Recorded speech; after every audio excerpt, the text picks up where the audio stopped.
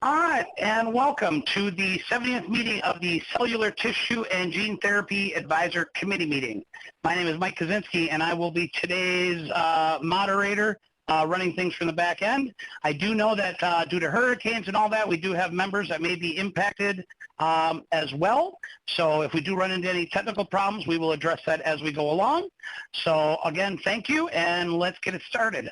Gerard Collier is our DFO today, and Dr. Lisa Butterfield is our committee chair. Go ahead and take it away. Well, good morning, everyone. I'd like to welcome everyone to this meeting today. I'd like to welcome all of the members of the committee, the temporary members of the committee, the presenters, all of the participants, our colleagues from the FDA, and the public, and those in the audience joining us today. We're going to spend the next 2 days together talking over a number of very important points. And so to bring the meeting to an opening, I'd like to hand it to our designated federal officer, Gerard Collier. Gerard? Thank you, Dr. Butterfield, and good morning, everyone. My name is Gerard Collier, and it is my pleasure to serve as the designated federal officer for today's 70th CTGTAC meeting. On behalf of the FDA, the Center for Biologics Evaluation and Research, and the committee, I would like to welcome everyone to day one of a 2-day virtual meeting. The meeting for today will be to discuss toxicity risk of adeno-associated virus vector-based gene therapy products. The discussion topics include oncogenicity, risk due to vector genome integration, and safety issues identified during preclinical and/or clinical evaluation. Today's meeting topic was described in the Federal Register notice that was published on July 26, 2021. At this time, I would like to acknowledge the contributions of a few other members of the Division of Scientific Advisors and Consultants team, including our director, Dr. Prabhakar Atreya, Joanne Lipkind, Karen Thomas, Christina Vert, who will serve as the backup DFO for today's meeting, and Kathleen Hayes, who have all assisted in preparing for this meeting. I would also like to express many thanks to Mr. Michael Kaczynski for facilitating the meeting today. For any media or press-related questions, you may contact FDA's Office of Media Affairs at fdaoma@fda.hhs.gov.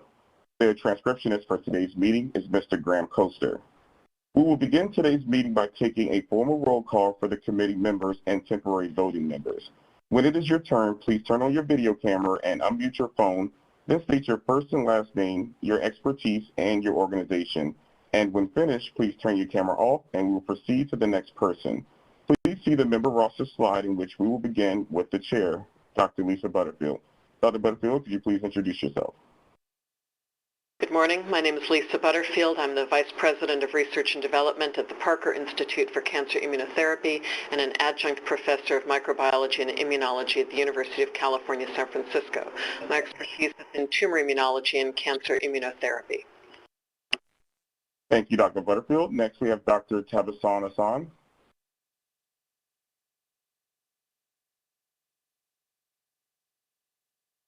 Good morning. My name is Dr. Tavi Hassan. I'm the head of analytical development and characterization at the cell therapy manufacturing facility at MD Anderson.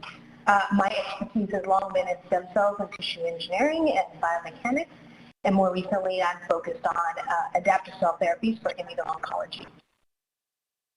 Thank you, Dr. Hassan. Next, we have Dr. Kenneth Burns.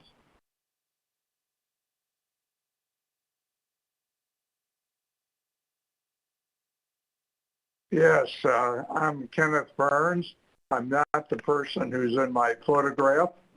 That's the stock photograph listed. But I am a professor emeritus of molecular genetics and microbiology at the University of Florida College of Medicine. And I've been working with AAV since 1968. Thank you, Dr. Burns. Next, we have Dr. Christopher Brewer.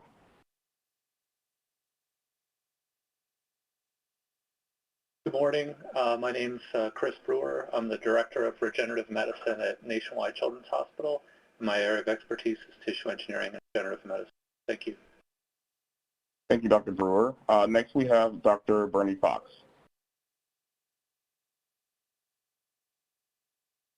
My name is Dr. Bernard Fox. I'm the Harder Family Chair for Cancer Research at the Early Trials Research Institute, part of the Providence Health System, and my expertise is in tumor immunology and cancer immunotherapy. Thank you, Dr. Fox. Next, we have Dr. Randy Hawkins.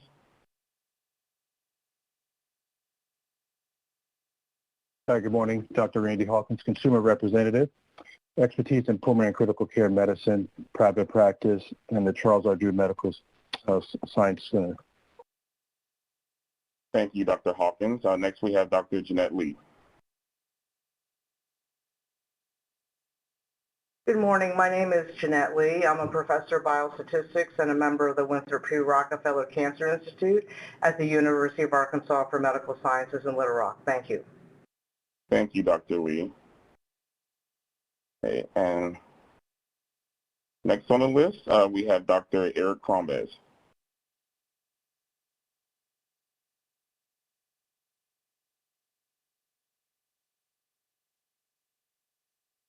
Hello, I'm Eric Crombez. I'm the Chief Medical Officer at Ultragenyx Gene Therapy, and my expertise is in the development of gene therapies for rare disorders.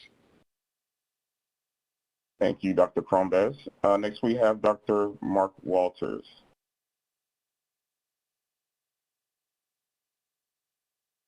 Hi, Mark Walters. I'm a professor of pediatrics at University of California, San Francisco, and I direct the blood and marrow transplant program at Children's Hospital. Expertise is in hematology, blood and marrow transplant.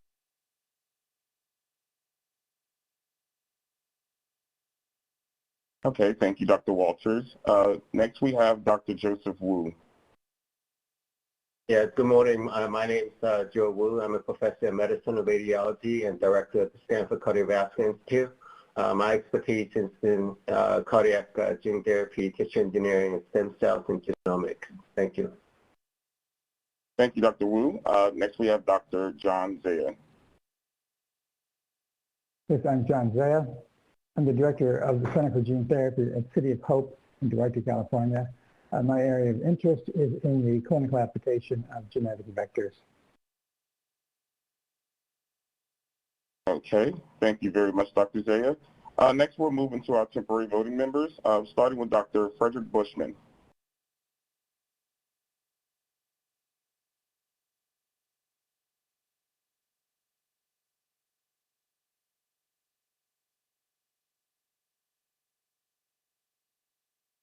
Dr. Bushman, you're on mute right now. He's connecting his audio right now, so let's go on and we'll go back to Dr. Bushman after he gets his audio connected. Okay. So next we have Dr. Barry Byrne. Good morning. I'm Barry Byrne. I'm the director of the Powell Gene Therapy Center at the University of Florida College of Medicine, and my expertise is in clinical pediatric cardiology and immunology and AAV vector translational research. Thank you, Dr. Byrne. Next, we have Dr. Latasha Crawford.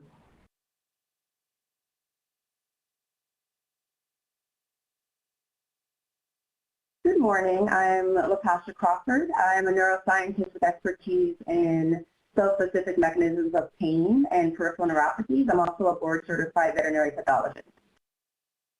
Thank you, Dr. Crawford. Next, we have James DeFilippi.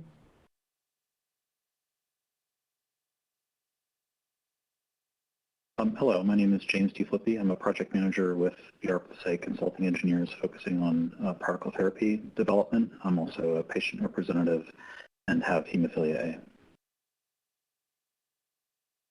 A. All right, thank you, Dr. Filipe. Next, we have Ms. Peggy DeCapua. Hi, I'm Peggy DeCapua. I'm patient rep, and my background is I spent 30 years in the pharmaceutical industry in administrative roles, and I'm the former president for New York, New Jersey chapter Batten Disease Support and Research. Thank you, Peggy. Next, we have Dr. Theo Heller. Hi, my name is Theo Heller. I'm a hepatologist at the National Institutes of Health, and my area of expertise is liver disease. And thank you, Dr. Heller. Next, we have Dr. Roland Herzog.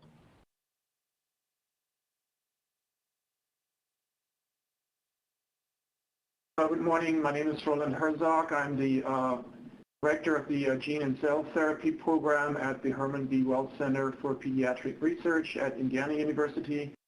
I'm on the basic science lab that's primarily working on biology of AAV vectors.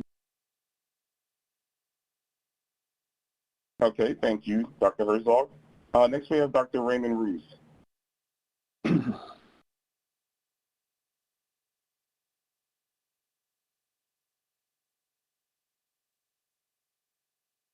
There may be a connection issue, Mike, or perhaps this is a Nope, I just unmuted him. Okay. Oh, sorry. Go ahead, Raymond. Oh, I'm a professor in the Department of Neurology at the University of Chicago Medical School. My expertise is in neurodegenerative diseases and unconventional virus infections. Thanks. Thank you, Dr. Roos. Next we have Dr. Carlos Sanchez. Good morning. My name is Carlos Sanchez. I'm a pediatric neurosurgeon at Children's National Hospital and George Washington University, and my interest is brain tumor immunotherapy and CNS vector delivery. Okay, thank you, Dr. Sanchez. Next we have Dr. Charles Venditti.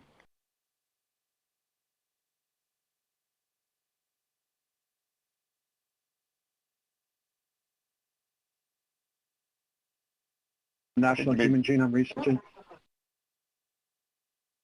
Sorry, you can a senior investigator. Sorry. No, I'm sorry. You can proceed. I'm a senior investigator in the National Human Genome Research Institute.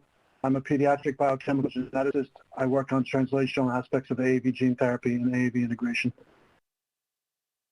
All right. Thank you, Dr. Venditti. Next, we have Dr. Charles V.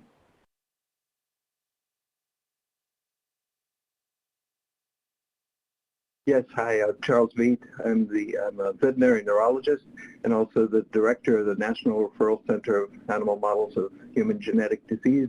I'm at the University of Pennsylvania. My expertise is in animal models and gene therapy of the brain. Thank you, Dr. V. Lastly, we have Dr. Carolyn Zeiss. Good morning, everybody. I'm Caroline Zeiss. I'm a veterinarian boarded in anatomic pathology and laboratory animal medicine. I'm a professor in comparative medicine at Yale University, and my expertise is in neuropathology and translational animal models. Thank you. Okay, thank you very much, Dr. Zeiss. Let's go back to Dr. Bushman. Were you able to connect?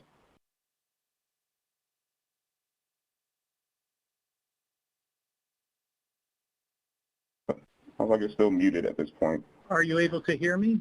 Yes, we can hear you now. Thank you. Okay, my name's Rick Bushman. I'm a professor of microbiology at the University of Pennsylvania, chair of the department. My lab has studied genomics of integration of gene therapy vectors and other genomic parasites for many years. I've collaborated with a number of the folks on this call. Thank you. Thank you very much, Dr. Bushman. And thank you all for your introductions. And at this time, I would like to acknowledge our leadership team from the Center of Biologics Evaluation and Research, Dr. Peter Marks, Director, Dr. Celia Whitten, Deputy Center Director, Dr. Wilson Bryan, Director of Office of Tissue and Advanced Therapies, who will be providing FDA opening remarks, and Dr. Rachel Anatol, Deputy Director for Office of Tissues and Advanced Therapies. Dr. Peter Marks will join the meeting later to provide closing remarks. Before we begin with reading the conflict of interest statement, I would just like to briefly mention a few housekeeping items for today's virtual meeting format. For members, speakers, FDA staff, and anyone else joining us in the Adobe room, please keep yourself on mute unless you are speaking to minimize feedback. If you have raised your hand and are called upon by our chair, Dr. Lisa Butterfield, please speak slowly and clearly so that your comments are accurately recorded for transcription and captioning. Lastly, for all presenters, please try your allotted presentation times. Good morning. On behalf of the FDA. Okay, and at this time, I'm going to proceed with the conflict of interest statement. The Food and Drug Administration is convening virtually today, September 2nd, for the 70th meeting of the Cellular Tissue and Gene Therapies Advisory Committee under the authority of the Federal Advisory Committee Act of 1972. Dr. Lisa Butterfield is serving as the chair for today's meeting. Today, September 2nd, 2021, the committee will meet in open session to discuss the toxicity risk of adeno-associated virus vector-based gene therapy products. The discussion topics include oncogenicity risk due to vector genome integration and safety issues identified during preclinical and/or clinical evaluation. This topic is determined to be a particular matter of general applicability. With the exception of the industry representative member, all standing and temporary voting members of the CTGTAC are appointed as special government employees or regular government employees from their agencies and are subject to federal conflict of interest laws and regulations. The following information on the status of this committee's compliance with federal ethics and conflict of interest laws include, but are not limited to, 18 U.S.C. Section 208 is being provided to participants in today's meeting and to the public. Related to the discussions at this meeting, all members, RGE, and SGE consultants of this committee have been screened for potential financial conflict of interest of their own, as well as those imputed to them, including those of their spouse or minor children, and for the purposes of 18 U.S. Code Section 208, their employers. These interests may include investments, consulting, expert witness testimony, contracts and grants, cooperative research and development agreements, teaching, speaking, writing, patents and royalties, and primary employment. These may include interests that are current and or under negotiation. FDA has determined that all members of this advisory committee, both regular and temporary members, are in compliance with federal ethics and conflict of interest laws. Under 18 U.S. Code Section 208, Congress has authorized FDA to grant waivers to special government employees who have financial conflicts of interest when it is determined that the agency's need for special government employee services outweighs the potential for a conflict of interest created by the federal interest involved, or when the interest of the regular government employee is not so substantial as to be deemed likely to affect the integrity of the services which the government may expect from the employee. We have the following consultants serving as temporary voting members: Dr. Frederick Bushman, Dr. Barry Byrne, Dr. Latasha Crawford, Mr. James DeFilitti, Ms. Peggy DeCapua, Dr. Theo Heller, Dr. Roland Herzog, Dr. Raymond Ruse, Dr. Carlos Sanchez, Dr. Charles Venditti, Dr. Charles V., and Dr. Carolyn Zeiss. Based on today's agenda and all financial interests reported by committee members and consultants, there have been 4 conflict of interest waivers issued under 18 U.S. Code Section 208 in connection with this meeting. Dr. Kenneth Burns is a committee member, and Dr. Charles V., Dr. Roland Herzog, and Dr. Barry Byrne are special government employees who have been issued a waiver for their participation in today's meeting. The waivers are posted on the FDA website for public disclosure. Dr. Eric Crombez of Ultragenyx Gene Therapies will serve as the alternate industry representative to this committee. Industry representatives are not appointed as special government employees and serve as non-voting members of the committee. Industry representatives act on behalf of all related industry and bring general industry perspective to the committee. Industry representatives on this committee are not screened, do not participate in any closed sessions if held, and do not have voting privileges. Dr. Randy Hawkins is serving as the consumer representative for this committee. Consumer representatives are appointed special government employees and are screened and cleared prior to their participation in the meeting. They are voting members of the committee. The following guest speakers for this meeting have been screened for conflict of interest and cleared to participate as speakers for the Day 1 meeting.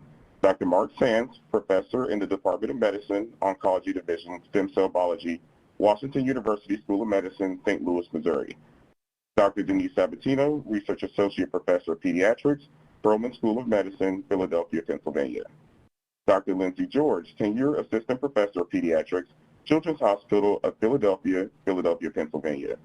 And Dr. James Wilson, director of the gene therapy program at the Perelman School of Medicine, Philadelphia, Pennsylvania.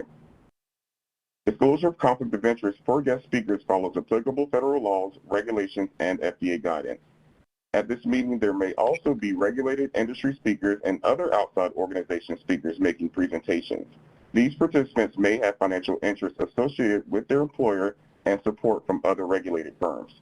The FDA asks in the interest of fairness that they address any current or previous financial involvement with any firm whose product they may wish to comment upon. These individuals were not screened by the FDA for conflict of interest. FDA encourages all meeting participants, including open public hearing speakers, to advise the committee of any financial relationships that may have with any affected firms its products, and if known, its direct competitors. We would like to remind members, consultants, and participants that if the discussion involves any other products or firms not already on the agenda for which the FDA participant has a personal or imputed financial interest, the participant needs to inform the DFO and exclude themselves from such involvement, and their exclusion will be noted for the record. Additionally, I would like to provide specific guidance regarding this CTGTAC September 2nd, 3rd, 2021 meeting.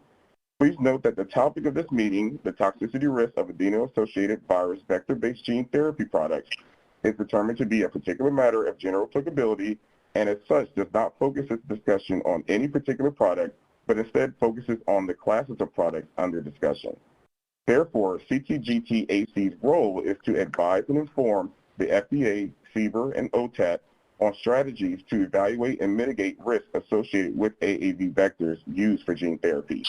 Speakers will describe safety issues identified during preclinical or clinical evaluation of various AAV-based gene therapies. Those issues include hepatotoxicity, thrombotic microangiopathy, neurotoxicity, and oncogenicity due to vector genome integration. The examples presented by the speakers will facilitate the committee's discussion of these risks and possible mitigation strategies. This CTGTAC meeting is not being convened to recommend any action against or approval of any specific AAV-based gene therapy product or clinical trial. Furthermore, this CTGTAC meeting is not being convened to make specific recommendations that may potentially impact any specific party, entity, individual, or firm in a unique way, and any discussion of individual products will only be to serve as an example of the class. Additionally, this meeting of the CTGTAC meeting will not involve the approval or disapproval, labeling requirements, post-marketing requirements, or related issues regarding the legal status of any specific product. This concludes my reading of the Conflict of Interest Statement for the public record. At this time, I will hand the meeting back over to Dr. Lisa Butterfield. Thank you. Thank you, Gerard. It's now my pleasure to introduce Dr. Wilson Bryan. He's the director of OTAT at CBER, and he'll be providing the FDA opening remarks to our session today. Dr. Bryan. Good morning. On behalf of the FDA, I want to thank the members of this advisory committee for taking the time to consider the topic of toxicity associated with adeno-associated virus or AAV vector-based gene therapy products. Since 2017, we have begun to see the fulfillment of the promise of gene therapy. The FDA has now approved 7 gene therapies, all of which are distinguished by their tremendous benefit. These are life-saving and life-changing products that address unmet needs for patients with rare diseases. In the years ahead, I believe that the field of gene therapy will provide many more such life-saving and life-changing products for treatment of both rare and common diseases. But our enthusiasm for this field must be balanced by caution. The greatest risks in drug development fall on the patients who receive an investigational product. The patients who enroll into these clinical trials are heroes, and we owe them a great debt. We must honor their sacrifice by minimizing risks for future study subjects and patients. The drug development community, including scientists and regulators, has an ethical obligation to minimize the risks to the study subjects. Over the next 2 days, we are asking this committee to help us to meet that obligation. Over the past few years, AAV has been one of the most popular gene therapy vectors. And with increased preclinical and clinical use of AAV, we are seeing a variety of safety issues. It is those safety issues that are the topic for discussion by this committee. I am very much looking forward to hearing the perspectives and recommendations of this committee regarding the toxicities that have been associated with AAV vector-based gene therapy products. I am also looking forward to the presentations from our guest speakers, to reviewing the public comments submitted to the docket, and the statements that we will hear in the open public hearing. All of your deliberations and comments will assist the FDA as we work with you to advance the field of gene therapy. I will stop there and turn it back over to Dr. Butterfield. Thank you very much, Dr. Bryan. I appreciate that perspective. So now as we begin our presentations, our first presentation is from our FDA speaker, Dr. Rosa Sharafat-Kazemzadeh, who's a physician for the Division of Clinical Evaluation and Pharmacology Toxicology, and she'll be presenting on toxicity risks of AAV vectors for gene therapy. Welcome.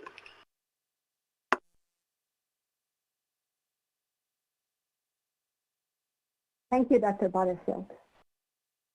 Good morning. I'm Rosa Sharafat. I'm a clinical reviewer in the Office of Tissues and Advanced Therapies, OTAT, in CBER FDA.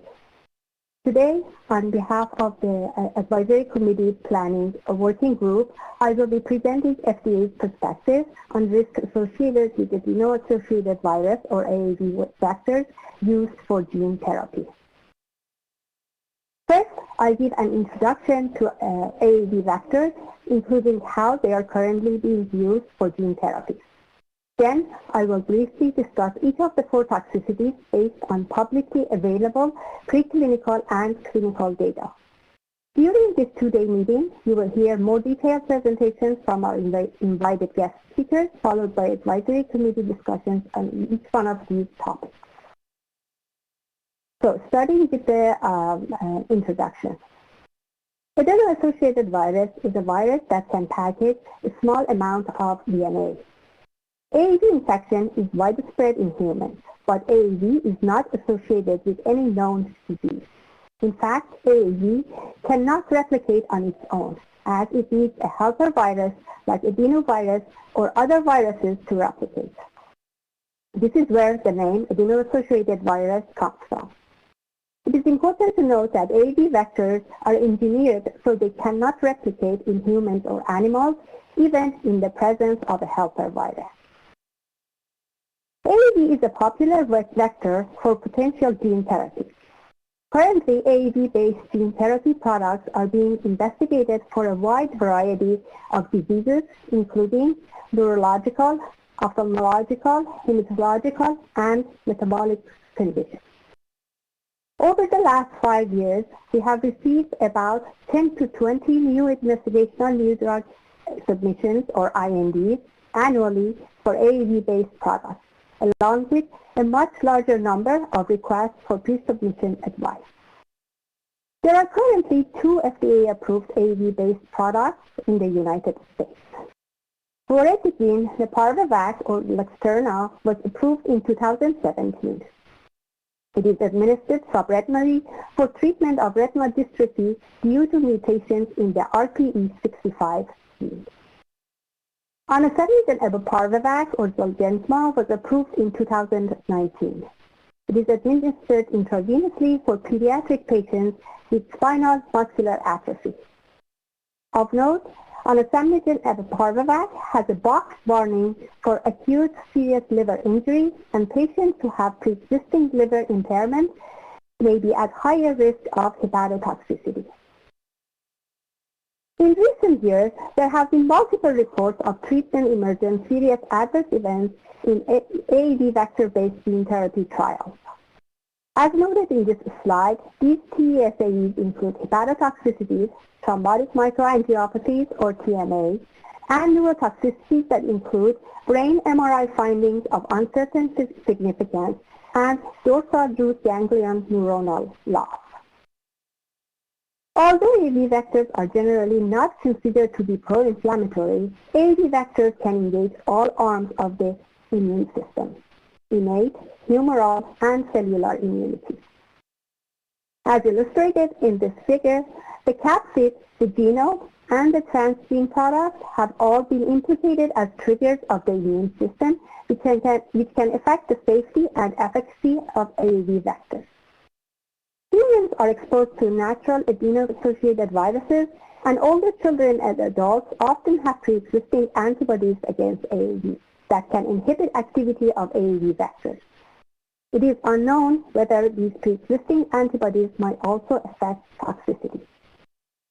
Following administration of an AAV vector, the immune system can be activated against the AAV vector and the therapeutic protein that the vector encodes.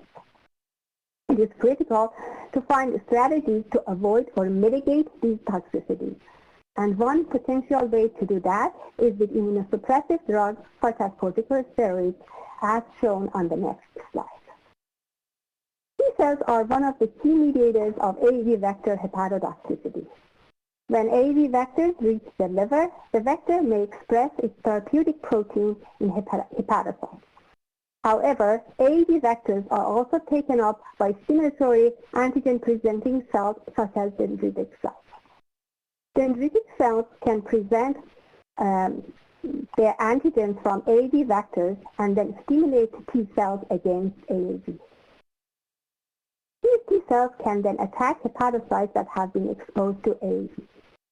Clinically, this hepatotoxicity may present as asymptomatic liver enzyme elevation or in severe cases as symptomatic liver toxicity and liver failure. Corticosteroids can blunt the T cell reactivity and subsequently cytotoxicity of vector transfused cells. Currently, corticosteroids are used prophylactically in many trials that administer high doses of AAV vectors. But it is important to note that the immune system is not responsible for all the toxicities observed with AAV-based products. For example, in animal studies, high-level expression of a therapeutic protein in the dorsal root ganglia was found to kill sensory neurons. Also, AAV vector DNA can integrate into cellular DNA both in animals and in humans. In mice, integration has been shown to cause liver tumors. Product quality may also play a role in the toxicity of AAV vectors. Preparations of AAV vector products can contain impurities, including empty capsids that lack vector DNA. The AAV protein from these empty capsids might trigger antibodies, complement, and T cells. Although it is possible to remove empty capsids during the manufacturing process, doing so makes manufacturing more complex and expensive. So many manufacturers either do not remove empty capsids or only partially remove them. Also, during manufacturing, AAV capsids can package non-vector DNA from cells or plasmids. This non-vector DNA may be pro-inflammatory or pro-oncogenic. It is not possible to remove non-vector DNA from the product. FDA requires manufacturers to monitor and control the amount of impurities in AAV vectors. However, in most cases, what constitutes safe levels of these impurities is not known. Now I will discuss hepatotoxicities associated with AAV vectors. When delivered intravenously, nearly all AAV vectors traffic to the liver, and hepatotoxicity is the most commonly observed adverse event in clinical trials involving IV administration of AAV vectors. Hepatotoxicity is often T-cell mediated and has led to the common use of prophylactic corticosteroids in these trials. Hepatotoxicity often presents as elevated serum levels of the liver enzymes, alanine aminotransferase or LAT, and or aspartate aminotransferase AST. Less frequently, hepatotoxicity can result in drug-induced liver injury, also known as DILI. In rare cases, participants in clinical trials have experienced hepatic failure and 3 deaths have been reported. In the next several slides, I will briefly discuss clinical experience of hepatotoxicity in 3 different diseases for which AAV vector-based treatments have been studied. spinal muscular atrophy, hemophilia, and X-linked myotubular myopathy. Spinal muscular atrophy, or SMA, is a rare neurodegenerative disorder caused by irreversible loss of lower motor neurons in the brainstem and spinal cord. It results from mutations in the survivor motor neuron 1 gene, or SMN1. As I mentioned, onasemnogene abeparvovec, or Zolgensma, received FDA approval in 2019 for treatment of infants and young children with this condition. To date, over 500 patients have been treated. Typically, hepatotoxicity associated with onasemnogene abeparvovec presents with elevations in serum liver enzyme concentrations and most often occurs between 1 week and 1 month after product administration. About 1/3 of clinical trial participants had at least one adverse event of hepatotoxicity. Prior to treatment, these patients had low titers, that is less than 1 to 50, of anti-AAV9 antibodies. After treatment, some patients experienced liver enzyme elevations reaching as high as more than 20 times the upper limit of normal. In most cases, liver enzyme concentrations normalized following treatment with corticosteroids. For some, prolonged corticosteroid treatment was necessary as long as 229 days. One case of acute serious liver injury was reported in a patient who received onasemnogene abeparvovec prior to its marketing approval. At baseline, that patient had elevated AST and ALT of unknown etiology. Other indicators of liver function, such as gamma-glutamyl transferase, total bilirubin, and prothrombin time, were normal. About 7 weeks after receiving the product, the patient developed jaundice. Laboratory testing was consistent with acute liver failure. Liver biopsy showed acute massive degeneration of hepatocytes and massive mixed inflammatory infiltrate, primarily CD8-positive T lymphocytes. The patient was treated with corticosteroids and recovered to baseline. Since FDA approval, there have been additional case reports of severe hepatotoxicity. To date, these cases also have been resolved with pulse corticosteroid therapy. Because of this potential serious risk with onasemnogene abeparvovec, the U.S. prescribing information includes a box warning to alert prescribers to the possibility of elevated aminotransferases and acute serious liver injury. In addition, there are detailed instructions for monitoring liver function and treatment with systemic corticosteroids. Hepatotoxicity has been observed in clinical trials for AAV-based gene therapy for hemophilia. Soon after treatment with the product, some participants experienced elevated aminotransferase levels, which were transient and asymptomatic. Variability was observed regarding AAV capsid-specific cell-mediated immune responses. Many participants developed elevated aminotransferases and an AAV capsid-specific cell-mediated immune response. However, some participants had elevated aminotransferases without a detectable immune response, while others had an anti-capsid immune response but without elevated aminotransferases. Some participants lost expression of the transgene. That is, they no longer produce the clotting factor. This loss occurred with the onset of the aminotransferase elevations. A subset of these participants also was found to have anti-capsid T-cell responses. This suggests that the observed loss of expression of the clotting factor may have been due to T-cell mediated destruction of transfused hepatocytes.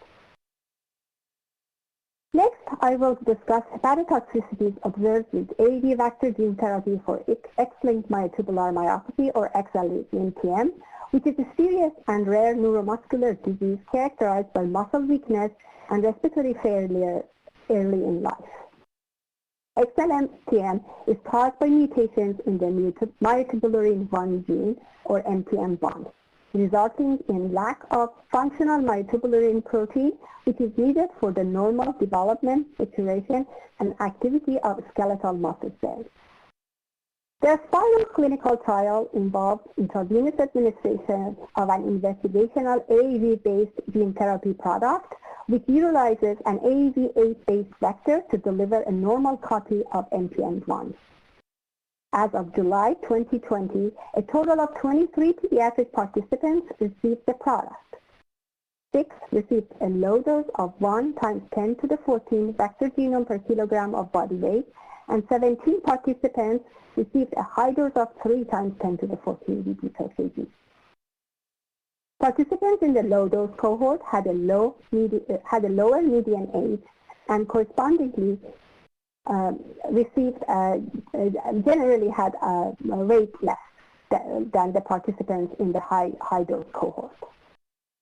To dampen the immune response to the product, the clinical protocol included prophylactic treatment, prednisolone 1 mg per kg per day for the first 8 weeks after infusion of the product, followed by a slow taper from weeks 9 through 16. Unfortunately, 3 participants in the SPIRAL trial died. All 3 were in the high-dose cohort, and their deaths occurred about 20 to 40 weeks after they received the product. By the time of their deaths, all 3 children were older than 5 years of age. These children were among the older and heavier participants in the trial, and correspondingly, they received the highest total vector doses, ranging from 4.8 to 7.7 × 10^15 VG. All 3 children had pre-existing hyperbilirubinemia consistent with intrahepatic cholestasis. In all 3 cases, the development of intrahepatic cholestatic liver failure began with a rise in total bilirubin up to 35 to 50 times the upper limit of normal, and direct bilirubin rise up to 90 times upper limit of normal. In contrast, AST and ALT elevations typically lagged weeks to months behind the bilirubin elevation. Treatment with orthodiols, augmented corticosteroids, and various immunosuppressants were inefficient in halting the injury progression in these cases. The immediate cause of death was sepsis in 2 cases and gastrointestinal bleeding in the 3rd case. Autopsy findings were consistent with intrahepatic cholestatic liver failure. The pathology did not show prominent inflammatory cellular infiltrates in the liver parenchyma. In a natural history study, 33 patients with XLMTM with mean ages of 10 years and 11 months were followed for 1 year. A substantial number showed evidence of hepatobiliary disease. Elevated aminotransferases were present in 22%, liver enlargement in 12%, jaundice in 15%, and liver hemorrhage in 6%. In the SPIRAL trial, more than 50% of participants had some evidence of pre-existing hepatobiliary disease. While one cannot establish a direct causal link between hepatotoxicity and the 3 deaths in the SPIRAL trial, dose-related hepatotoxicity was evident in the context of pre-existing hepatobiliary abnormalities common in children with XLMTM. Of note, several publications have reported on preclinical studies assessing different AAV vectors for SMA, hemophilia, and XLMTM. Neonatal FVB-NJ mice developed transient elevation in aminotransferases as well as minimal to moderate histopathological findings in the liver following IV administration of onasemnogene adaparvovec. In non-human primates, acute liver failure, thrombocytopenia, and severe coagulopathy were reported following the IV administration of AAV-HU68 vector encoding the SMN gene, ultimately resulting in the euthanasia of one of the 3 animals. Similar findings, along with transient complement activation, were also reported in NHPs who were administered other AAV vectors. For hemophilia preclinical studies evaluating the various AAV vectors encoding factor VIII in a canine disease model and in healthy non-human primates, reported mild transient elevations in aminotransferases without hepatocyte degradation. In X-linked mitotubular myopathy studies evaluating AAV8 vectors carrying NPM1 gene administered to murine and canine models of the disease did not observe adverse liver findings. In summary, serious and life-threatening hepatotoxicities have been reported in recipients of systemic AAV vector gene therapy products, and variable findings were reported in different published animal studies. Findings from animal studies may have been influenced by a number of factors, including the animal species or disease model, dose levels, vector products, and other study design elements. We are asking the committee to please discuss and provide recommendations regarding preventing and mitigating AAV vector-associated hepatotoxicity from CMC, preclinical, and clinical perspectives. Please also discuss additional considerations for vector genome dose determination per subject for systemic administration. Next, I will discuss thrombotic microangiopathy, or TMA. TMA is a hematologic emergency that requires prompt treatment. It is characterized by damage to the endothelium of arterioles and capillaries and microvascular thrombosis. TMA presents clinically as a syndrome of hemolytic anemia, thrombocytopenia, and acute liver injury. There are two primary forms of TMA: thrombotic thrombocytopenic purpura, or TTP, and hemolytic uremic syndrome, or HUS. TTP has been proposed to result from a severe deficiency of the enzyme ADAMTS13 due to acquired autoantibodies or rarely due to genetic mutations. The most common form of HUS, or typical HUS, follows diarrheal illness caused by sugar toxin producing E. coli. In contrast, a typical HUS is thought to be associated with abnormal susceptibility of the host to complement-mediated damage, which can be triggered by drugs and toxins, as well as by a variety of conditions such as malignancy, autoimmune disease, hematopoietic stem cell transplant, or infections such as HIV, influenza, or pox virus. TMA has been reported with AAV vector-based treatments for spinal muscular atrophy and Duchenne muscular dystrophy. A recent publication described 3 patients with spinal muscular atrophy who developed TMA approximately 1 week after treatment. 1 week after treatment with onasemnogene abeparvovec. All 3 received prophylaxis with prednisolone 1 mg per kg per day for 30 days as recommended in the U.S. prescribing information. 2 patients had previous exposure to nusinersen treatment for SMA. 2 patients experienced vomiting at presentation, and 2 had infections with encapsulated organisms. During treatment, all 3 had laboratory evidence of complement activation. The 3 patients all recovered within 2 to 4 weeks following standard treatment for TMA, such as transfusion of packed RBCs and platelets, glucocorticoids, and plasmapheresis. However, 1 patient developed persistent hypertension, and another patient developed hypertension and nephrotic syndrome, which resolved 3 months after initial treatment. The onasemnogene abeparvovec U.S. prescribing information has recently been updated to include TMA in the warning and precautions section. The manufacturer also issued a Dear Doctor letter to warn healthcare providers and patients of the risk of TMA. Next, we will discuss cases of TMA observed in participants of clinical trials of investigational AAV vector-based treatment for Duchenne muscular dystrophy.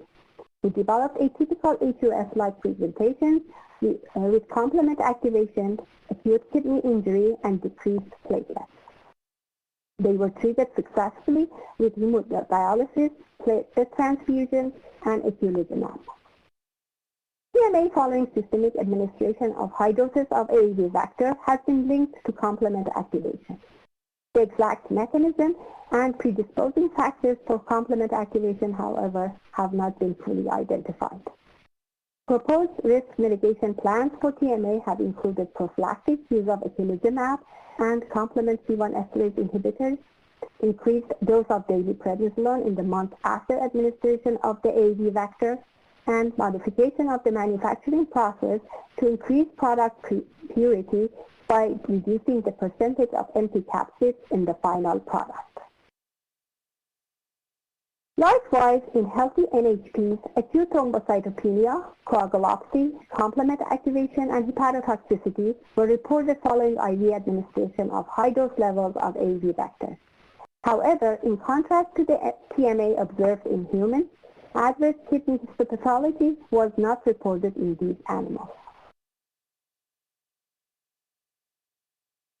We would like to ask the committee to please discuss how to prevent or mitigate TMA risk from clinical and product perspectives. For example, please discuss the role of predisposing factors, product quality, total dose of vector and capsid, and the timing and choice of treatments for TMA. Next, I will discuss AAV vector-associated dorsal root ganglion toxicity. Primary sensory neurons in the DRG transmit sensory stimuli from the periphery to the central nervous system. Several studies evaluating different AAV vector-based treatments in non-human primates have noted histopathology findings in the primary sensory neurons of the DRG. These findings consist of minimal to moderate cell body degeneration within the DRG, as well as minimal to moderate axonal degeneration along the ascending dorsal tracts of the spinal cord and in peripheral nerves. Several factors have been associated with increased severity of damage to peripheral sensory neurons, including direct administration of high doses of the products into the cerebrospinal fluid. However, the minimal to moderate DRG toxicity observed in non-human primates has not been associated with clinical findings. It is also important to note that the studies in other animals, such as mice and young pigs, have reported similar pathology affecting peripheral sensory neurons. In clinical trials, there have been 2 case reports of neuronal loss within the DRG following intrathecal administration of an AAV vector-based product. One case occurred in a subject enrolled in a trial for giant axonal neuropathy or GAN. Autopsy performed 8 months later revealed severe neuronal loss, but it had not been accompanied by inflammation or by clinical signs or symptoms of DRG toxicity. The other case involved a participant enrolled in a clinical trial for familial amyotrophic lateral sclerosis or ALS. The participant experienced tingling sensation and pain in the hands and one foot 3 to 4 weeks after receiving an AAV vector-based product carrying the gene encoding superoxide dismutase 1 or SOD1. Neural sensory nerve action potentials and left median nerve sensory potentials had been normal before vector administration but were absent 10 weeks afterwards. Autopsy performed 15.5 months later revealed neuronal loss in the DRG. We would like to ask the committee to please discuss the clinical relevance of DRG and peripheral nerve toxicity findings in NHPs to humans, recommendations on preclinical study design to help characterize the significance of animal studies in humans, and any additional risk mitigation plans for participants of clinical trials. Next, I'm going to discuss brain MRI findings following AAV vector administration. Direct intraparenchymal administration may enable targeted delivery of AAV vectors to different regions of the brain and decrease systemic toxicity associated with high IV doses of such products. This route is used in several clinical trials for treatment of various neurodegenerative disorders. One trial involved direct parenchymal administration of an AAV-rh10 vector expressing peptidase 1 for the treatment of late infantile Captioning disease. Brain MRI within 48 hours after vector administration showed T2 hyperintensities localized to the sites of AAV vector administration. During the course of the trial, all 13 participants developed new T2 hyperintensities shortly after product administration. Among these 13 participants, these localized abnormalities persisted in 7 subjects at 18 months after therapy, while in 2 other participants, abnormalities resolved. Of note, 18-month MRI was not performed in 4 participants. In the acute period, serious adverse events including seizures, abnormal movements, and emesis occurred in 6 of the 13 children. The cause of these findings is poorly understood. However, because this trial was conducted in participants with a progressive neurodegenerative disorder, and the trial used a non-randomized design, it is difficult to discern whether clinical changes and MRI findings were caused by the AAV vector or by the delivery system and procedure. Studies in healthy NHPs have reported MRI abnormalities and histopathological findings in the brains of NHPs following direct intraparenchymal administration of AAV-rh10 vectors. Histopathological findings included mild to marked immune cell infiltrate and gliosis that corresponded with MRI abnormalities at the injection tract. Long-term studies revealed similar findings that were dose-dependent and not reversible after a year of follow-up. However, no neurobehavioral deficits were reported. Histopathological findings at the injection site were also reported in healthy rodents following intraparenchymal AAV-rh10 vector administration.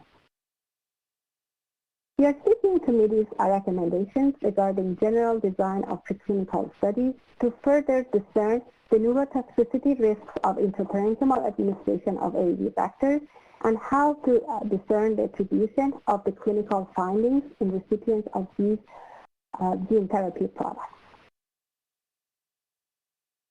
We are also asking for recommendations on implementation of risk mitigation plans before and after AAV vector administration, as well as the appropriate duration of monitoring of these trial participants.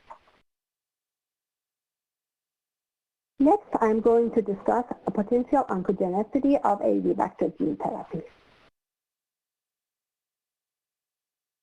AAV vectors can integrate into genomic DNA, and the AAV vector genomes tend to integrate near active genes. Although most vector genomes do not integrate, vector integration has been reported in both animals and humans. Insertional mutagenesis by AAV vector genomes and development of hepatocellular carcinoma has been reported in several mouse models. Further analysis in neonatal mice revealed that the AAV-mediated oncogenesis was associated with vector integration into the mouse Ryan locus, including regions encoding numerous regulatory RNA. While AAV-mediated tumor formation has only been observed in mice, a long-term study evaluating IV administration of AAV vectors expressing factor VIII in a canine model of juvenile hemophilia A revealed hepatic clonal expansion up to 10 years post-dose. AAV vector integration events were detected in genes associated with cell growth and or transformation. However, no signs of nodule formation or oncogenesis were observed. Data from animal studies suggest several factors may influence the incidence of HCC following AAV vector administration. So far, there is only one case report of HCC in a participant of an AAV vector clinical trial. That trial used AAV5-based vector for treatment of hemophilia B. After careful investigation, it was thought unlikely that the AAV vector contributed to development of HCC. Instead, the HCC was thought likely due to the participants' prior history of hepatitis C. The recently updated FDA's guidance for long-term follow-up after administration of human gene therapy in general recommends a risk-based approach for determining the duration of the long-term follow-up protocol.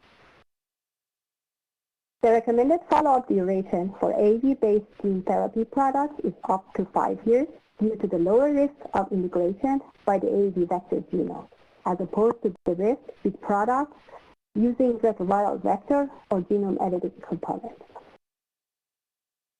AAV vector integration and oncogenicity will be the first discussion topic following this presentation. We have the following questions for the committee.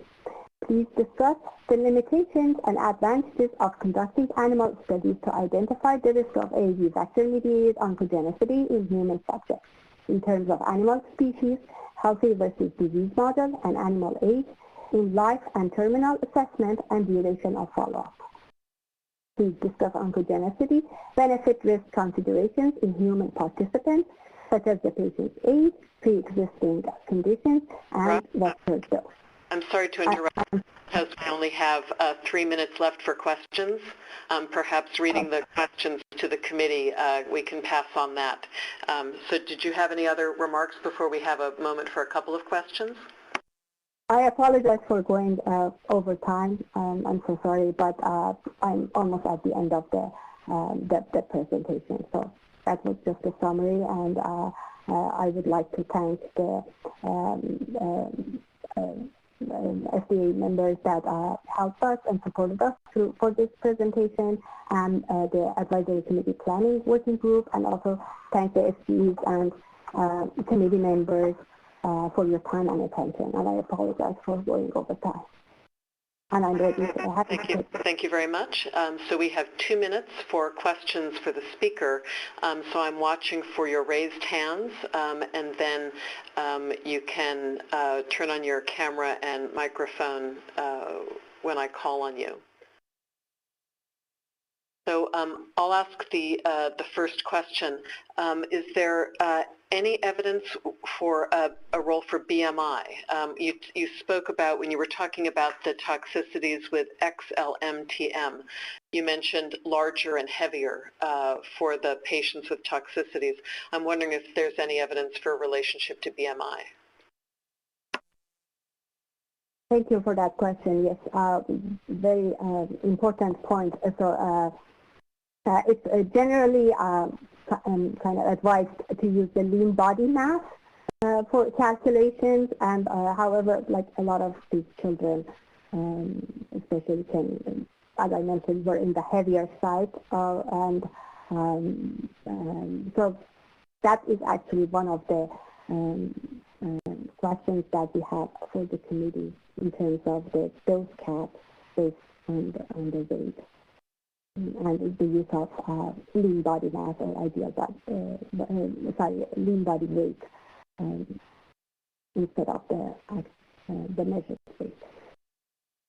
Thank you very much. If there's one other short question, we can do that now, or we can move on. Okay, well, we only have 30 seconds left, but we'll have a lot of discussion time after the other 2 presentations from the guest speakers. So thank you again, and let me now introduce our first guest speaker, focusing on the topic of Session 1. Session 1 is on vector integration and oncogenicity risks. And our first invited speaker is Dr. Mark Sands, a professor in the Department of Medicine, Oncology, Stem Cell Biology at Washington University School of Medicine. Welcome, Dr. Sands, to speak about AAV integration in vitro and mice. Thank you.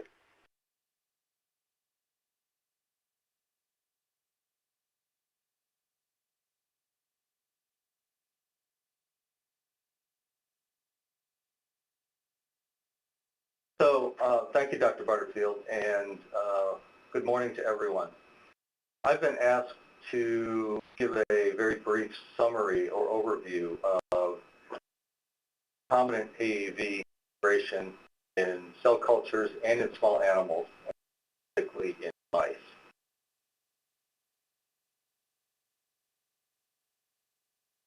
Here's my disclosure slide, and you can see I consult for several gene therapy companies. So the way I wanted to handle the discussion this morning was to present a number of papers, essentially in chronological order, and basically break them up into 3 different periods. The first period from 1997 to 2001, what did we know about AAV integration prior to the first observation of hepatocellular carcinoma mouse? Then from 2001 to 2016, once hepatocellular carcinoma had been reported, what were we able to learn after that? And then finally, I'd like to discuss 2 very recent papers that discuss various conditions or situations that may affect the rate of hepatocellular carcinoma following AAV. So the first paper I'd like to discuss is from 1997. And I apologize, Dr. Sands, I have to interrupt. There's an AAV, issue, and so I have to ask you to start again for the FDA's transcription. So if you could begin again with your first slide. Apologies. Oh, so was it my screw up? That's unusual. Okay, all right. So for the AV people, I've been asked to provide a brief overview of what we know about recombinant AAV integration in cultured cells and in small animal models, specifically mice. Here's my disclosure slide. And the way I wanted to approach this talk was to present a number of papers and briefly summarize those papers in chronological order, break it up into 3 different periods. The first period from 1997 to 2001, which was prior to the first report of hepatocellular carcinoma. Then from 2001 to 2016, what have we been able to learn since that first report? And finally, talk about 2 very recent papers discussing their various situations or conditions that might affect the development of hepatocellular carcinoma following AAV.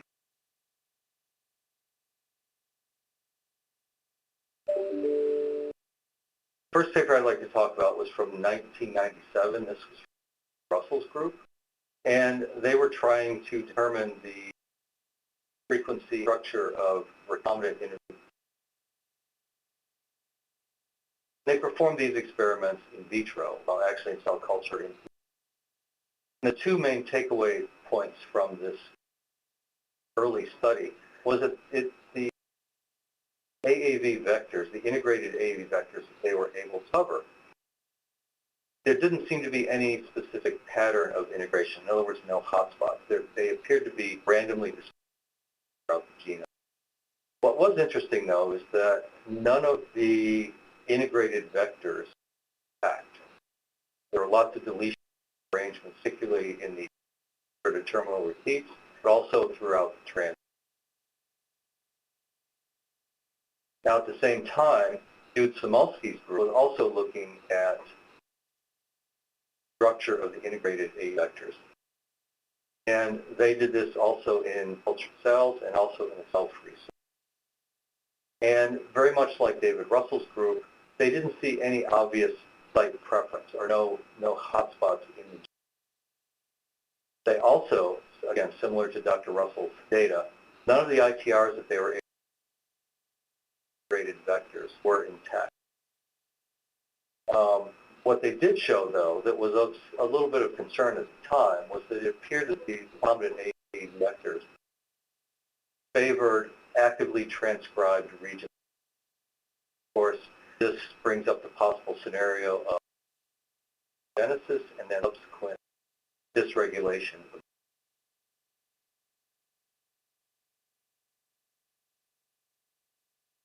And then in 1999, Hiroyuki Kai, who was a postdoc in Mark Kay's lab, published a paper trying to interrogate the structure of the integrated A vectors in vivo in this mouse liver.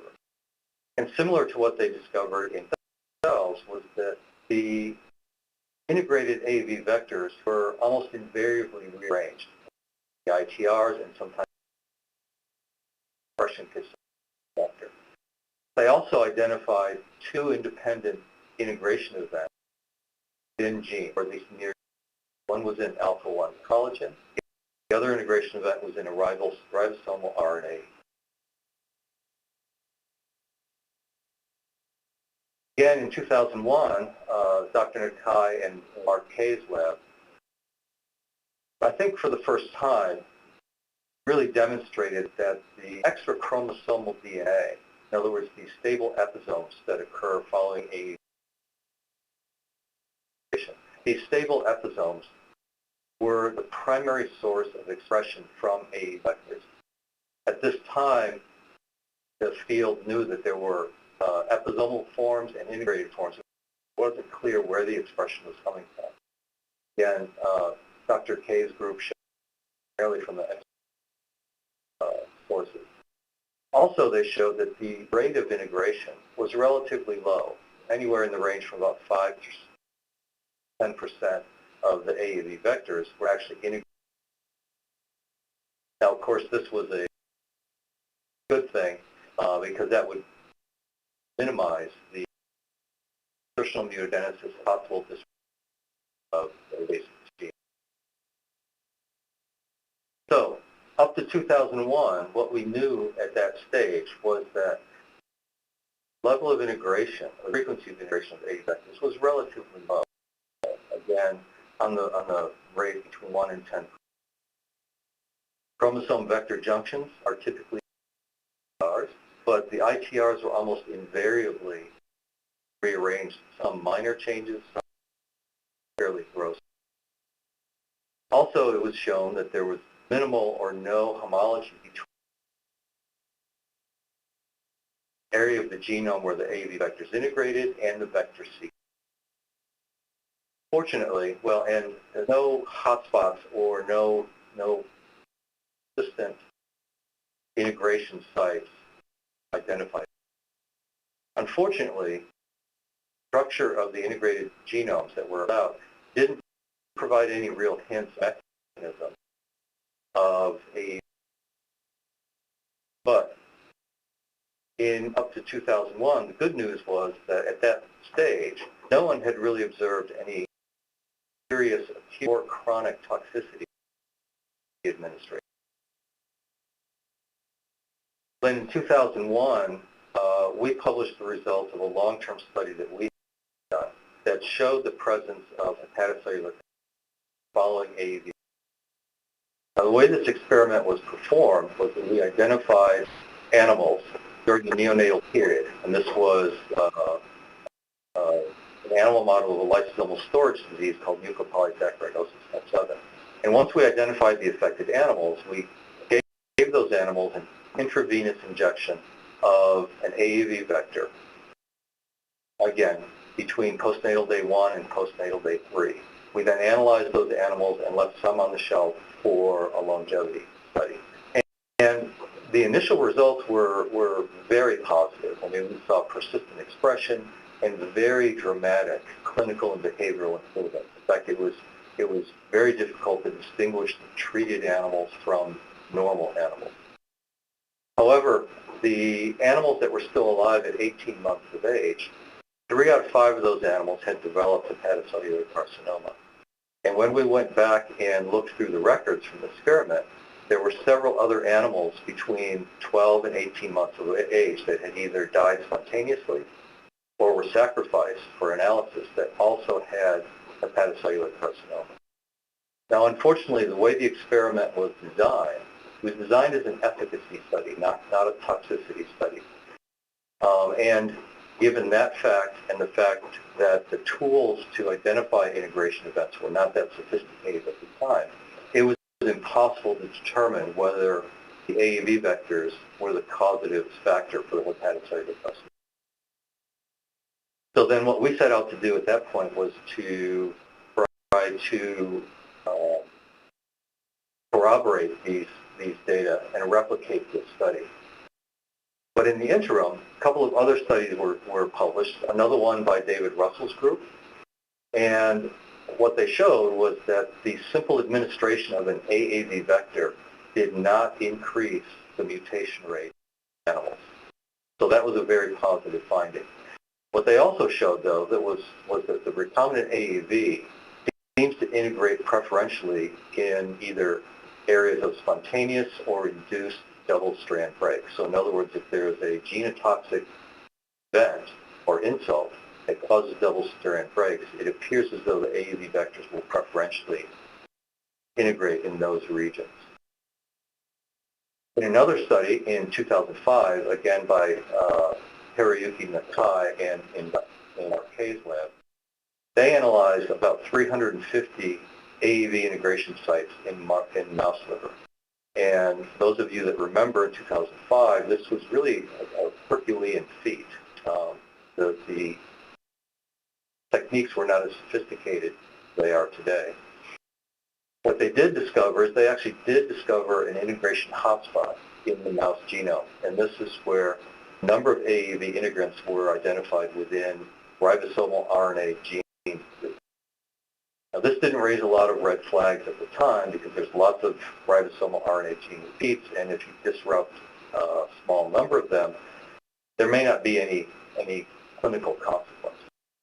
However, what they also showed in this study was that more than 50% of the integration events occurred near transcription start sites or in CPD islands. And this sort of echoes back to the data that Dr. Samolsky showed, where they like to, apparently AAV prefers to integrate near transcribed genes. So this could be problematic. Then in 2007, we were actually able to replicate the initial findings of hepatocellular carcinoma following AAV injection. And the experimental design was exactly the same as what we published in the initial observation. Intravenous injection of a first-generation AAV vector, and then follow those during the neonatal period between postnatal day 1 and 3, then follow those animals for a long period of time. And in this particular study, we also included a wild-type group to try to distinguish between whether the hepatocellular carcinoma was associated with disease or not. What we showed is that nearly 50% of the AAV-treated mice developed hepatocellular carcinoma, and the frequency of hepatocellular carcinoma between MPS 7 mice and wild-type mice was essentially the same. So it didn't appear as though MPS 7 exacerbated this. Now then, in collaboration with David Russell and Dan Miller at the University of Washington, they were instrumental in helping us identify integration sites within those tumors. And the data, frankly, was shocking. We were able to isolate 4 independent integration events from tumors from 4 different animals. And in each case, I don't know if you can see my pointer there or not. If you look at the figure on the right, all 4 of these integration events occurred within a very small region of the genome, about a 6,000 base pair region. So again, a very small region of the genome. And all 4 of these vectors integrated within what's called the Rian locus. And there's 2 important things that we discovered. Not a single one of these integrated vectors were intact. In fact, the only thing that was there was the inverted terminal repeat motor sequences and a little bit of the expression cassette beyond that, a little bit of the transcription. Then when we looked at the effects of these integration events, and we looked at the transcription, most of the genes downstream of these integration events, and that included microRNAs, SNO-RNAs, and several genes, several of which are associated with cancer, all of those genes downstream from these integration events were dysregulated.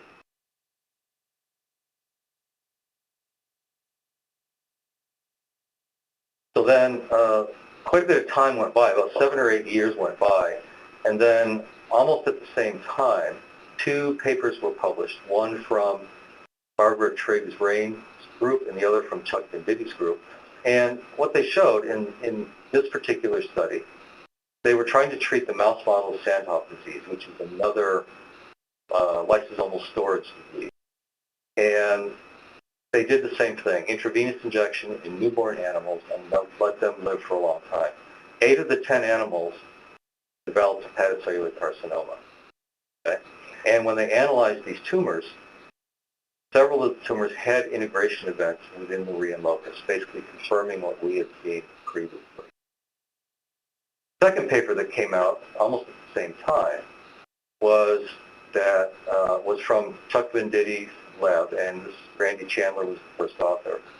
In this particular study, they injected a relatively large number of animals with a number of different vectors, different serotypes or different capsid proteins, different promoters, different transgenes. And at the end of the day, what they showed was that greater than 50% of the mice that received recombinant AAV at birth intravenously developed hepatocellular carcinoma. When they analyzed the integration sites, they confirmed that the Rian locus was a hotspot in those tumors. But interestingly, they also were able to generate enough data to suggest that the appearance of hepatocellular carcinoma looked to be dose-dependent. They also showed that strong promoter enhancer combinations increased the incidence of hepatocellular carcinoma. And then when you compile all the data, when you look at all of the available data at the time, it would appear as though the hepatocellular carcinoma, the development of hepatocellular carcinoma, was independent of transgene. It was also independent of genotype, because there's now multiple different disease models and wild-type animals that develop hepatocellular carcinoma at about the same rate. So then the next thing that Randy and Chuck did was to compile all of the known AAV integration sites that had been in the Rian loci that had been identified at that time, and map each of those independent integrations, map all of these integrations onto the Rian locus in multiple species, in mouse, rat, rabbit, human, dog, and even in elephant. And what was interesting is that about 50% of those integrations in the Rian locus all occurred within a very small, approximately 60 base pair region of the mouse Rian locus. What's interesting about that is this 60 base pair region here does not exist in other species. So for example, in rabbit, human, dog, or elephant, this sequence is not there. So it looks like at least half of the AAV integrants in the Rian locus all occur within this rodent-specific region. But I will point out at this point, about 50% of the integrants also integrate in the Rian locus in regions of that locus that have essentially identical sequence to the human genome. So what did we know up to 2016? So we know that systemic delivery of AAV can cause hepatocellular carcinoma in mice. AAV integration in those tumors is primarily in the Rian locus. And many of the integrants within the Rian locus are located within that unique sequence, about 60 base pairs, that seems to be unique to rodents. There's also the highest frequency of hepatocellular carcinoma. We've seen if the AAV is administered during the newborn period. And strong promoter enhancer combinations increase the frequency. Also, it appears as though the hepatocellular carcinoma is dependent on dose, and also, again, the strong promoter enhancers. And then these last 2 points, I want to point out that up to this point, it's been a very low frequency of hepatocellular carcinoma observed if AAV is administered to adult mice. Also, to my knowledge, there's never been hepatocellular carcinoma observed following CNS-directed AAV-mediated therapy. And these 2 points are important for the next 2 papers. So in the same issue of Molecular Therapy, in February of this year, a collaborative group from David Russell's group, Marcus Grompe, and Will Scott Nogler, they asked the question of whether liver injury, chronic liver injury, would affect the rate of hepatocellular carcinoma, and in particular in adult animals.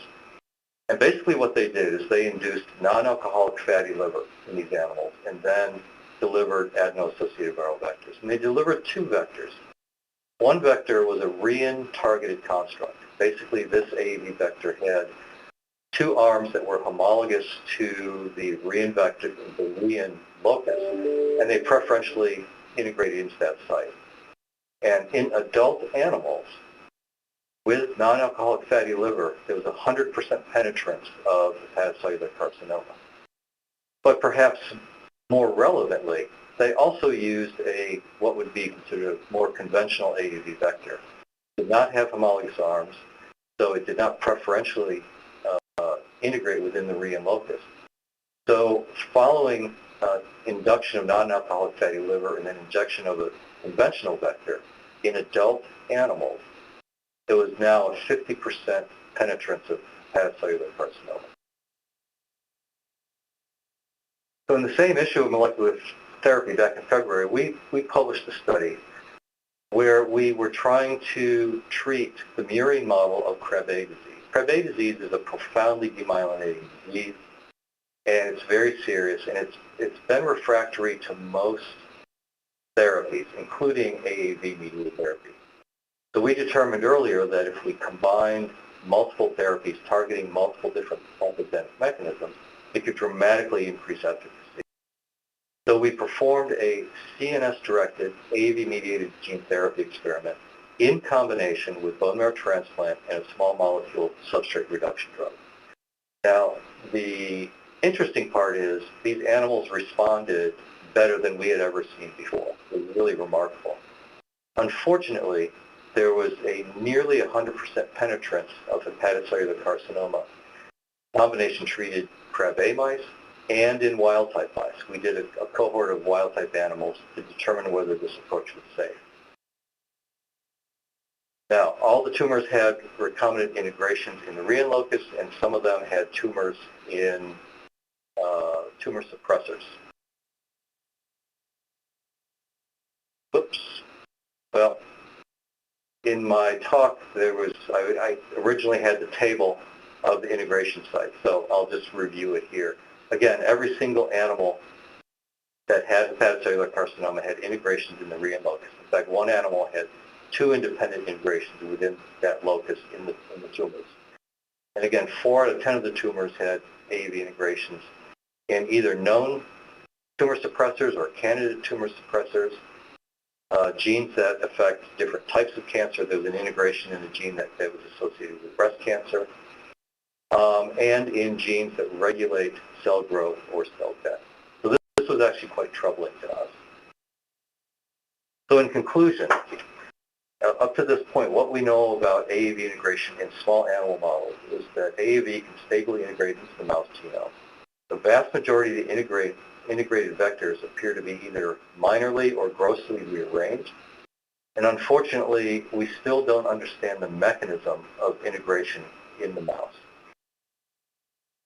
The integration of AAV in the Rian locus in the mouth is associated with hepatocellular carcinoma.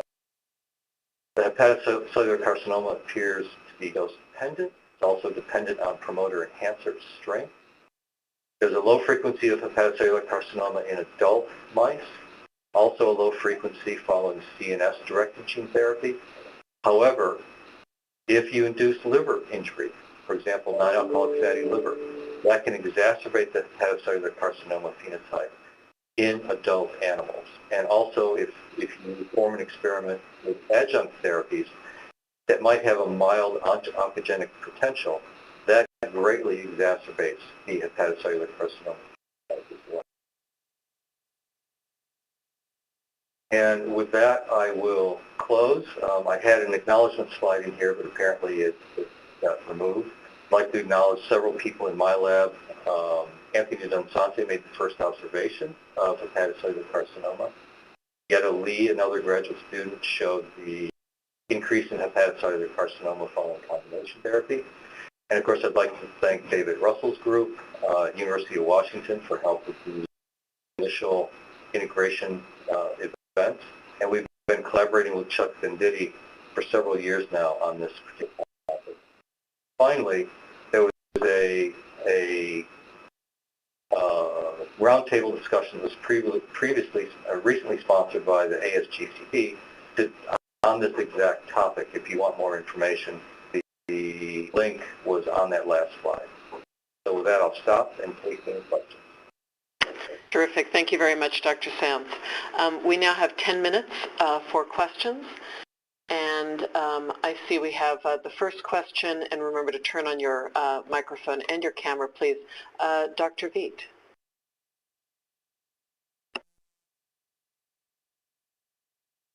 Hi, Mark. Nice talk. I have a question. It's a question of middle knowledge. If you take this and if you found a similar incidence or a similar occurrence in people, what kind? I don't know enough about hepatocellular carcinoma. Ultrasound, CTs, or in mice or models, how early can you predict the onset of disease if you have therapy that might induce this occurrence, in terms of thinking about colonic cancers? What are the kind of tests that can be done or have been done in animal models or in people that could help predict an onset of hepatocellular carcinomas in a potentially treated group? Yeah, so that's a great question, Charles. And first of all, in mice, we approximately know the rate of formation of hepatocellular carcinoma. We don't know. First of all, we don't know if it's a problem in humans. Second of all, we certainly don't. We don't know if it's a problem. We don't know the rate of progression. But I would think the standard ultrasound, MRI, CT would be probably the first attempt you would make at screening these patients or following these patients. But there's one experiment that I've always wanted to do, but I've never been able to get funding for, was to actually try to look for circulating tumor DNA.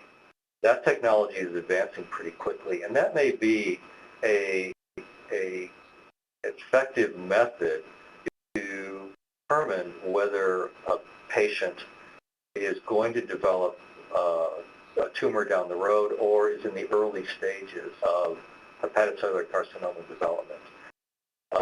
But I'm not a clinician either. So again, what comes to mind? Ultrasound, CT, perhaps circulating tumor DNA analysis.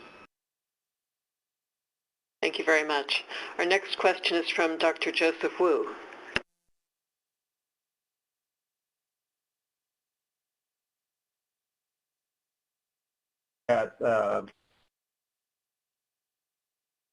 One is that the hepatocellular carcinoma that you saw in the mice are quite concerning, but are they consistent across different strains of mice, or do you see some particular strains that are more prone to the hepatocellular carcinoma and some strains that are more resistant? And the second question is, do you see a difference between sex differences, male versus female mice? Yeah. Right. That's both great questions. So all the work that we've done, all of our mouse models are on a congenic black 6 background. Now, if you go to the Jackson Lab sort of tumor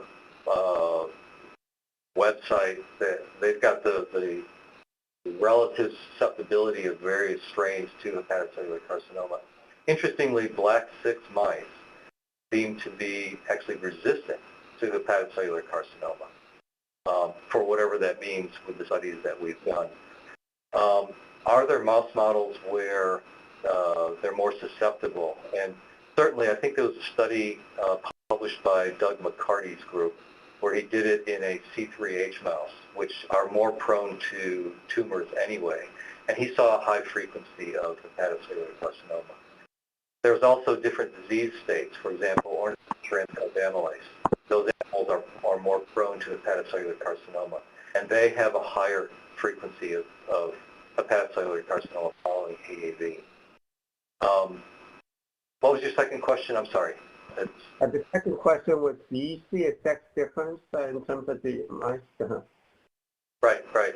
So we haven't looked at that carefully, but it's well known in the field that female mice, the transduction rate in female mice is less than in male mice. So there appears to be this effect of estrogen.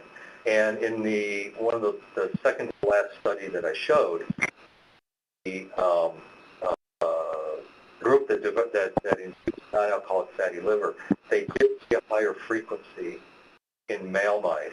And in fact, when they treated male mice with estrogen, the frequency of hepatocellular carcinoma decreased. So there is a sex difference, and it appears to be, estrogen related. Thank you. Thank you. We've got about 5 more questions. Let's see how many we can get through. Dr. Ruth.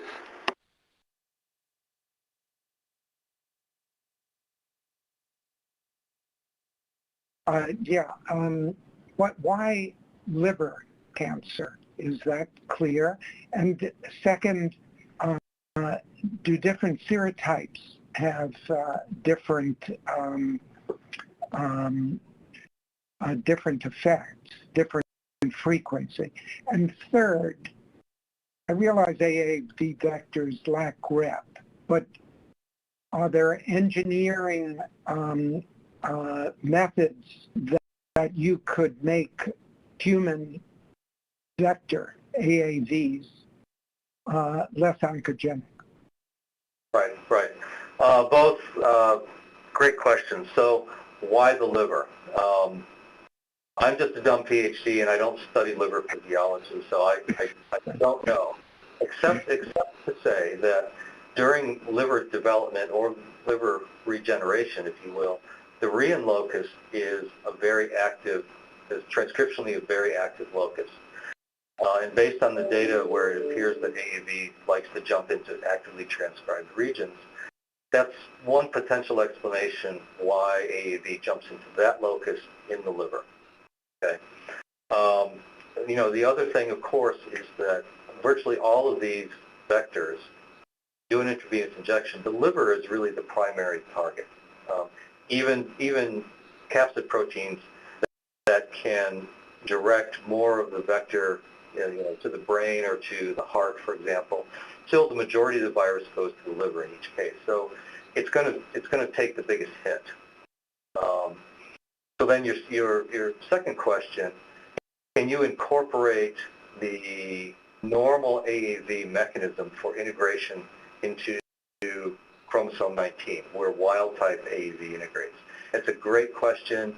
I think that would be a good place for a lot of research. Trouble is, it's a small vector, and you start putting in extra genes that may target the integration to a safe harbor. Now you have less and less space for your expression cassette. So it's difficult. Thank you.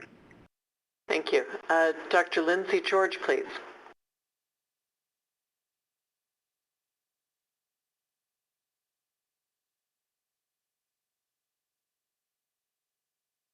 And you're muted.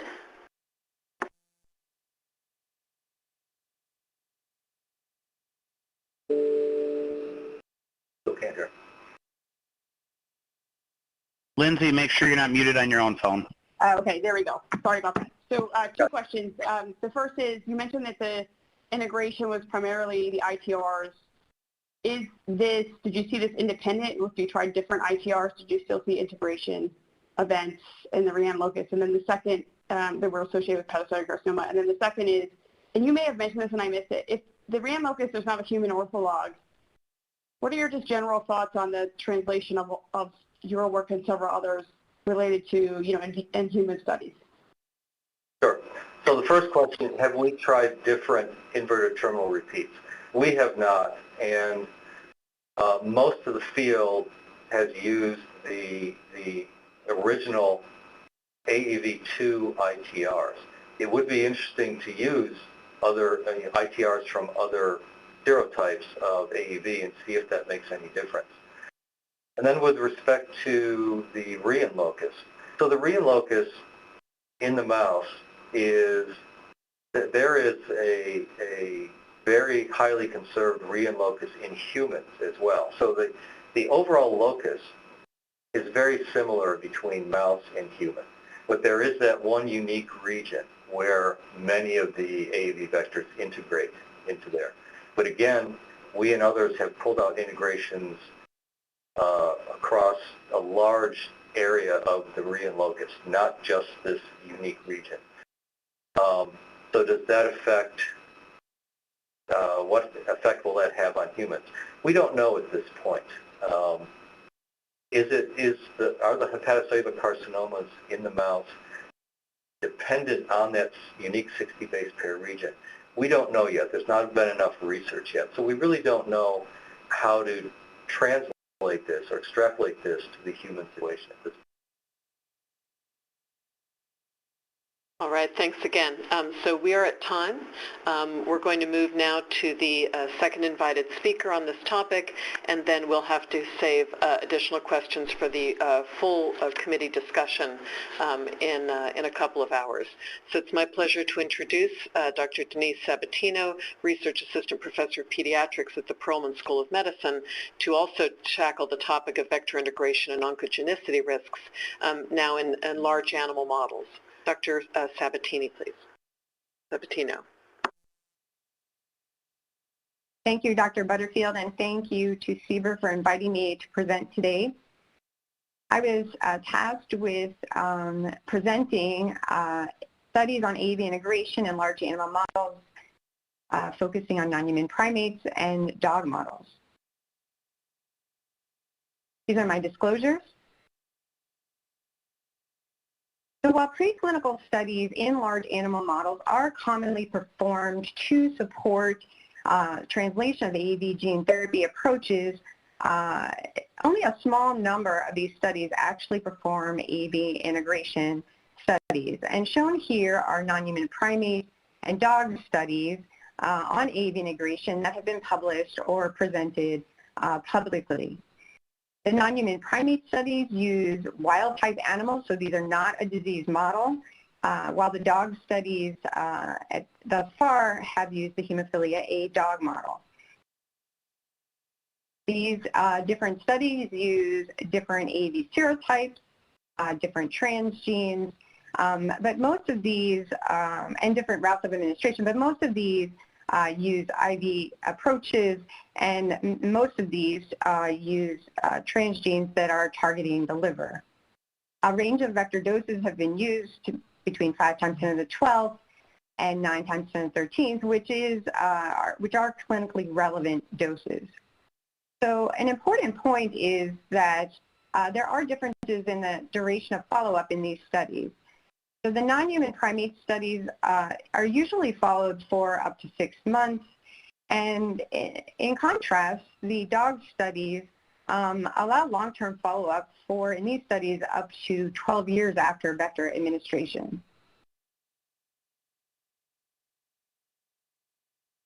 So the methods used in these types of studies center around the use of next-generation sequencing, which provides the technology to produce an extensive amount of sequencing data.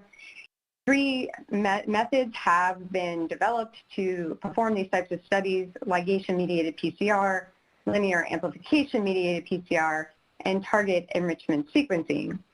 These methods are similar in that they fragment the genomic DNA and attach linkers or adapters to these fragments.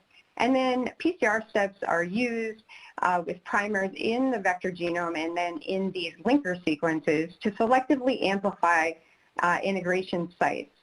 The TESS approach also includes some additional enrichment steps. So the methods, these methods all currently use the Illumina sequencing platform, and then the analysis is performed using custom bioinformatic analysis software. So there are several limitations to these types of studies that include the primer selection, which can influence the recovery, and also the use of restriction enzymes in some of these methods does not permit identification of expanded clones, and this is a point I'll elaborate on later in my talk.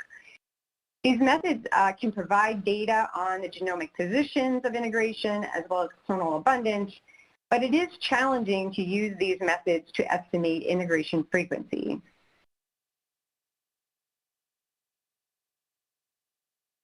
So shown here are the 5 studies in non-human primates, and I've tried to summarize the findings from this work.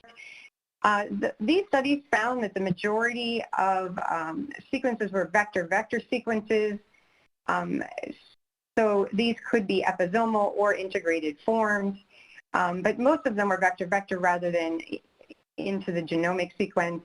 The vector sequences were very complex and rearranged, and the studies showed, in some studies, no preference for gene coding regions.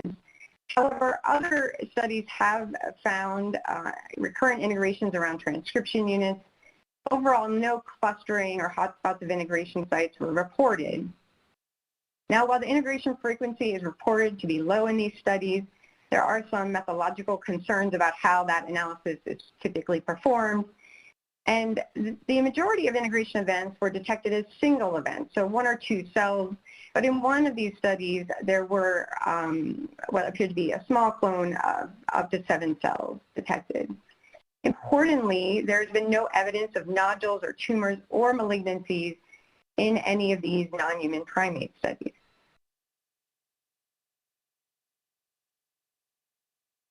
So 2 dog studies have been performed to look at AAV integration, and both of these studies have been performed in the hemophilia A dog model. One study has been performed at the University of North Carolina in Chapel Hill by my group in collaboration with Dr. Kim Nichols, and the other study has been performed by Dr. David Lillycraft's group at Queen's University. These dogs have less than 1% factor VIII activity and have a bleeding phenotype that mimics the phenotype in humans, and this really allows the opportunity to evaluate efficacy and safety in a long-term setting. Importantly, both of these studies were initiated in the early 2000s with early generation AAV vectors. These approaches use different promoter elements and different AAV serotypes, and the doses used in these studies were clinically relevant. The methods for the AAV integration analysis were different between these 2 studies. So now I'm going to go into more detail on the results of our study, which really illustrates some common themes, but also found some unique findings. So in our study, we used, I apologize, the figure seems to be disrupted. We used 2 different AAV vector delivery approaches. The 2-chain delivery approach delivered the canine factor VIII transgene in 2 AAV vectors, while the single-chain delivery approach delivered these the canine factor VIII B-domain deleted form in a single AAV vector. And if we look at the image on the right panel, you can see that we observed dose-dependent long-term factor VIII expression after AAV delivery with no decline in factor VIII expression in these animals. The levels of expression at the end of the study were between 2 and 11% of normal levels, so demonstrating durability of expression. Interestingly, 2 of the animals in the study had a gradual rise in factor VIII expression. One of these dogs was treated with the 2-chain delivery approach. The second was treated with the single-chain delivery approach. This began about 4 years after vector administration and then continued for the duration of the study. So we have assessed liver function by analyzing ALT, AST, and alpha-fetoprotein levels throughout the study, and there were some mild elevations in ALT, but these were not consistent with any specific liver pathology. The AFP levels were not elevated, and so the increase in factor VIII levels in these 2 dogs were not associated with any abnormal liver biomarkers. Clinically, there was no evidence of tumors or malignancy in any of the dogs in this study. So the DNA analysis was performed on liver samples that were collected at the end of the study. The vector copy number analysis was performed by quantitative PCR methods that then allow estimate of the copy number, which represents both episomal and integrated forms. The AAV integration site analysis was performed in collaboration with my colleague Rick Bushman at Penn, and this was performed by ligation-mediated PCR followed by Illumina sequencing, and they analyzed the data using their custom software pipeline they termed a vendor.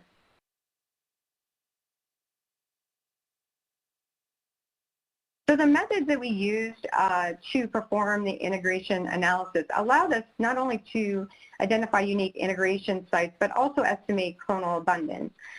So for these analysis, the DNA samples were sheared using sonication, which then randomly fragments the DNA, and then adapter sequences were attached to these fragments. The primers that were used resided in the ITR and then the adapter sequence, which allowed us then to selectively amplify and sequence these integration events. This also allowed us to assess clonal abundance by counting the number of unique genome break positions that were associated with each integration. And this example here shows 5 different genomic positions, and from this example, we would estimate the clonal abundance to be in at least 5 cells. I want to point out that studies that use restriction enzymes rather than a random shearing of the DNA cause DNA fragmentation that is associated with a specific integration event to all have the same genomic breakpoint. So all of the events would have the same genomic breakpoint, and this would not allow an estimate of clonal abundance. So shown here is a summary of our DNA analysis. We analyzed between 5 and 29 liver samples from each of these dogs. The vector copy numbers were generally less than 1 genome per diploid vector copy per diploid genome. And we selected 6 of the dogs, including 2 of the dogs that had this rise in factor VIII expression for DNA integration site analysis. We selected 3 liver samples from each of these dogs, and the samples collected or used for the analysis represented samples that had low and a middle range and a high vector copy number for that particular dog. This analysis resulted in identification of about 1,700 unique integration events. And I apologize for this slide, but as the panel on the right shows that there was a positive correlation between the vector copy number and the number of integration events that we detected. So we also looked at the distribution of the AAV integration events, which shown in this upper right panel shows that they were distributed throughout the canine genome. We found that integration was favored in transcription units and oncogenes when we compared them to randomly simulated events. So in these figures, the gray bars represent 1 million random simulations, and the blue arrows represent the observed frequency observed in the dogs. The integration sites were also in genomic features associated with active transcription, such as CPG islands as well as GC-rich regions. And as I mentioned, the way that we performed these studies allowed us to identify unique integration events, but also to look at the abundance of the cell clones. And so the analysis that we performed identified 54 unique or abundant clonal populations. We defined abundant clones as those that were identified in a unique site in greater at least 5 cells. And so of the 17, this represents 54 out of the 1,700 integration events that we detected. So shown here, again, I apologize for this figure, but what is shown here is that there were the 15 most abundant clones for each of these dogs, and each color represents a different gene, and each bar represents a different clone. And so what we found was that about half of these clonal expansions were in genes that are known to be involved in cell growth and cancer. 5 of these genes were identified in more than 1 dog, and these are highlighted by these asterisks. These 5 genes have been associated with transformation in humans, and 2 of the clones had a clonal abundance of greater than 100, and that was a clone in BLU2. This is a clone or a gene that has been commonly deleted in leukemia and has been shown to play a role in HCC. And PEB-P4 is also a gene that has been implicated in multiple cancer cell types. And so overall, this data then supported a hypothesis that integration of these genes was the mechanism responsible for the outgrowth of the cells that we observed. So we also performed a cluster analysis by scan statistics and identified 5 loci where we observed clustering of these integration events. Illustrated here are EGR2, CCND1, and EGR3. All 3 of these genes were also found in integration events in expanded clones. So again, this provides some additional evidence that integration within these genes might be associated with cell persistence and proliferation.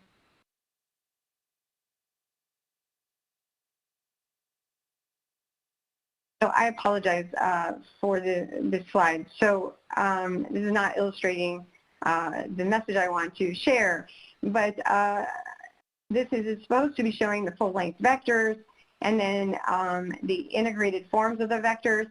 And so while we did identify a full-length coding sequence of a vector, in one of the expanded clones it contained an intact coding sequence and an intact promoter, but most of what we observed was very rearranged vectors that were rearranged or truncated.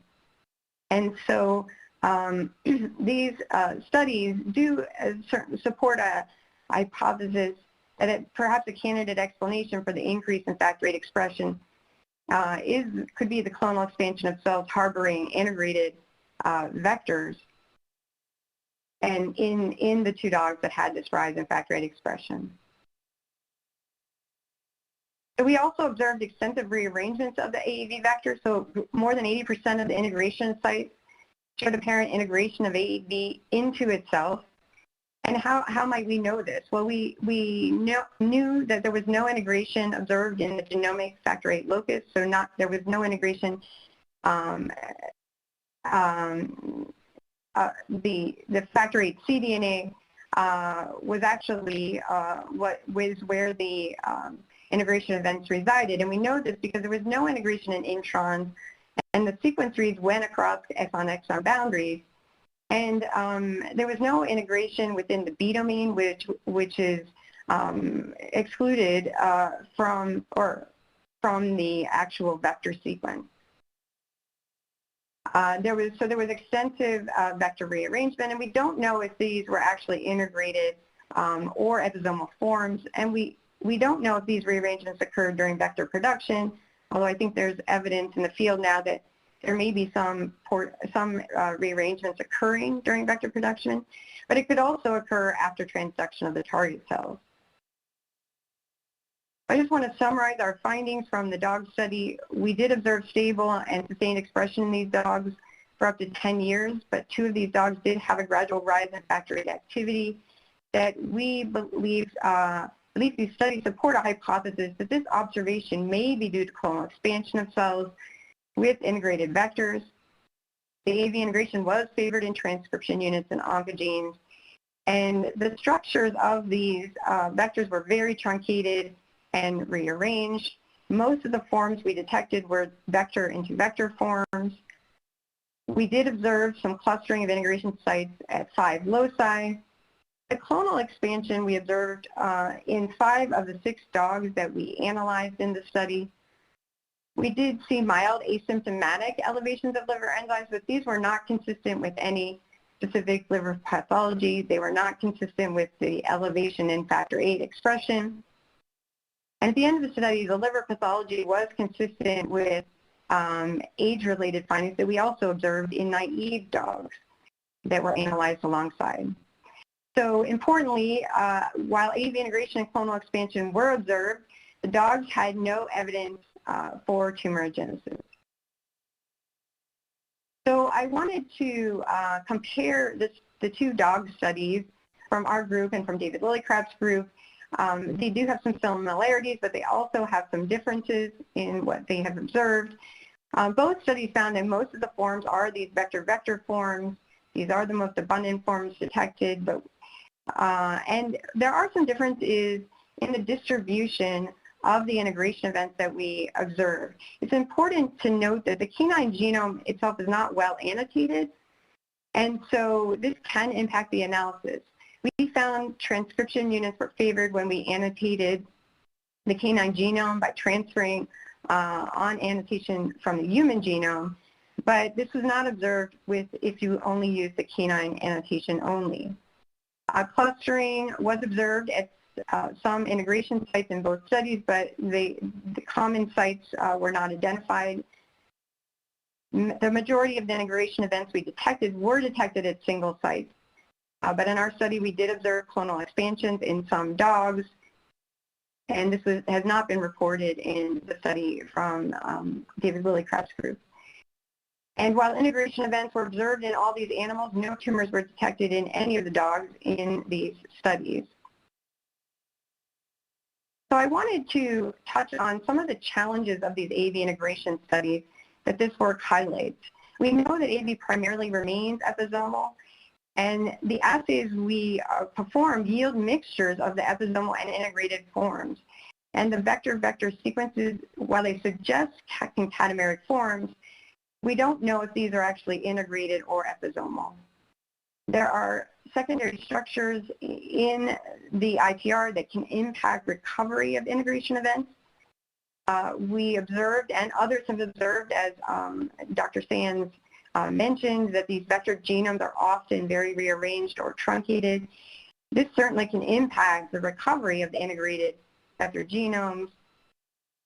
And importantly, some of these vector genomes then result in non-functional protein or would not result in functional protein.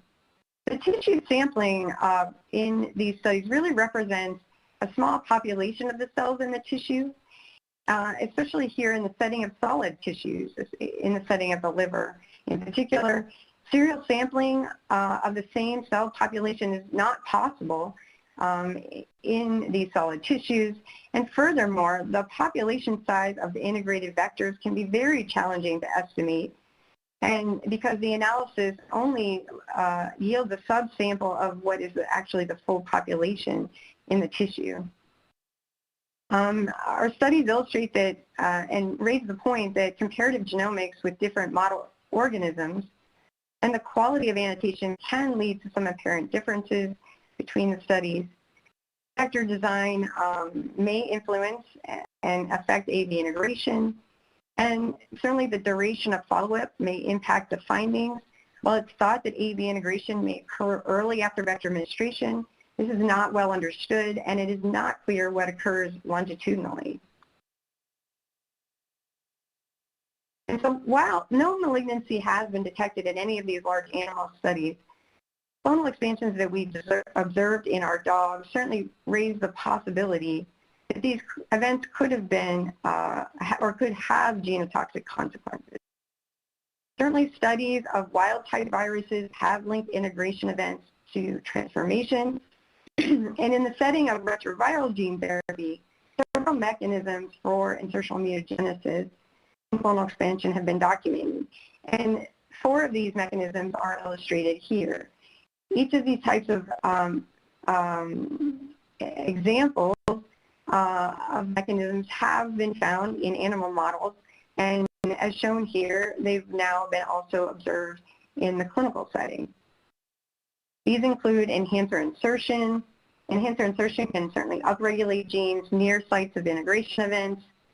Promoter insertion that can promote transcription of nearby genes. And this has been proposed as a mechanism in work by Chuck Mendidi's group after an AAV integration event that appeared to drive HCC formation in mouse models. Insertional activation can be another mechanism, and activation by 3' end truncation can occur by disrupting, for example, 3' untranslated regions involved in regulation of a gene, and in this example, it affected a microRNA binding site. So in the setting of AAV gene therapy, these are also potential mechanisms for activation of genes involved in cell growth and cancer.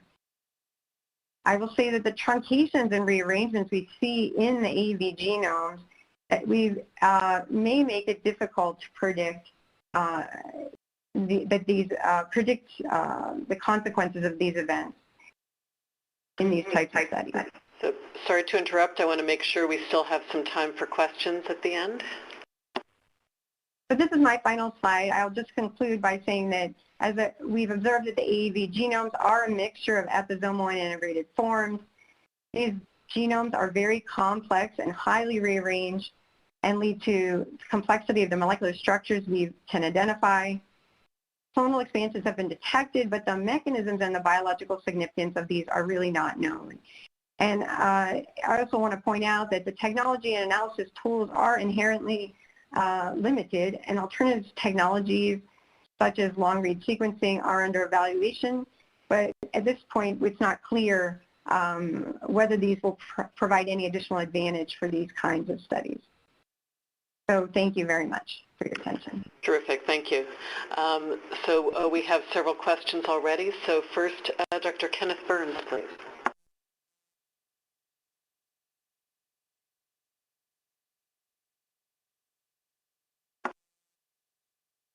Very nice.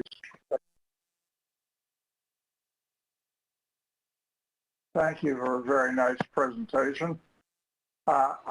Main question I have, and it's really not for you specifically, is you have any sense of to what extent the actual base composition at a junction sequence affects the ability of the technology that you're using to actually detect that junction?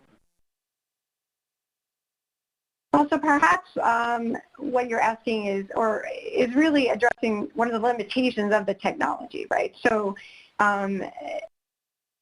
for example, in our work, we use primers in the interior part of the ITR, and so, but you know, a lot of these ITRs were truncated, and so the placement of the primers in these sort of strategies will impact the recovery of events that you will detect in the analysis. Is that answering your question? As best that I can. You confirm the uncertainty that's inherent in all of this stuff, and what you do find is obviously interesting. But the question is, what haven't you found, maybe? Thank you. Thank you. Next, Dr. Heller, please.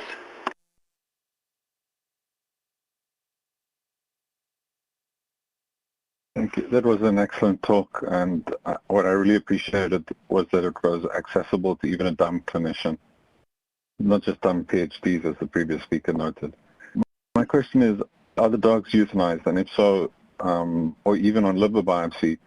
In humans, we often see clonal expansion on biopsy, and then we can do laser capture microdissection of those specific areas, and that allows you to scan a far larger area of liver, volume of liver.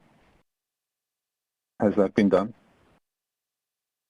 So the dogs have been euthanized, and so I want to emphasize that one of the dogs, Linus, for example, the dog that had this increase in factor VIII expression, and an ultrasound was performed and a liver biopsy during the course of the study, but upon ultrasound there were no concerns about nodules or any areas of concern in the liver.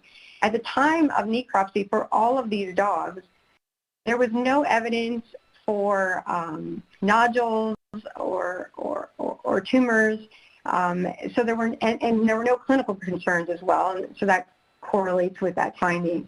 So we did carefully perform the necropsy by, looking at very small pieces of liver to try to ensure that we try to address this question of whether there are any nodules that we could investigate further, and that was not the case.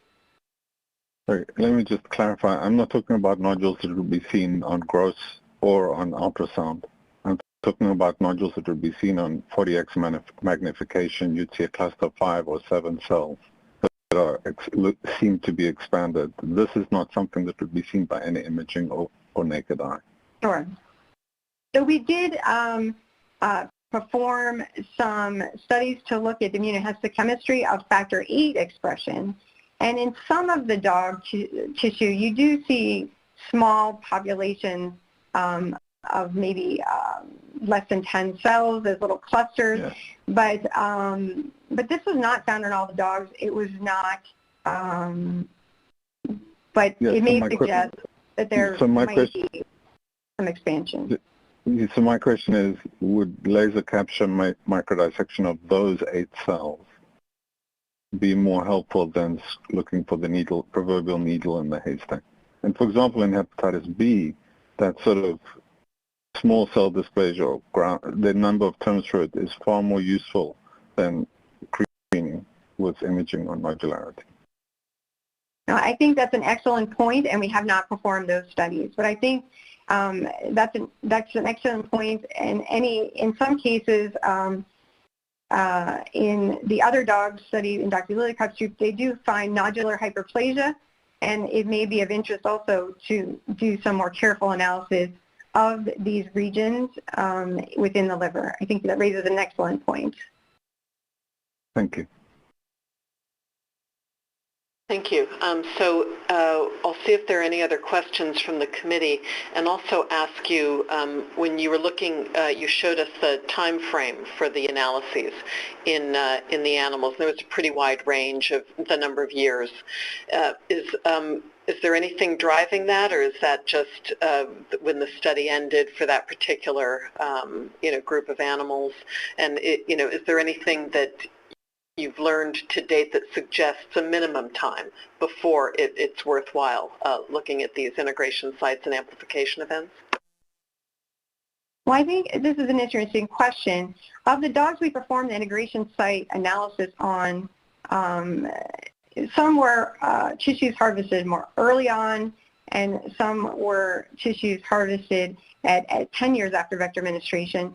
And of the 6 dogs we looked at, we did find clonal expansions in 5 of them, and one of those was only after a few years after vector administration. As for why we terminated the study at these different time points, the dogs were treated, were not all treated at the same time, and so we had just selected a time point to terminate the study. I should point out a few of the dogs were terminated earlier due to some concerns about bleeding events because these are hemophilic dogs. So they were events not to be thought related to AAV delivery, but there were some decisions made to terminate those animals because there were some challenges in maintaining them. Thank you. Dr. Ruth.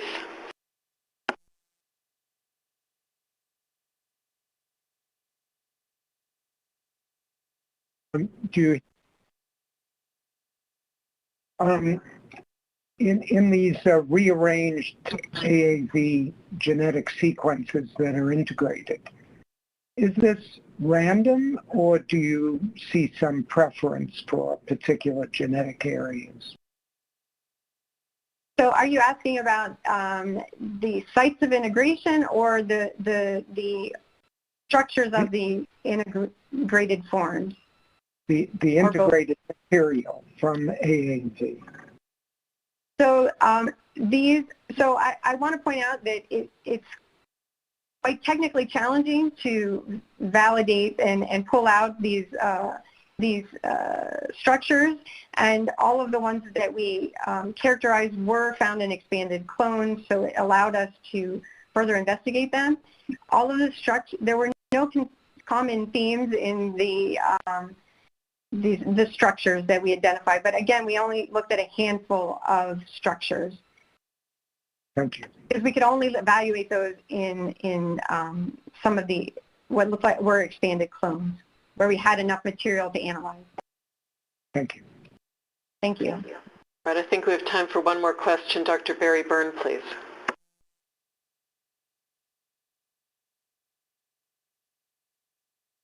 The question really pertains to both presenters. So the studies may be in some cases decades ago, and there are significant changes in vector manufacturing technology and methods of characterization. Like in Mark's case, are there any retains of these preparations used in neonatal mice that would allow for contemporary characterization of the dose or adventitious proteins in the preparations? Is that known? Well, I could comment that in our studies we have vector sequences, or we have the vectors still available in the freezer. We've realized they are valuable, and that we are interested in trying to understand better what the vector genomes look like in those AAV vector preparations. And to your point, the vectors used in the dog study, in our dog study, were really first generation AAV vectors. And there are differences between those vectors and the current vectors in terms of vector design, for example. So to your point, I think it is instructive to consider evaluating this in newer vectors and newer vector preparations.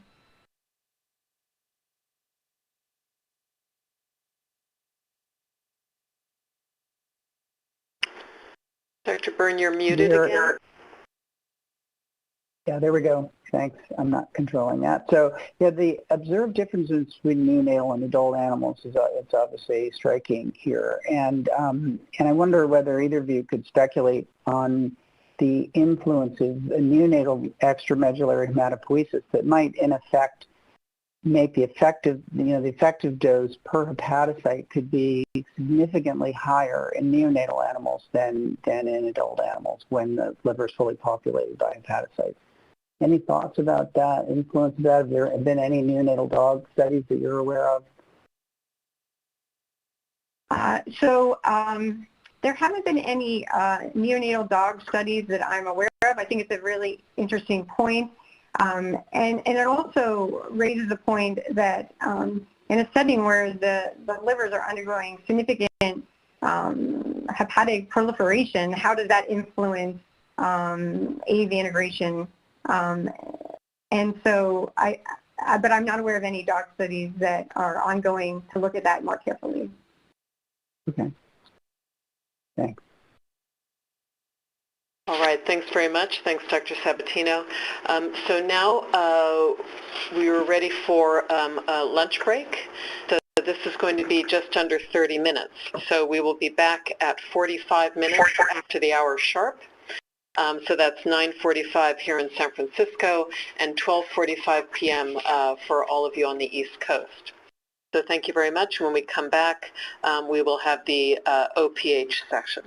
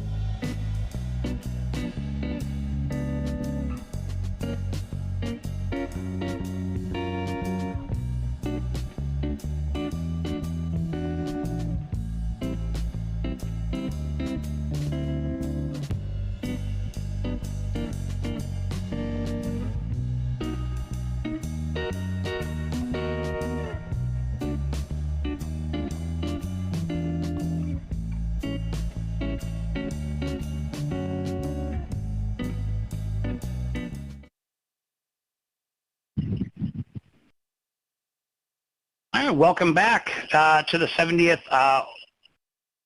meeting of the Cellular Tissue and Gene Therapy Advisory Committee meeting. We'd now like to hand it back to Dr. Butterfield.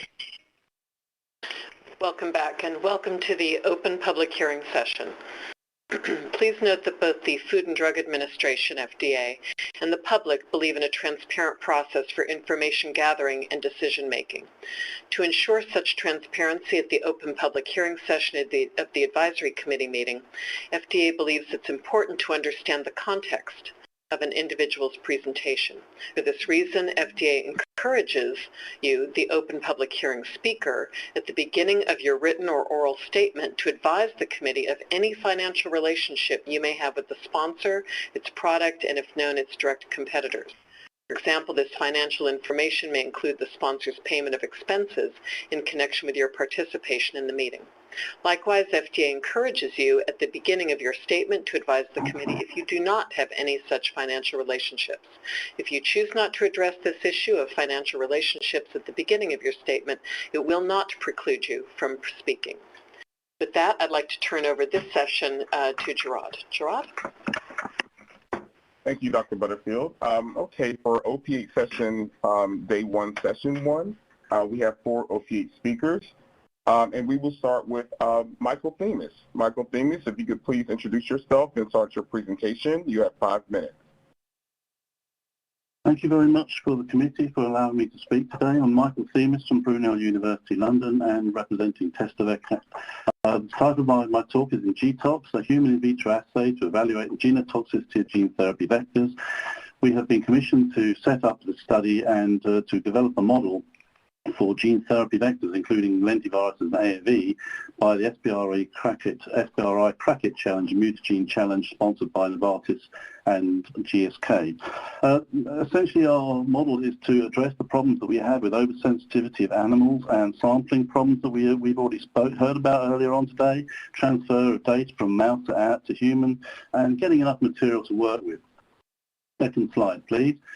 The model is in 2 parts. The first is an eligibility test, which basically tests the patient's ability to repair their own DNA. If you look at the graph on the right-hand side, you can see when you infect cells, and each of these is a T-cell line, you get DNA damage. With a lentivirus, this occurs about 5 hours. In our assay where we can see DNA damage and measure it, we see this happening at 10 hours, and repair normally takes place after 24 hours. If a patient can repair their DNA, then obviously they can go towards gene therapy. If they can't repair their DNA, as you can see by the blue line, then they would be suggested that we would consider whether they would be eligible for gene therapy. The next slide, please. The title of the slide is A Human Model. Here is the overview of our study. We apply in GTOX either lenti or AAV vectors. We infect either the stem cell or liver cell stage, and we basically do genotoxicity tests, which include insertion sites, clonal tracking, insertion site profiling, the integrity of the vector, truncation between the vector and the host, and epigenetic changes after infection. This is some data simply showing that we can convert iPS cells to liver-like cells in organocultures 3D. We can infect them very well with vectors, and for the purpose of today's presentation, we compared a SYN vector with an LTR vector for lentiviruses, or a strong CB7 promoter with a weak ApoE promoter in AAV2. Next slide, please. Integration analysis shows that overall this slide shows that you get much fewer integrations with AAV than you do with lentiviral vectors. However, you do see quite a few insertions, and a lot of these insertions are indeed in cancer genes, whether they be proto-oncogenes or tumor suppressors. We can carry on these studies over time, and we can actually measure the insertion sites by clonally tracking these insertion sites by sequence counts, and therefore we can look at clonal evolution in the iPS to liver model. If the next slide, please. When we look at gene expression and we do RNA-seq studies, we see for both lenti and AAV strong promoters, as opposed to a SYN vector or weak promoter AAV, overall global increase in gene expression. Next slide, please.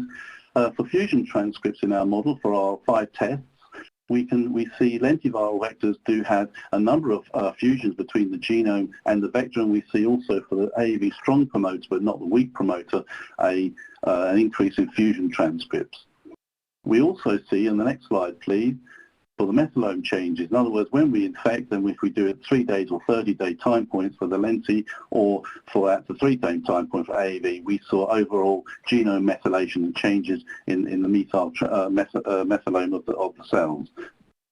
So our model in 5 minutes I've been given provides a tolerance and eligibility test, plenty of material to work with. We can actually generate a liver model. We have also a neuronal model, a cardiomyocyte model, and developing a T-cell model. We can molecular genetically profile with our 5 tests. We provide control vectors. It's robust, reproducible, rapid and reliable. It's a human test, so we've avoided animal studies which are oversensitive. We can provide information on what is the outcome of these outreads and offer vector redesign and retesting. And of course, I say we have other tissue types to work from, and our platform essentially has been designed to work for lenti and AAV vectors as a replacement for all the confusing models that are out there that so far haven't been accepted by any of the regulators.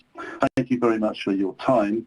The final slide is just the acknowledgements. We work closely with GeneWork, well known in this field for insertion site work, and many of the other collaborators who are involved from various centres worldwide. Thank you very much. All right. Thank you very much, Dr. Themis. Next, we'll move to Dr. David Lillicrap from Queen's University. Dr. Lillicrap, you have 5 minutes. You can introduce yourself. Yeah, thank you very much indeed. Thank you for giving me the opportunity to present this study. I'm from Queen's University in Kingston in Canada. The work I'm going to present has been partially supported by BioMarin, and we work in collaboration with the group at GeneWork in Heidelberg. So the first slide that you should be looking at shows you a chromosomal distribution of AAV vector integration events.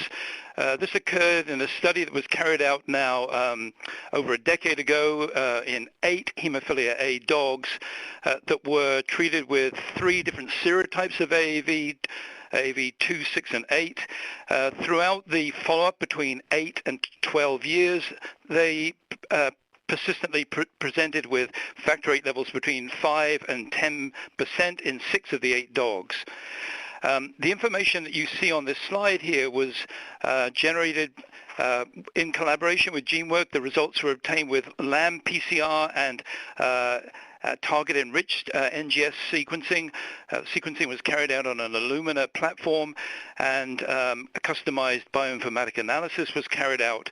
And the sequences that were obtained were mapped to CanFAM3 and CanFAM4 reference canine genomes. You've already seen some of this information presented by Dr. Sabatino nicely just before the break, and you can see that there's integration here in autopsy liver samples throughout the canine genome. So if we could go to the next slide, please. What you see on the next slide is that while the vast majority of the integrations are either single copy or low frequency integrations, there are certain regions of the genome where there is preferential integration of the vector sequences. And on this slide, highlighted on chromosomes 14, 28, and the X chromosome, you can see many integration events that have occurred in regions of these chromosomes of about 10 to 15 megabases. Whether these are clonal integrations or whether they're just repetitive integrations into open chromatin domains, I think still remains to be realized. We did not see dominant clonal expansions in the analysis we have carried out in our studies. So on the next slide, please. So the next slide shows the results of the post-mortem liver appearances. 3 pathologists independently evaluated the livers of these animals, and when they did that, they showed that on both gross and microscopic analysis that there was no evidence of adenoma or carcinoma, no significant parenchymal inflammation, no evidence of cirrhosis, hepatitis, or fibrosis in the livers. There was macroscopic multifocal parenchymal nodularity, so nodular hyperplasia was seen in 6 of the 8 animals. But we recognize that this is an age-related change that's seen in dogs. We see this in dogs that have not been treated with any gene therapy. And then lastly, there was evidence of canine vacuolar hepatopathy, which is a form of disease in the liver that can be produced by adrenal hyperplasia or exposure to corticosteroids, or even in dogs with chronic illnesses. So if we could go to the last and final slide. So this is the slide where I'm just going to summarize information. As I do this, I'm going to highlight areas of similarity and differences with Dr. Sabatino's presentation that you heard earlier this morning. So first of all, after more than 10 years of follow-up, the majority of the information, the majority of the vector forms we see are likely non-integrated episomal forms where you see vector-vector junctions on the sequencing analysis that we did. So that's in agreement with Dr. Sabatino's work. The integration frequency that we were seeing was about 1 in 1,000 to 1 in 10,000 cells, see integration events. And there are some common non-random sites of integration that I highlighted in my presentation. The integrated vector sequences are highly heterogeneous with rearrangements and truncated forms of the vectors. The integration sites were predominantly intergenic in intergenic regions, and targeted analysis showed no evidence of dysregulated adjacent loci. And we saw no evidence of liver adenomas or carcinomas at post-mortem. We did not see clonal expansions which were dominant in the studies that we did, and we did not see preferential clustering around adjacent growth regulatory genes. So thank you very much indeed for allowing me to give this presentation. Thank you very much, Dr. Lillicrap. Next, we will move to Dr. Jing Wan, representing Pfizer. Hi, can you hear me? Yes. Okay, good. My name is Jing Yuan. I'm a gene therapy toxicologist at Pfizer Drug Safety R&D. Thanks for the opportunity here to present Pfizer's view on AAV vector genome integration and the safety risk. So I will first talk briefly about existing evidence on AAV vector integration from both preclinical and clinical data. Then I will provide our core messages derived from those evidence. In the end, I will provide our recommendations. So as presented by Dr. Sands earlier this morning, preclinical evidence for AAV insertional mutagenesis was mainly from neonatal mice. Next slide, please. And the integration happened in the rind locus that lead to hepatocellular carcinoma development. However, the same rind locus does not exist in humans. Would you please move to my first slide? Another major evidence came from hemophilia A dogs treated with AAV vector expressing K9 factor 8, as Dr. Sabatino presented this morning. These dogs had AAV integration and clonal expansion, but no sign of tumor after more than 10 years follow-up. So far, AAV vector integration and the tumor development have been analyzed in different animal models. Other than neonatal mice, tumor has not been shown in other animal species. For the other animal models, AAV vector integration has been detected in a very low frequency, and the integration seems random and across the genome. So preclinically, AAV vector insertional mutagenesis is species-specific to mice and age-specific to neonates. Also, AAV vector integration rate is estimated several orders of magnitude lower than natural mutation rate in humans. Clinically, there is also no evidence of cancer caused by AAV vector integration from over 20 years clinical development, including FDA-approved therapies with many years follow-up in children. Last year, this one hepatocellular carcinoma incident from UICRO Hope B trial was later determined unrelated to AAV integration. In addition, we know that a variety of AAV serotypes are endemic to human and wild-type AAV integrates. Still, no cancer has been definitively associated with wild-type AAV infection. Next slide, please. So what we have learned. First of all, it is important to note that unlike lentiviral vectors, AAV vector by design is non-integrative. Tumor risk identified in the neonatal mice so far has not been proven in large animals and humans. And sufficient integration data has been generated in animal models, and those data have been repeating the existing findings, which suggests the integration is low in frequency and random. And integration data in animals has not demonstrated translatability to human tumor risk.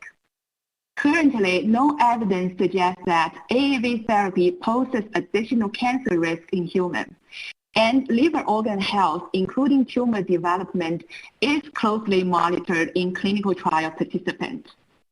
So based on these core messages, we recommend that until there is clear evidence linking AAV vector integration to cancer in humans, and the relevance of non-clinical data to clinical outcome has been determined, preclinical integration study in animal models should not be required due to limited value to support human tumor risk assessment. And preclinical integration data should not be a limiting step to IND submission. Integration data may be generated in animals when higher integration risk is expected. For example, with new vector design carrying certain risk factors. Clinically, we think that routine clinical monitoring is a reasonable approach, and the current guidance on the long-term follow-up should continue to be adequate. Follow-up liver tumor biopsy may be analyzed for linkage to AAV vector integration if tumor is identified. Additional long-term observation study needs to be specific to patient population driven by benefit and risk assessment. Overall, we appreciate committee to balance the benefit and risk for AAV gene therapy and carefully inform evolving regulatory policy to support this innovative drug development. Thank you for your time. Okay, thank you very much, Dr. Wan. Lastly, we have Dr. Radislaw Kaczmarek, representing Indiana University School of Medicine. Dr. Kaczmarek, if you can introduce yourself, you have 5 minutes. Thank you. Can you please move to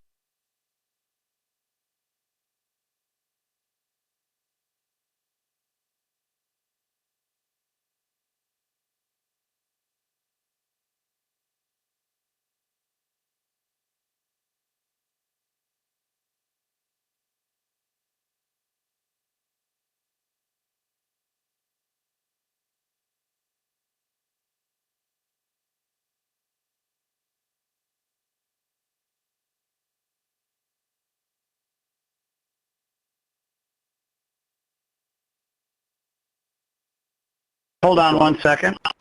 Yes. Just hold on. We're going to start you over.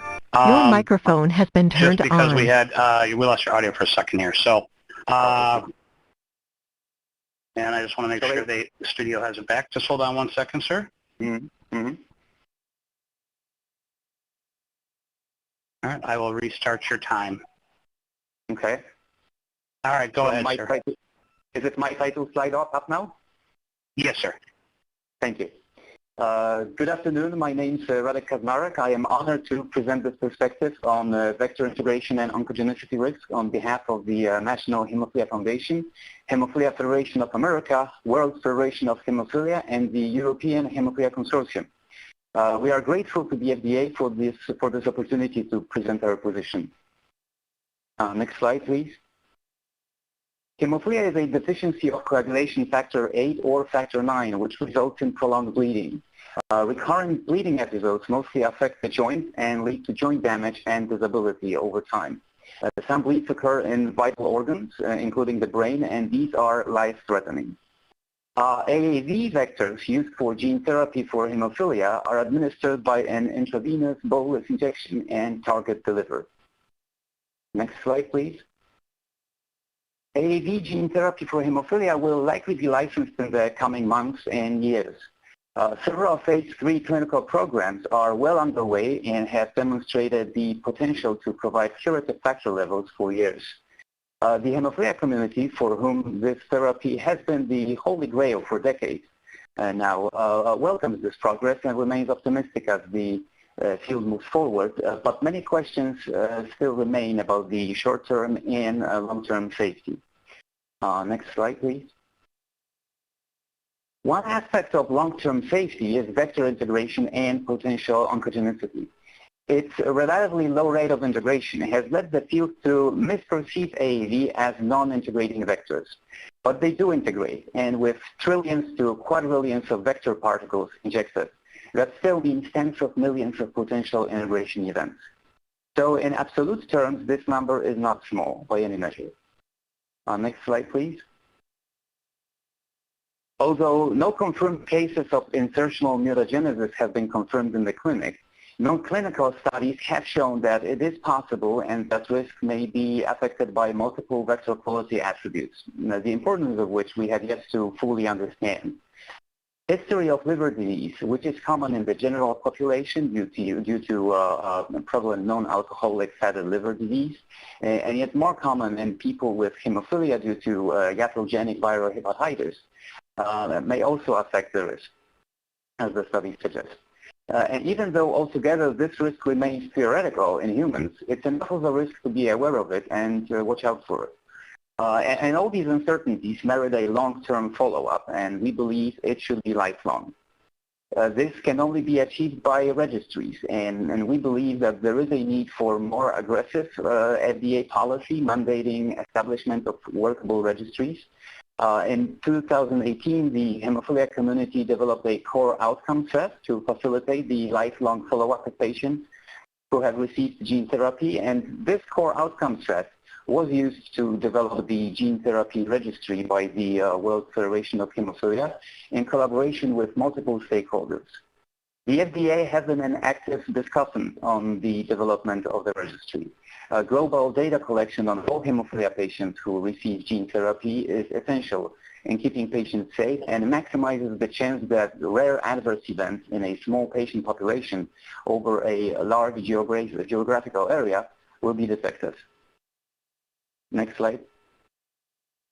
Thank you. Thank you very much, Dr. Kaczmarek, and thank all the OPH speakers for session 1. At this time, that concludes the session for OPH speakers in session 1. I will now turn it over to Dr. Butterfield.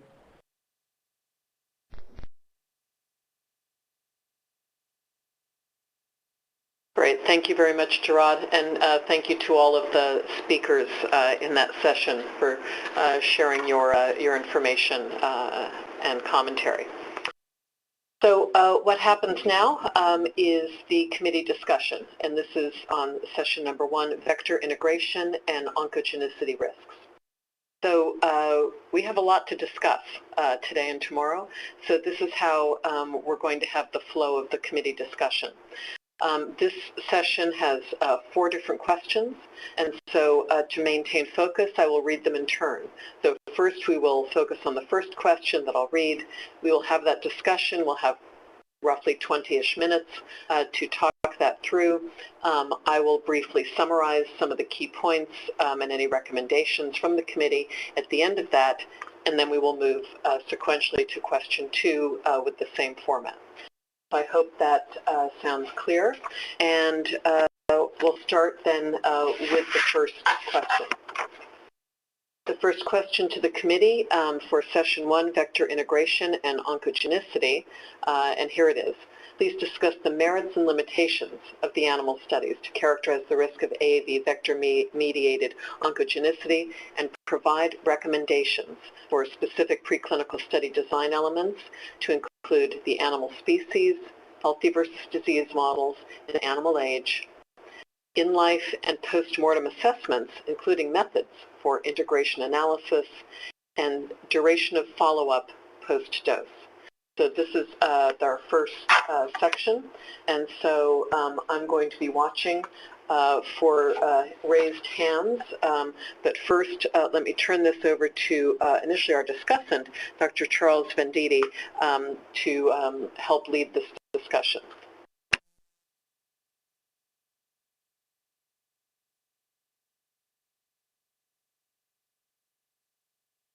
Don't hear you yet. Okay, Charles, let's just make sure we got you connected here. that work?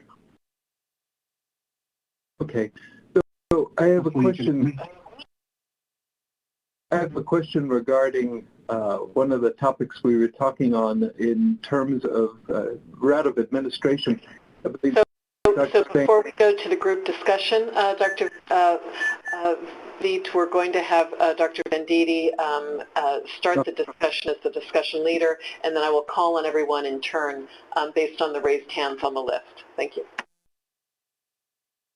I wanted to thank the committee for inviting me to participate and stress that my opinions that I will offer are mine, and they do not reflect an official NIH or National Human Genome Research Institute opinion on this position. I want to acknowledge the excellent presentations that came earlier today, because I'm going to be highlighting some of the messages that I think were transmitted quite clearly in the early talks on the animal species and some of the things that I'm going to try to address in question A. With respect to background, I would also like to mention something for everybody in the audience and to the committee as well, which is that there was a paper that appeared yesterday from Dr. Marcus Grompe's group that's quite relevant to today's discussion that I don't think we're going to be able to cover in detail, but for those that are interested, it's entitled AAV Integration in Human Hepatocytes. And it was just released last night in Molecular Therapy, and it's quite relevant to the discussions today. So I might make some comments related to this paper for those who want the detailed information. The reference is YMTHE5602, and it can be found online. I think one of the messages that was quite clear from Dr. Sand's presentation, and that the discussions thereafter, are that the majority of the observations to date that have seen HCC formation after therapeutic AAV administration have been in neonatal mice. I think we have to acknowledge that the neonatal mouse, for those who don't know about mice, the neonatal mouse is the equivalent of a very premature infant. It has fused eyes, and one could even wonder whether or not how relevant that is for the human neonate. With that as an exception, a limitation that I think we all recognize, also the major limitation I think that everybody would recognize immediately is do humans predict mice? Some people would say no, some people would say maybe. I think we can learn a lot from mice. And the fact is, what we're looking at here is a theoretical risk, a signal. And in the early animal model studies that were detailed by Dr. Sands, some of those were done in my group here in the NHRI, we were not set up to do a study to specifically query oncogenicity and HCC risk and genotoxicity. The studies were designed to look at durability of therapy. And in those studies, a long-term complication that was seen in the mice, most mice after the age of 1 year to more typically after 18 or 16 to 18 months develop an HCC. So when we think about the animal species we're going to use and how long we're going to monitor the animals, I think this is a very important consideration. Someone does a study in a neonatal mouse model with an AAV vector, and they sacrifice the mice at 6 months, 8 months, 9 months, and they can conclude they didn't see any pathology. Well, they may not have waited long enough to see whether there was a signal from that AAV that could be something to be concerned about. So I think we have to remember that when we look at the aggregate data, and also keep in mind in perspective, as I mentioned, that the studies were not designed initially to look specifically at genotoxicity. They looked at the durability of therapy. Nevertheless, what emerged from the studies is that it really didn't matter what the genotype of the animal was. So the disease state, I think, is not, in some of the models, doesn't matter.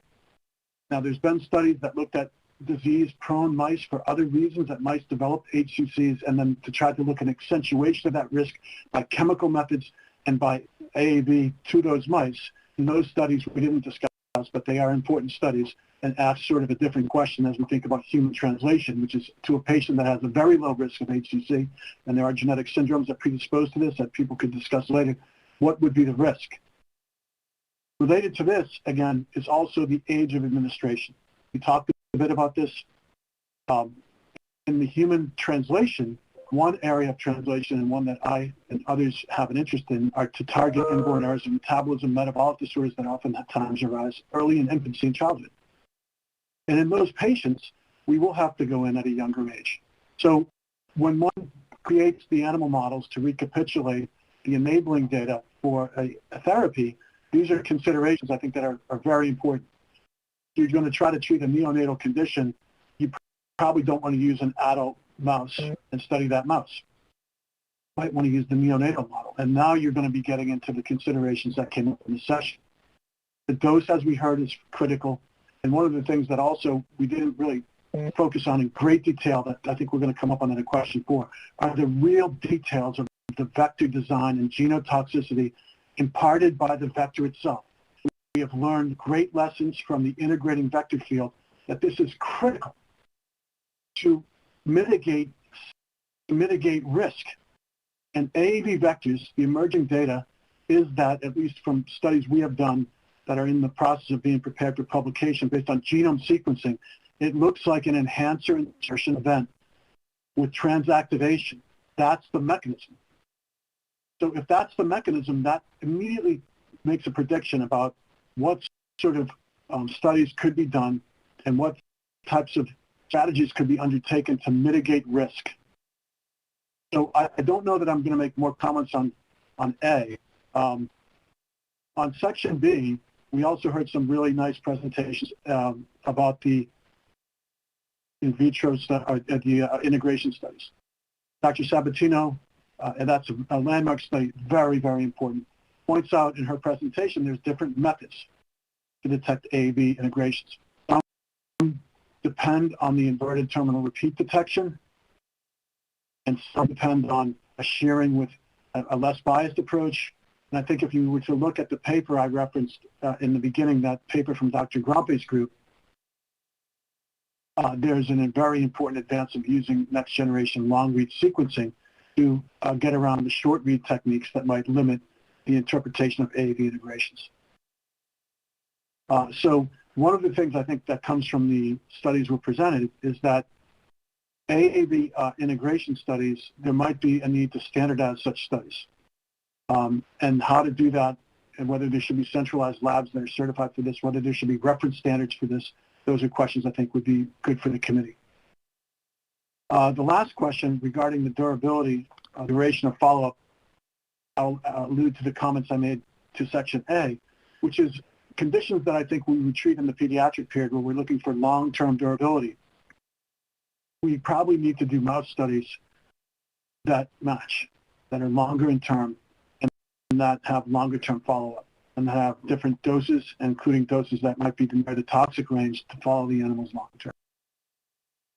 So with that, I would just make one other comment, which is something that also didn't come up today in discussion is, and it's a controversial topic, is whether or not in some rare cases, wild-type AAV can be associated with integrations and HCC.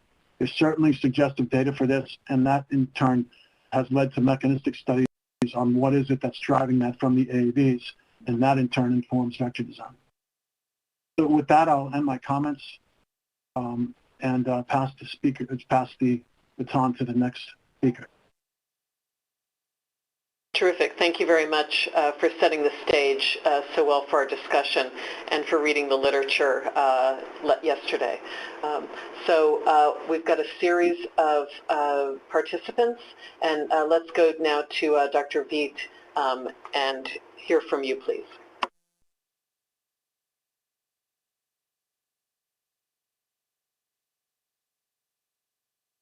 Yes, thank you.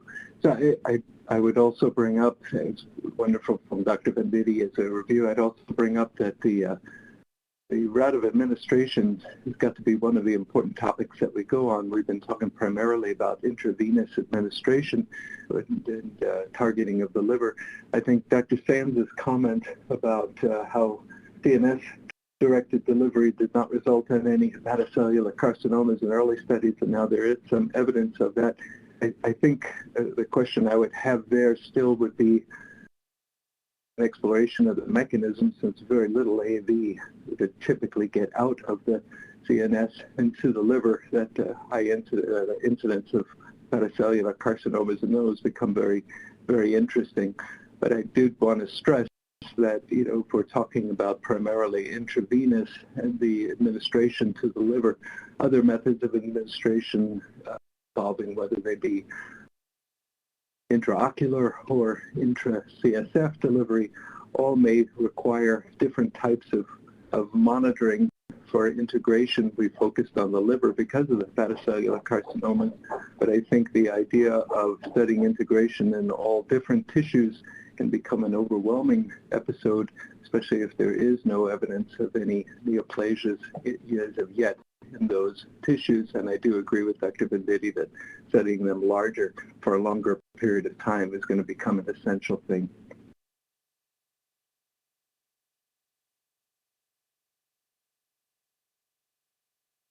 Great, thank you very much. Next up, we have Dr. Bushman, please.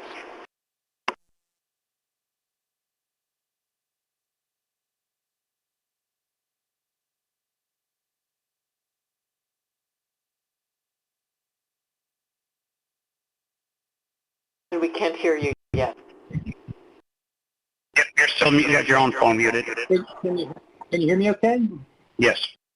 So I wanted to just comment, following up on the integration site analysis and some of the technical points that Dr. Venditti raised. So we did the genomic work with Denise on the dogs, and just commenting on some of the differences with the LilyCrap study. I think they found much less integration in transcription units, but I think we used different annotation of what were the transcription units on the dog genome. So we used, we transported human annotation over onto dog, and so had much more of the genome annotated as transcription units. So I think there's probably a relatively simple explanation for that. The question about, again, comparing to the LilyCrap work, no dominant clonal expansion, I think, again, the methods used, the details of the methods could have a big effect on whether or not you detect clonal expansion. So the way we detect it, again, repeating what Denise said, shearing the DNA, ligating on adapters, and then you have a unique integration site. If you get a lot of adapters at different positions, that meant there were a lot of DNA chains in the initial mix, and that's how we know if we see clonal expansion. And so things like your sampling effort, how much sequencing did you do? How efficiently did your linker ligation go? All those kind of details could influence your recovery and your interpretation of whether you saw clonal expansion or not. So the details of that, I think, are quite important. And then lastly, we've heard several speakers mention the numbers of integration sites per cell, the population of integration sites per cell. And I think that is a very difficult thing to estimate. Denise and I and some collaborators wrote a preprint, and it should be out on medRxiv in a couple of days. It's submitted to a journal. Just briefly, if you carry out an integration site sequencing study on a sample, say from dogs or humans or whatever, and sequence and analyze, you'll find some integration sites. Now, that's only a sample of what's there. That's not all of what's there. You know that because if you go back to the tube and do it again, you get overlapping sites, but a lot of different ones as well. And do it again, you get still new ones, again, still new ones. So you're getting a sample of the population, not the whole population. So figuring out what's really there involves mathematical methods to reconstruct the size of the population from a subsample of that population. And so we've not been hearing about that in the integration site field. We use Chow-1 that gives a lower estimate. That doesn't estimate the population, it gives a lower bound. And I think the whole issue is really fraught with technical challenges. And so we tried to lay that out some in this recent paper. So I think the field could really use a hard look at how we're estimating these numbers and what the uncertainties are. And so I'll stop there. Thank you very much, Dr. Bushman. Next, we have Dr. Zeiss.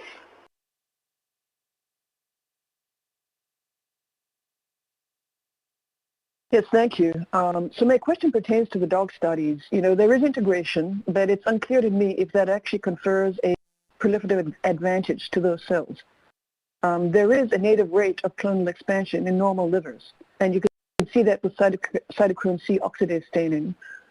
And it can also be tracked with DNA methylation patterns and mitochondrial DNA patterns. And the question is, if you were to do, for example, serial liver biopsies, and it would come down to laser capture microdissection, and look at the extent of those clones that are expanded that have integration sites, AAV integration, compared to those that don't, it may not be the case that AAV actually drives a preferential clonal proliferation. So I don't think we actually know that yet. The other point I'd like to make is that, so the dog pathology is completely unremarkable for dogs of that age. I think that relying on tumors as being an indicator, and humans are exposed to sort of oncogenic drivers in the liver that dogs have less access to. So I do think we need something that is more sensitive, that actually hooks the integration events to proliferative potential of those cells. And I will stop there. Thank you. Thank you very much. Dr. Herzog, please.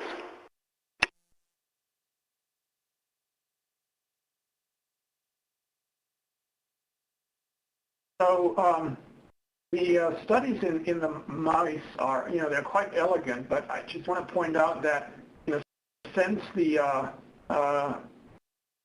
relevant human study is already being done in terms of gene therapy for SMA, we should pay close attention to what happens in those patients over time, because if you think about that, these are patients that are treated very young. They receive a very high dose of vector systemically. It is a capsid that I believe transduces human hepatocytes quite well, and they're using a CB promoter, enhancer promoter, so a strong non-cell specific enhancer promoter combination. As far as I'm aware, there hasn't been cancer formation observed in those patients. But I don't know, how many patients were treated in total and how long they've been followed up. I think we need to pay close attention to that to see how relevant and predictive these neonatal mouse studies really are in that regard.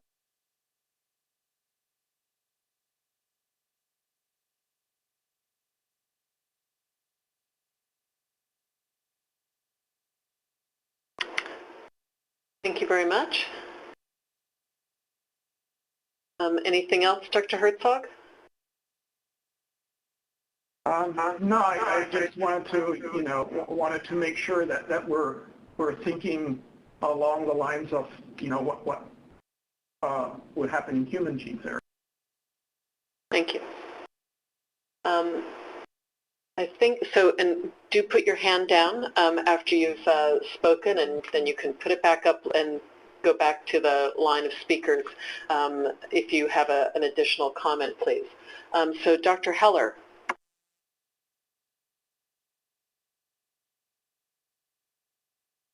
Thank you. I'd like to strongly support what Dr. Zai said. I think that the suggestions were very pertinent. I also want to step back and, instead of talking about animal models, want to think about human models. In humans, we have viruses that integrate, and we have a sense of what happens to those humans. And we know that it takes decades to develop cancer, for example, in hepatitis B or in HIV. HIV not always decades. But based on these models, I think long-term follow-up and the fact, as Dr. Vendetti said, that that smaller children will be treated makes it even more important that we take a timeline in humans and what we already know about human biology into account when talking about these models. Thank you. Thank you very much. Dr. Brewer.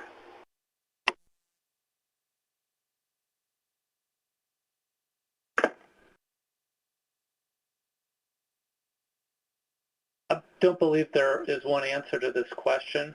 I think that the answers to this question would need to be tailored to, one, the disease that's being treated with regard to its severity and the currently available treatment options. And then two, I'd like to point out that any animal study could potentially be irrelevant, and you will only find that out after the fact when you compare your preclinical and your clinical data. And so far, based on the data presented today, while there's strong animal evidence pointing to the possibility of formation of liver tumors, and this is something that will need to be monitored very carefully clinically, so far the signal in the clinic doesn't seem to be very strong. I wonder if this is the wrong question.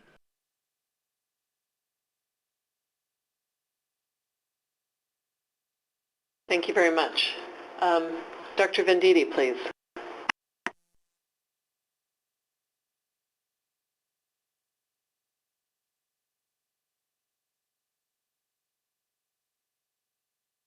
I wanted to rekindle a comment that was made.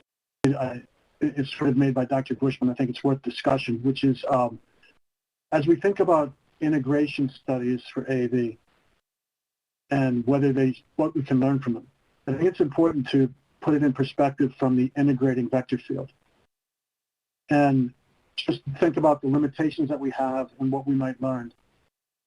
First of all, I think I did hear some comments made by one of the speakers that AAV did not have integration preferences and it's random. I think there's been a number of citations in the earlier presentations today that show that AAV does have a tendency to integrate towards the 5' end of genes and in actively transcribed genes. It's not truly random. But I would also caveat that by saying we have very low numbers of integration events compared to some of the studies that have been done with integrating vectors where there are hundreds of thousands of events that can be captured. And by doing this with more events that in some cases are repeatable, you can learn about preferences much more than you can with AAV integrations, which require, I think, at some level, simulation studies, as was mentioned. But I think it's worth mentioning this and sort of thinking about how can aggregate data sets and what types of methods we could use to get more and more saturate in some ways the number of integrations we could get in hepatocytes and other tissues, as was raised by Dr. V. That's very important. It hasn't been studied much. So I think it's worthwhile rekindling this because it is important, and I would also suggest and mention as well that going back to sort of the fundamental question of animal species and monitoring, to my knowledge in the studies of SMA, very long studies that were, year of age and treated mice as neonates, I don't know that I ever saw any of those papers. I didn't specifically look for this as recently as yesterday, but unless one watches the mice for very long times, and again, this is what Dr. Sands observed originally in his studies, you have to watch the mice for more than a year, sometimes more than 16 months to see the events come on. So if you end your tox studies at a year, you might not see an event that occurs at 16 months of age with a higher frequency. The other thing that's, I think, worth mentioning on the SMA vector that's being used in humans, again, I'm not an expert in this field, but that's a double-stranded AAV. The configuration of that AAV is different than the single-stranded AAVs that all the studies we heard today with the hemophiliac animals and the device studies use single-strand AAVs. So is there a difference in the integration patterns between the SC and the SSAV? I don't know that anyone's really precisely determined that. I think it's something that could be important because it could drive integration preference. And also whether or not the exact sequences in the promote enhancers and in the small sequences that sometimes carry into AAVs from the original wild-type AAV sequences, particularly I'm talking now about the AAV element that Ian Alexander and Grant Logan described in Nature Genetics a few years ago, whether those sequences are present. Earlier today in many of the studies we heard about, it is my understanding that those sequences carried over. So I'm wondering if we could have more of a discussion about density of integrations required to get a confident idea about, do we see a site preference? I would say that the dog study, it didn't need a lot to see that integration preference in some of the genes that Dr. Sabatino discussed. There was a clear integration preference. There were clear CISs. I think it's worthwhile to have more comments about that as we think about, should we be doing routine integration studies in another species, and what can it tell us? So I would turn the floor back to my colleagues, and I look forward to their comments. Thank you very much. And so let's then pause with the line of questioners here, and perhaps Dr. Bushman, if you could come back on and comment, specific question to you that was, just raised. Also, what you've learned comparing AAV and Lenti, and more about the integration. Thank you. Thank you. Can you hear me okay? Well, for the retroviruses, gamma retroviruses and lentiviruses, they each have, as you well know, they encode their own integration enzymes, integrases, and those enzymes bind host factors. HIV integrase binds LEVGFP75, which tethers and targets to integration in active transcription units. Gamma retroviral vectors bind to the BRD proteins at gene 5' ends and integrate there. With AAV, it seems to be totally different, as most of you will know. It seems like there's pre-existing double-strand breaks in cells, and then there's a DNA repair pathway. When there's a break, you can copy from the chromosome across AAV and onto the chromosome on the other side and pick up a piece of AAV that way. So there's sloppy junctions. DNAs may break more commonly at the ITRs because they form hairpins, which are substrates for nucleases. So it's a much more complex and heterogeneous event. So it's a question, so I think it's going to be largely a question of where are double-strand breaks enriched and where do you repair efficiently, going through that whole process. It does seem like many studies have seen active transcription units are a little more favored for integration by AAV, and so why is that? I think there may be some evidence that double-strand breaks may happen a little more often in active transcription units because of D-loop formation and stuff like that. But kind of an interesting research area going forward, but really much different mechanisms for the retrovirus, which have tethering mechanisms, versus AAV, which is integrating at double-strand breaks in cells. So did that answer your question? I think that certainly helped. Yes, Dr. Venditti? Yes. No, those are fascinating comments. I'm just wondering if you could comment on, I guess what I'm wondering about specifically is how many sites do we need for AAV? The studies that we have, we usually don't get. We get thousands of sites. Whereas with integrating vectors, you can get many orders of magnitude more. And then you can learn more about specific patterns. It just seems to me like, is that going to be a fundamental limitation of the AAV integration studies? In addition to the biology is very different, but do we have enough sites? How can we get more sites? And does that limit? Yeah, it's probably a little less efficient isolating AAV integration sites because you have this sort of heterogeneous structure, and the ITR can fold, and so that suppresses PCR at least some of the time. I guess how many you need depends on exactly what your question is. If you're interested in very rough, where is integration favored relative to transcription units, you may not need that many. But is there something special about certain rare regions of the chromosome? Or I guess another question would be initial integration versus accumulation of sites after selection, after long-term growth. Because those are sort of two separate things. Integration happens initially. Then some integrants can promote or oppose subsequent growth of cells inside an organism. And so distinguishing between those two, particularly after long-term growth, often it's hard to get cells because there aren't that many cells left or something after a long outgrowth. So that can take a lot of sampling effort. But I think much of it comes down to exactly what your question is, and that sort of, a statistician would say that then dictates what you need for a sample size.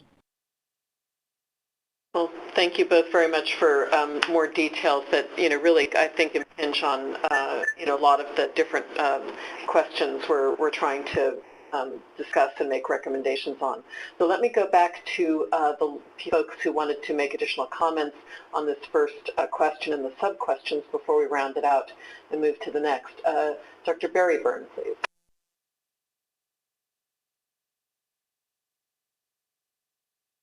Thanks, Lisa. So I just wanted to reiterate one of the points that was made earlier, because I think there's some agreement, general agreement, that the toxicities are truly dose-related, and also the exposure to any adventitious proteins in vector preparations are increased proportionally with vector dose. So these are complex biologics, and really there needs to be a more centralized and coordinated effort to standardize dose considerations, because this is, I think, a first principle in all these studies. So that's something I think that the field can work towards. It's a pre-competitive issue that we worked towards in our center years ago to develop a national reference standard, but this is not frequently referred to in quantifying or making a ratio of a given test article to in an animal study. So something that could be considered. And then regarding the other parts of the question, related to species, disease models, and age. So since it's clear that these are not acute events, long-term studies are warranted. So other rodent species can be considered. And there was a consideration of a platform study to be done in rats through the NIST program in toxicology. That's consideration of how to get the largest number possible longer-term follow-up in those animals, because they have a very comprehensive tumor genicity assessment for small molecules that could be applied to AAV vectors as well. Or in canines, they've been used in hemophilia studies. But again, they're purpose-bred animals that might give a more uniform response than the outbred species that would be in primates, for example, would not probably be very informative. And the in-life assessments in rodents probably do need to be for their lifespan, and they biopsies are not really practical for in-life assessments, but the total follow-up and monitoring should be lifelong. Those are just my comments about this first question. Great, thank you very much. Dr. Kenneth Burns, please.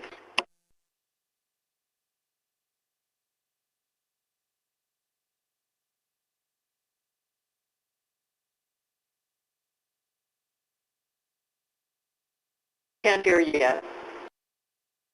Can you hear me now? Thank you. I think there are a couple of basic points. One is to remember that the ITR is the equivalent of a holiday junction, which was a long described intermediate in DNA recombination. Secondly, the question is, to me, is if you think about the different kinds of AAV vectors, which sequences, AAV sequences, let's say, in the vector, are we worried about? Should we really be worried about any AAV sequences beyond the ITR in terms of promoting insertion? And I don't know if that's been well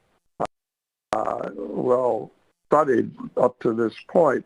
I would say that in the French studies with HCC, where they found evidence for wild-type AAV2, it was important not only to have the right side ITR, but also 100 or 150 unique sequences from the right end of the genome. And that recapitulated studies that had been done 40 years ago looking at the combination between AAV and SV40 in cell culture. So, but most vectors, the way they're made, don't contain that unique sequence from the right end of AAV. So I think that's something that we really have to think about: is what is it that's important in terms of the AAV sequence that we should be thinking about in terms of insertion, and what's important. So, yeah, I think the thing that was pointed out earlier this morning's discussion is that although the capsid vary in various vectors, in fact, the ITR almost inevitably as far as I know, is from AAV2. And the question is that important? Do we have any way of knowing that? I don't think that's been looked at in great detail. So these are things, it seems to me, that we're really going to have to think about before we can really get serious about this question of AAV inducing oncogenicity. Thank you very much, Dr. Burns. So let's have one more question, one more comment here, and then let me try to sum up. I've let this go a little long because I think a lot of these comments touch on some of the later questions that we won't probably need as much time for. But let's go to Dr. Austin, please.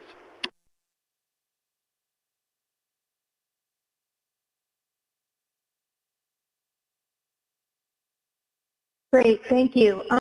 You know, this has been a great technical and scientific conversation, and I think that it's been really robust and dynamic. But if I think about the context of the question, there's a few things here. It does seem that it is, and I think another member mentioned this, it's a bit premature, it seems like, to provide really general recommendations on preclinical study design. You know, there are questions related to species relevance and how to tease that apart and how and which parameters should be set. So I do think that B is a little bit more interesting in terms of the integration analysis. You know, it does seem that there are indications that there's preferential insertion sites, and really digging into that and how that might really relate to the oncogenicity is, I think, pretty important. I think we've got a couple of things happening simultaneously. The technology is still evolving, but we do need to use that, we do need to start to drive towards standards. Otherwise, we're really not going to be able to generate the database of information that we need to make informed decisions as we move forward, especially because some of these technologies have unintentional data bias based on the method. And so we really need to, I think we're starting to get a sense of the scientific issues that are out there, but we need to start to drive towards some types of standardizations and understanding that will help us give solid recommendations for preclinical study design as we move forward. So I just wanted to kind of reiterate in terms of the question, how the science and the technology relates, and that maybe this question is definitely a bit premature to set specific recommendations. Terrific. Thank you very much. So as we think about the first question about vector integration and oncogenicity, let me summarize a few key points that I think I've heard from this initial discussion, and then you can let me know if there's something else that should be included or changed.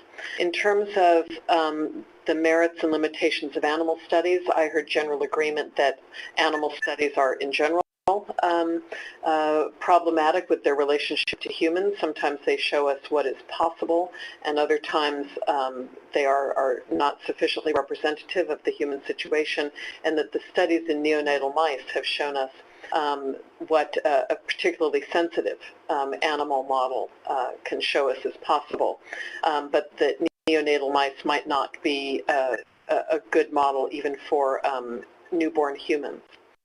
Although a newborn human model is critical when dealing with inborn errors of metabolism and gene therapy in that realm. So in terms of animal species, there's relevance certainly also to dogs, and there's also consideration of other animal models that are less studied, including rats. So healthy versus disease models, we didn't really discuss that much, but animal age, I think I've covered neonates being particularly sensitive. Another consideration, though, is the route of delivery. We've spoken mostly about intravenous delivery that does preferentially go to the liver, and that is the model, an approach that is most likely to induce liver disease, if at all, compared to other routes of delivery where the assessments might need to be organ-specific based on route of delivery.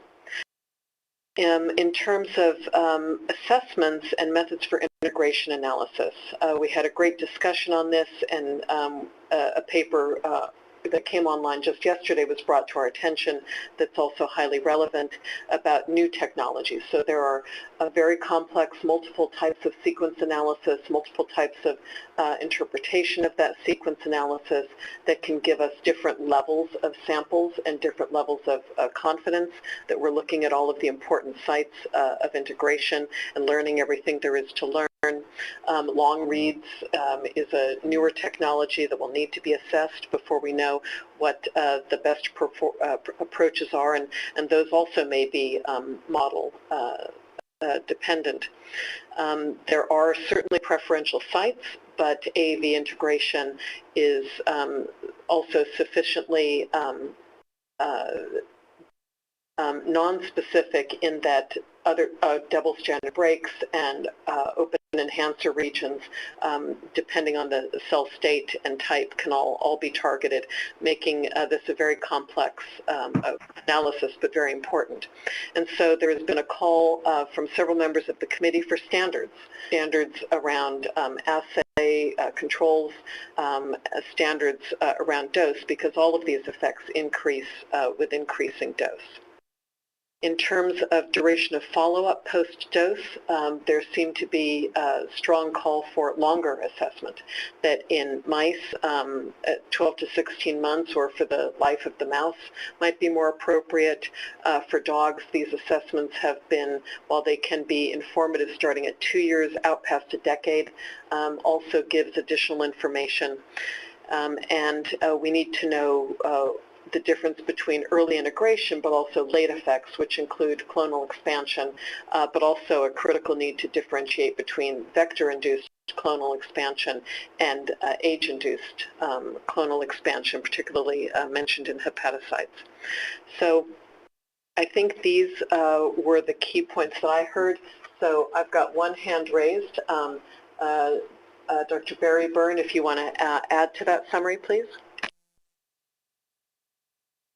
Yeah, thanks, Lisa. There is another point worth raising because of, there's obviously the most intense interest in understanding the frequency of these events in humans. And there really, since June 2019, when Zolgensma was approved for the treatment of SMA, there's now been over 1,000 children who have received it. And now, in the past year, the majority of states doing newborn screening lead to exposure to the treatment in the first few weeks of life. So there's an opportunity there that for establishing a cohort of long-term follow-up in these patients where they don't have an underlying liver disease, but they've received a systemic exposure to an AAV9 vector, AAV2 ITR. So if there's something to be learned, that experiment, in fact, is already underway. So I think that warrants consideration of how those patients will be followed long term. Terrific, thank you. So with that, I'd like to move us to the second question for the next period of discussion.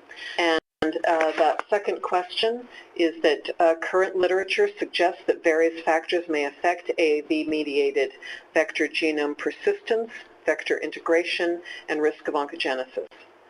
Please discuss benefit-risk considerations for AAV vector-mediated oncogenesis, such as patient's age at the time of treatment, pre-existing liver conditions, for example, infection with hepatitis B or C virus, and high vector dose. So, great.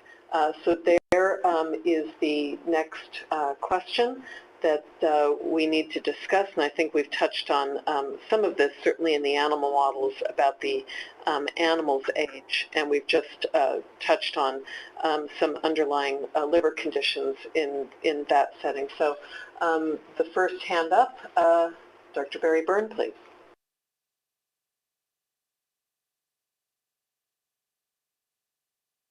So no, I didn't have my hand up, but I can comment if you like. Okay, great. And then we'll move down. We've got additional 2 other questions after your initial comment. Yeah. So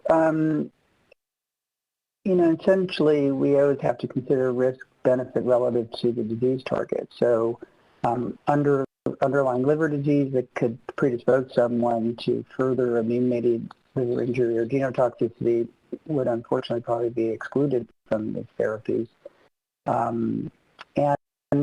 as well as the prior exposure to viral pathogens that predispose to oncogenicity. So we just have to consider, the severity of the underlying illness, and since there'll be, take some time to get a definitive answer to these questions, we'd have to start with the population that's least at risk, but understanding that those that have the most are the most vulnerable and the most severe disease still have access to those therapies because they're really transformative, in many cases life-saving. So we don't want to leave those patients out of the equation of that, having access. So. Thank you. Dr. Venditti.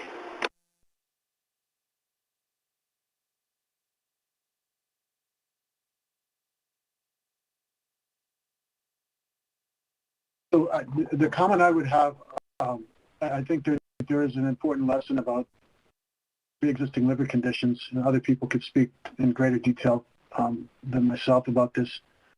If someone has Hep B or Hep C, hopefully we're going to check every patient before they receive AAV, see if they have that. Those are, have a significant risk of incurring an HCC formation later in life. So that's something we have to, be careful about. And I realize some patients, again, the example would be hemophilia, for some patients that have this and they don't have other options. They entered the trials. They're known to have Hep B and Hep C. And then there's a recent patient that was mentioned in the briefing book, but, has been discussed a bit, who, developed an HCC, and it was said not to be related to AAV, although I don't think there's a publication or that data has been made public for examination at this point, to my knowledge.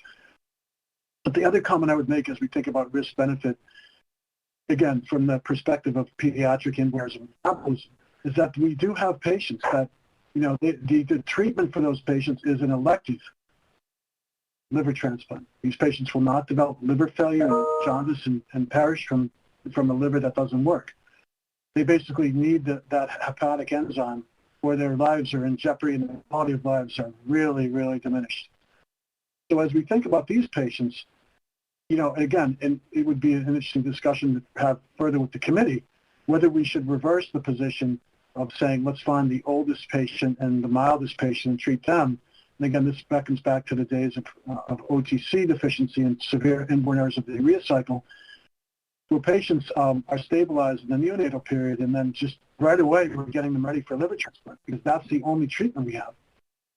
So in such a patient, I think the risk-benefit equation has really shifted down, and with aggressive monitoring in such a patient, even though those livers might be perhaps more prone to malignant transformation that remains as an unknown, we would just have to have aggressive monitoring of those patients and try to use vectors that were stripped away of elements that we've learned from the preclinical studies that can confer genotoxicity, such as very strong enhancers. If they're not needed in the cassette, maybe they can be removed. So I do think, as Dr. Burns points out, this is it can be a patient-centric decision about risk-benefit. But again, I think looking at certain populations, the example of SMA, for example, there's not going to be older patients per se with severe infantile SMA. They don't survive. And that paradigm can be, I think, extended to other patients that have inborn errors of metabolism, where we're currently detecting these patients at birth by newborn screening, and then telling them your best treatment is going to be an elective liver transplant someday when you're really, really severely affected. And I'm just hyperbolizing that comment, because not that is what people say in the clinics, but that is an approach to some patients, which, again, in my mind as a clinician, shifts our risk-benefit about what patient we should offer a transplant to versus an AAV treatment that may be theoretical and have risk with it. At the end of the day, if that patient did have a genotoxic event related to a liver problem, they would revert to the natural therapy, which would be an elective liver transplant. So, as we think about the patient populations, that matters for the individual diseases that we consider for AAV, especially as we move down in age. Thank you. Thank you for those considerations. Dr. Roos, risk-benefit.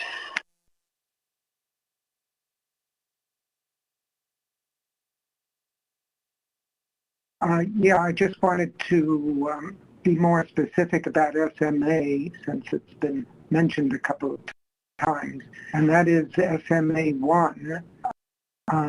These babies that are born with SMA1 will, 95% will be deceased by age 2. Now there may be more than one treatment available, but perhaps using more than one treatment is important here. Also Duchenne dystrophy, where AAVs are being used in clinical trials, patients survive longer, but nevertheless we don't really have alternative treatments for Duchenne dystrophy. So benefit risk is certainly important and has to be considered here. Not that we shouldn't pay attention to AAV integration and oncogenesis, but we need to clarify what we're treating, what the alternative treatments are. Thanks. Great, thank you. Okay, I'm not seeing other hands up. I'd like to hear from other members of the committee, and we also want to make sure over the next a couple of questions that we're able to hear from pretty much all the committee members. Professor Fox, please.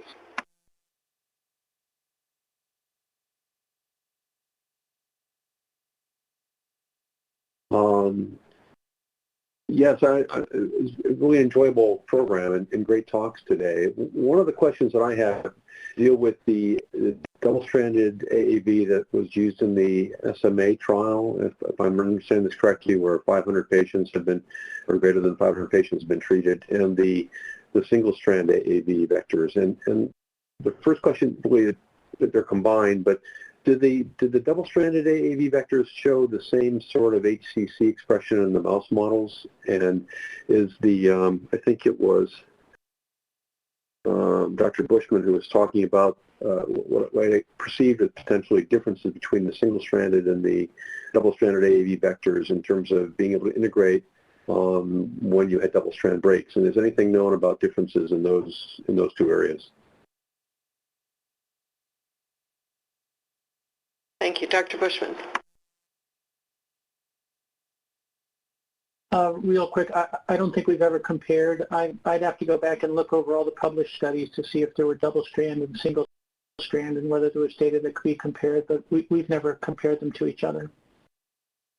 So it seems like if there's 500 patients data with the double-stranded AAV vector and there's other AAV things going on single-strand, that would be an important thing to know to be referencing back to the data from the double-stranded AAV vector. That's my only point. It would be interesting to study the SMA subjects if samples are available and ask if there's genetic differences. That would be a good study. Thank you both. Dr. Herzog.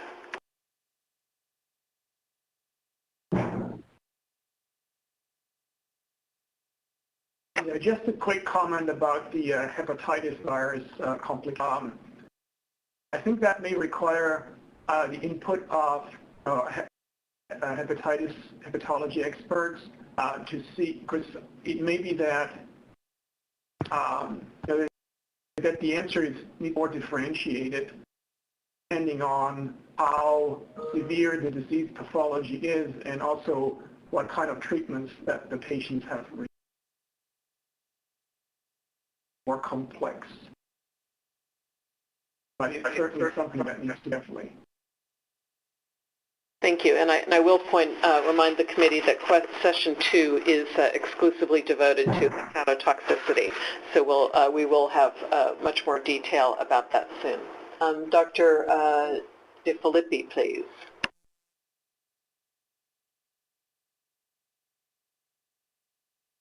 Thank you, and I've quite enjoyed what I've seen so far. First of all, I'm not a physician, so take my comments with that as a grain of salt.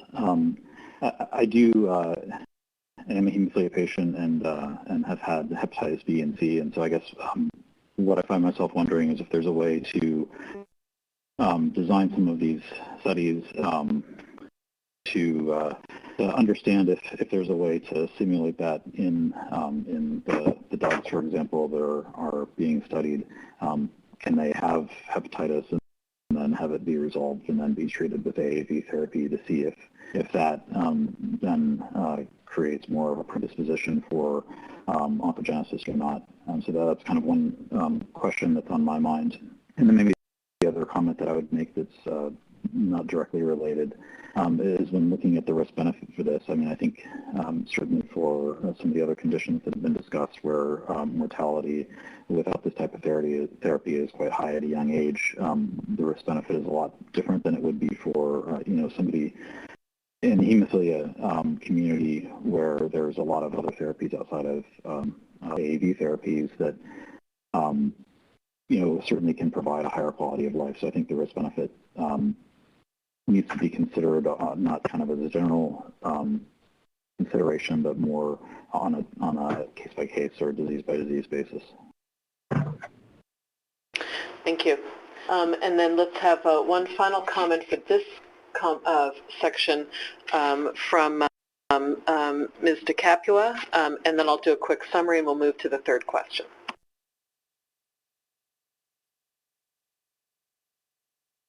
We can't hear you yet. Okay, sorry. I'm not a doctor either, but I wanted to just mention something about the risk-benefit as a parent of a child who passed away from a rare disease at age 8, and there were no treatments or anything back in the 90s when he was diagnosed. I think there's one treatment now, but when it comes to risk-benefit and when you're looking at a life expectancy that's not long, it plays a huge factor in it. And there's times I don't know how I feel on this issue because quality versus quantity was always in my, on our mind. But if it's anything that could give a little bit of quality for a little bit longer, I think it's important to weigh that out versus having the perfect science down as to what it is and isn't going to do. When there's no other alternative, the risk-benefit's huge. All right, thank you very much. So I'm going to quickly sum this up, and so we'll move to the third question after this. And so,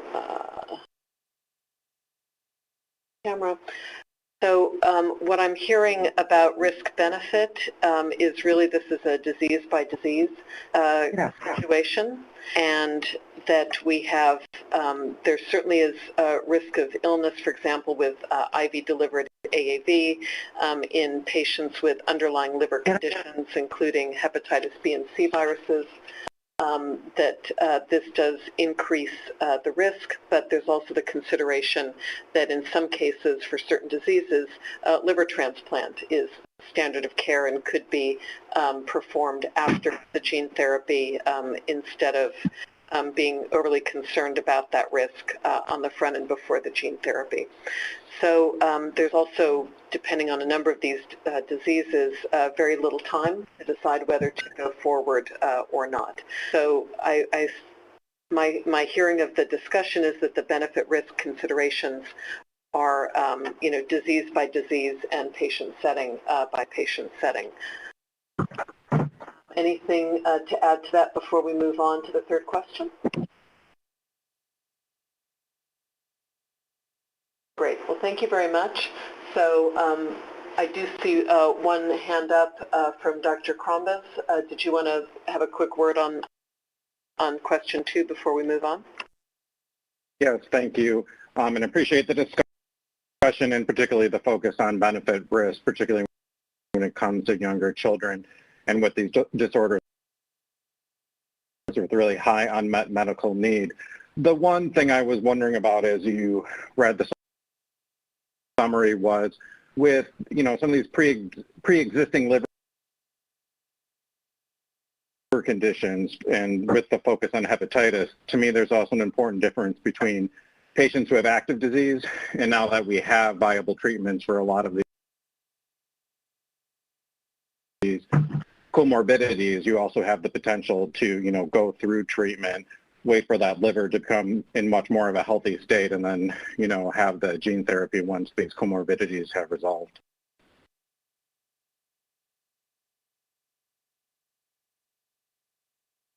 Great. Thank you for that additional perspective.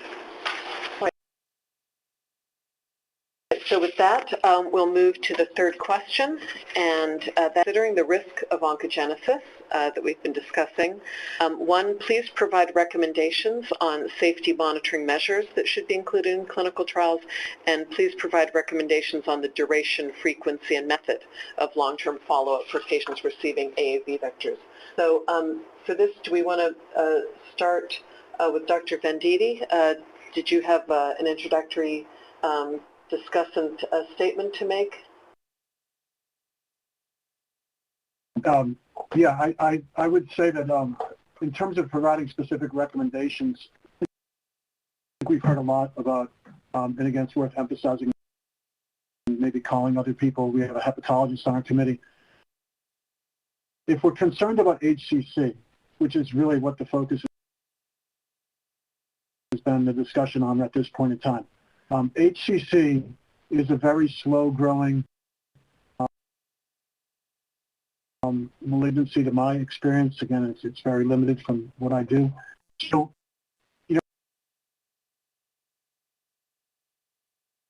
I think if we look into the pediatric population where some patients that for other reasons can be at risk for that we could look at as a starting point. But I think a very fundamental place would be, again, obtaining what sort of imaging studies we can obtain. That I think knowing something about a patient, if they have a fibrotic liver or a fatty liver, could be an important starting point. That's something you can get a little bit of an opinion about by an ultrasound or a fibroscan. Whether you could do a CT, and then if you do the CT, you could miss a lot of things that are small, so why would do it? But sort of a baseline imaging study at some level, monitoring patients. And then routine monitoring, I think, for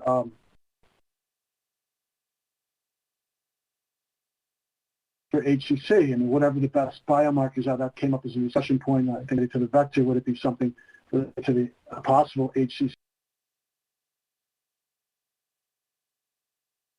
Example, the classic marker that I think some people think of as alpha-fetum, and then follow those patients would be to look for any changes. And if such a change was observed, then you would sort of escalate to an where you might do whether you might do a.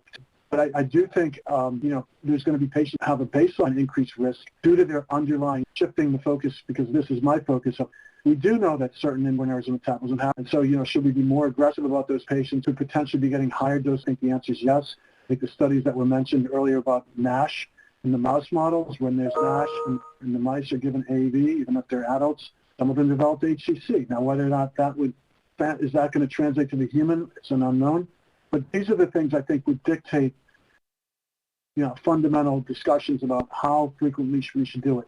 I would defer to our other experts on the panel about the details of, what's the best method, what's the most contemporary method, because certainly this is not a new, not something new for this field. This is something that's done in the clinic. And so I guess with that, I would invite comments from others. And thank everybody for listening. I'm going to turn my camera off. Thank you. So let's go to Dr. Hawkins, please.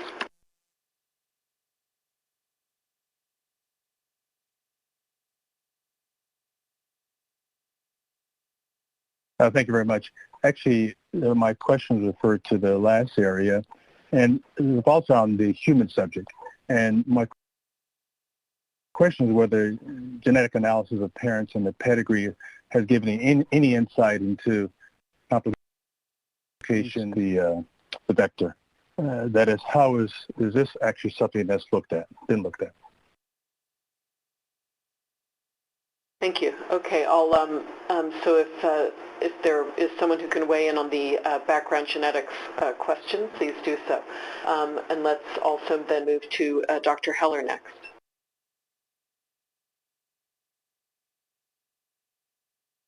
as a hepatologist on the panel, the approach to HCC is well worked out. The screening is well worked out. We do the recommendations and the guidelines are clear. We do ultrasounds every 6 months with or without AFP. AFP is not always. AFP has fallen in and out of favor in the guidelines. Liver enzymes on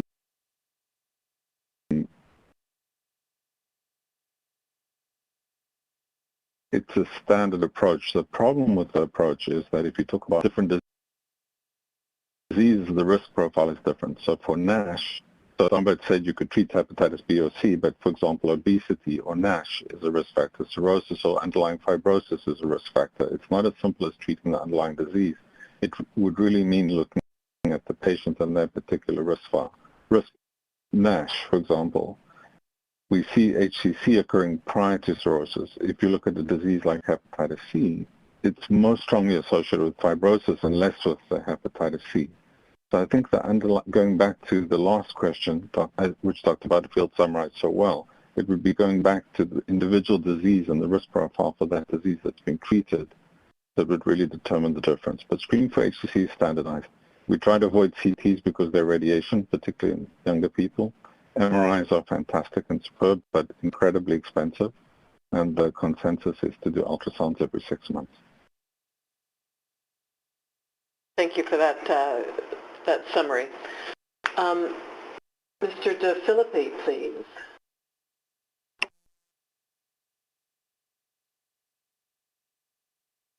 I wanted to make a quick comment on the question number 3, particularly with respect to the follow-up. And I think certainly my entire life I've been seen at hemophilia treatment centers, and I think that proves to be a pretty effective model for patient follow-up long-term. My physicians at the various HTCs that I've worked with certainly know everything there is to know about my health and how it's evolved over the years. And so I think when you think about patient monitoring and long-term follow-up for patients of gene therapy, I don't know why you wouldn't follow the same model. It would make sense that given the risk of oncogenicity, that even if it's slight, it's there, right? So following up the patients for the rest of their lives makes a lot of sense, and having kind of a routine model where patients check in either at a center like an HCC or something similar, either in person or virtually, makes a lot of sense. I think registry data certainly seems to be one of the solutions to understanding how effective this can be over the long haul. Thank you. Dr. Bushman.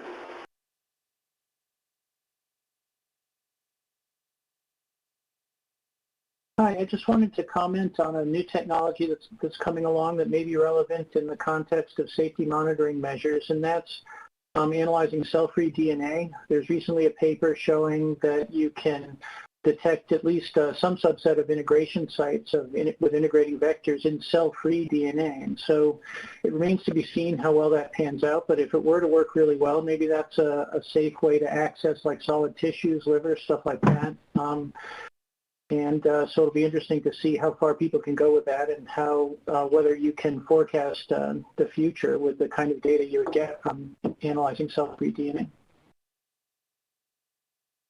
Terrific, thank you. Barry Byrne, please.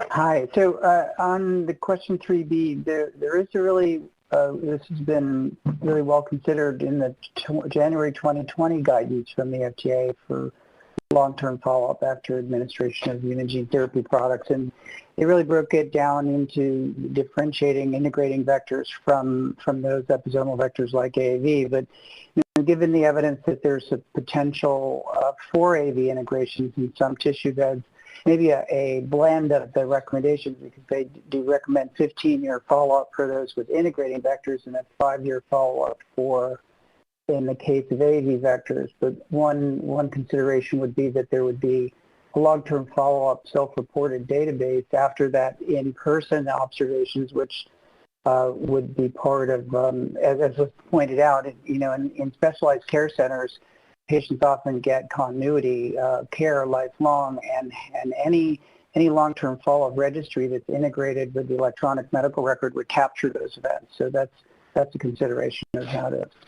to achieve that multi-year follow-up across a variety of providers and sites of care. Thank you. Okay, I still have some hands up from folks who've already spoken. Are there, do you want to keep those hands up for new things, or have we discussed this section? Dr. Hawkins, did you have something to add? Your hand no, I did not. Okay. And Dr. Bushman, did you have anything additional? Your hand is no. Okay. So then our last, so Dr. Ruth?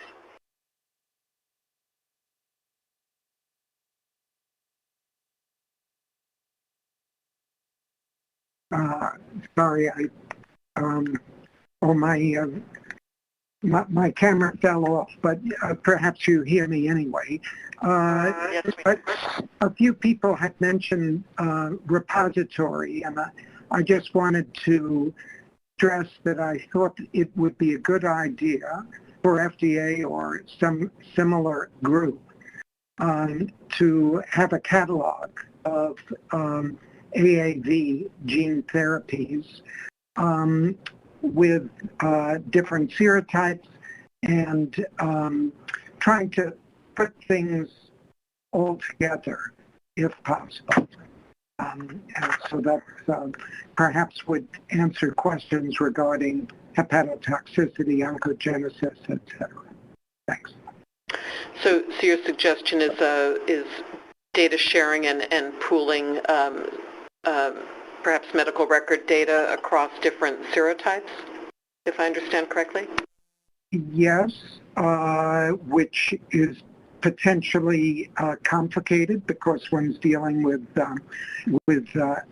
different private companies. But on the other hand, I think it would be very informative to do this. It's complicated and also labor intensive. But at the end of the day, maybe it's also informative. Thank you.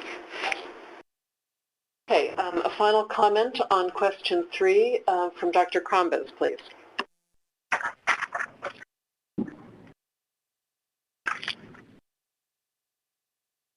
Thank you again, and do appreciate the discussion and agree with the conversation around long-term treatment and the importance of that. And while I do also agree with the potential risk here, just also wanted to remind everyone that at this point, in humans at least, it is still a theoretical risk.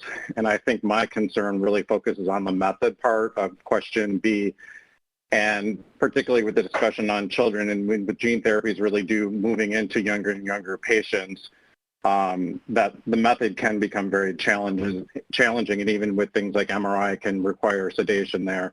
So just weighing the burden of this surveillance with the fact that, to this point, with quite a bit of human data collected, it is still a theoretical risk.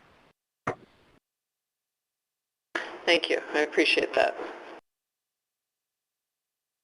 Okay, so as we think about safety monitoring measures in clinical trials, I think the summary of some of the recommendations and comments we had that for the potential risk of HCC, that monitoring is standard, and that's every 6-month ultrasound, may or may not include AFP, that liver function tests are less informative, and CT scans are not recommended due to the radiation, and MRI is effective but not as much cost effective. So that is standardized. Follow-up for disease correction, for example, in hemophilia, also standardized with lifetime follow-up. So there are a number of standards here that could be followed, and there were no recommendations to change those standards other than to consider for the young children that some of the monitoring would be more challenging in those smaller children.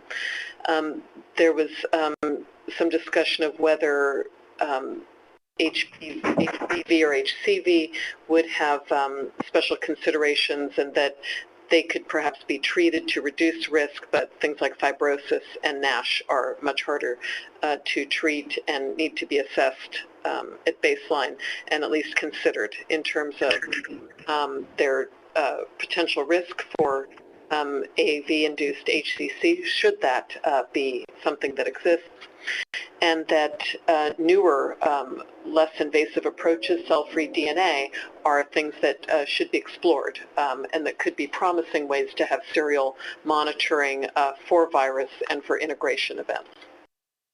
So if there's nothing to add to that summary, we will move to our final question for Section 1, which is posted, and that's also on oncogenicity. Please discuss whether some vector designs may enhance the frequency of vector-mediated integration and the risk of oncogenesis. For example, how is the risk affected by promoter enhancer elements, genome-targeted nucleases, or novel AAV vector designs for which there is to date limited clinical experience? Because AAV vectors can carry significant levels of co-packaged DNA impurities from the manufacturing process, is the risk of oncogenesis increased due to preferential integration of non-vector DNA, and what types of studies should be performed to assess this risk?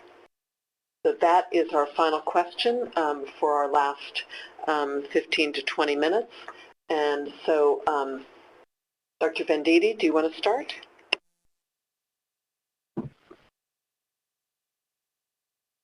No, thank you. This is a very loaded question. We could spend, days on this topic. I will just make some quick comments, which to address number one, again, we've published a paper on this. There's absolutely no doubt that certain promoter enhancer configurations have a very increased risk of HCC formation in the neonate when they are delivered at higher doses. Many people have observed this, and there's a short list of promoter enhancer combinations that have been published that we are aware of where this risk is elevated. And part of the reason, in my opinion, the field has gone in this direction is because when one does the proof of concept studies in an animal model, usually what you would try to do is make something that's very potent to see if you got a signal. And with AAVs being so potent as they are, and then the promoters and enhancers that people have developed being, an additional potency on top of that, the effects can be striking in very, very sick animal models. And that's, I think, how people got into this in the first place. They were looking for durability of a treatment, a single treatment, and finding that mice were literally corrected their whole lives. It was miraculous. Well, it turns out that maybe it was in some ways too much of a good thing with respect to the expression of those transgenes by the AAV. And the promoter enhancer configurations, at least we've published on, and these that have been in the literature, that seem to have an unquestionable risk of causing HCC in mice, include the chicken beta-actin, the enhanced chicken beta-actin promoter, GMB promoter, and the enhanced TBG promoter.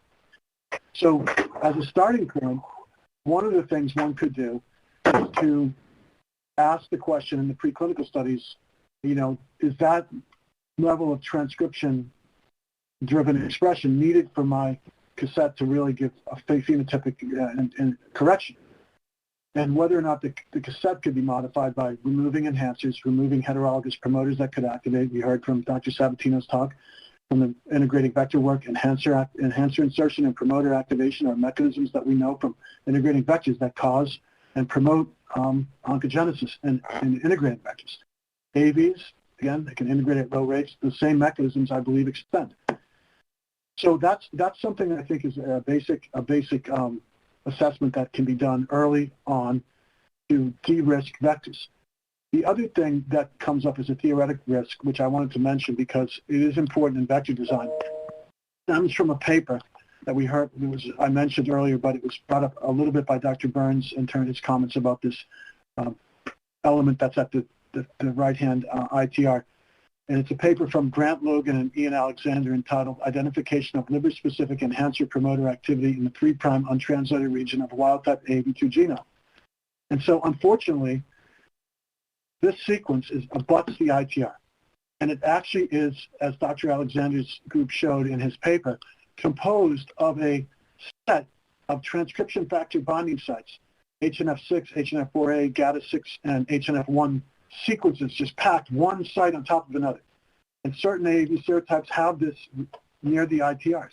And some of the older vectors derived from P sub 201 used this ITR and flipped it to make a cassette. And those sequences have carried over into some of the cassettes. And they're hard to get rid of because they're right adjacent to the ITR. And there's no restriction sites that are facile where you can just chop these out. So if you're using an enhanced vector that has a strong promoter enhancer in it, maybe you want to remove those elements if your vector has them. Some vectors don't have them. Now this is, again, a field. We don't know the sequence of every vector that's been given to patients. If we knew, we could do an analysis and say, oh, well, this vector has these toxic sequences, this vector has the AAV HTC or the AAV enhancer element that carried over, and then we could have a rational approach to making a better vector. The reason I'm also emphasizing this is because in Dr. Alexander's paper, and it was published in Nature Genetics, in his analysis, he finds remnants of this ITR budding fragment and related pieces of the AAV genome from wild-type AAVs in 10 of the 11 HCCs that were described by the group in France, the Nault et al. Genetics, that suggests that in a rare subset of AAV infections that are associated with HCC, a very rare subset of HCCs, this tiny bit of the AAV genome can be found in those HCCs as possibly a causative, contributing factor. So if you can get rid of that sequence, maybe that's something to do to mitigate. So with that, I don't want to continue my comments. This is a passionate area for me and an area of research, but I do think this is an important area to consider. And there's other ways to augment expression from cassettes. One can enhance translation. One can enhance RNA stability. You don't always have to go for increased transcriptional activation by an enhancer to get better transgene expression. So those are the types of things I think should be done, should be thought of early on in the studies so that you don't advance vectors forward that have elements that could have toxicity. Could. In mice, they have toxicity. Humans, we're not certain yet, but they could. And so if you can get something that you don't need an enhancer for, and it also works well, that might be better for the theoretic risk of safety. With respect to double-stranded, for nucleases and things that induce double-strand breaks, I think that's a separate area. We heard a lot of comments about AAV integrations being stimulated by double-strand breaks and by broken DNA. So that's just the fundamental aspect of some of those approaches. I think there's ways maybe in the future that we could use with nuclease engineering to minimize these effects. It's not my area. I don't want to speak a lot about it. But the second area, the quick comment I would make about the AAV, the DNA impurities and the AAV preps, this is an active area of consideration. And I think the future would be better approaches for NGS and biophysical characterization that are standardized to look at the AAV preps. What is in them? Everyone accepts the fact you can get plasmid reverse packaging from plasmids. What else is in there? Unless we have better methods, and there have been some very nice publications that have come out, which are, for those who are interested, you can have some of these reports that have, there's not a lot of them. But I think as the field moves, we need to adopt these approaches, QC vectors, so we can get an idea of what is in them, and that could help us determine the purity of the vector and what are the impurities. And for certain, I think if we have reverse packaging of a truncated genome that carries an enhancer element in it with some ITR fragment, that could be a toxic contaminant. If you don't know if it's in your prep, how will you figure this out? So I would leave other comments for the rest of the panel. Those are my quick comments to start the conversation. Thank you very much. And I think we also heard in one of the talks the notion that, needing to know the sequence of the vector, that it's informative to know what's going in the patient, but also what is found later for what might have integrated and what might be existing in clonally expanded cells. So much to discuss. Let's start with Professor Fox, please.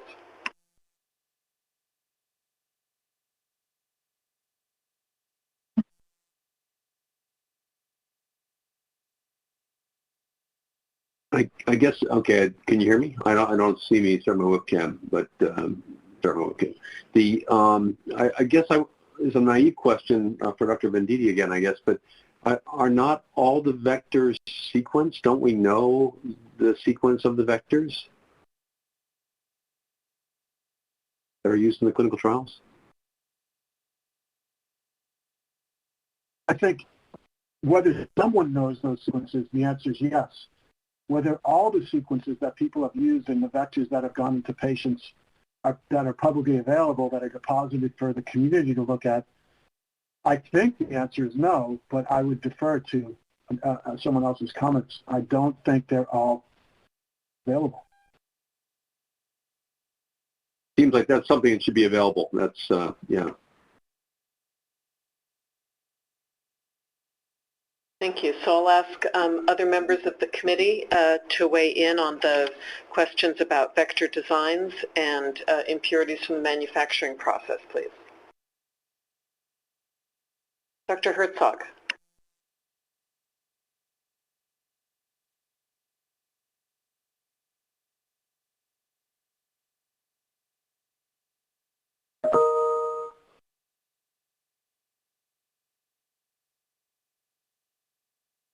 Dr. Herzog, you can go ahead and start speaking. There you go.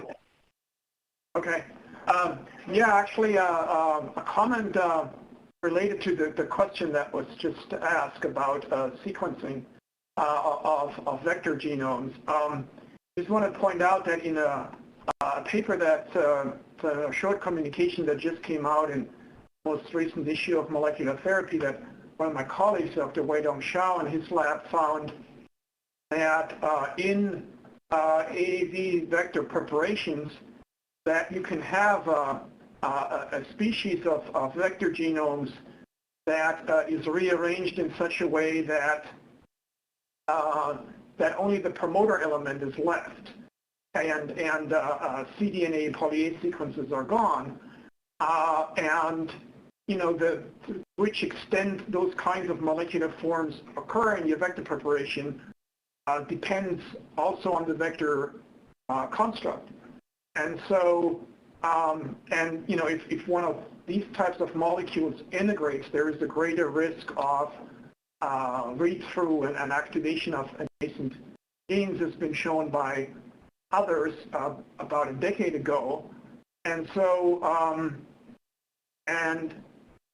even if you have the sequence of your therapeutic vector as it is in, for example, your vector plasmid or whatever production system you're using, your recombinant construct, there is also the question of what does your actual vector genome composition look like after the vector is produced. And that's another area that perhaps should pay more attention to, that has not been much scrutinized. And is that tractable given current technologies, or are we in the same boat we are with integration site analysis, and it's very complex? I think that's actually easier to analyze with current technologies. You can get a number on what your level of quote unquote contamination would be.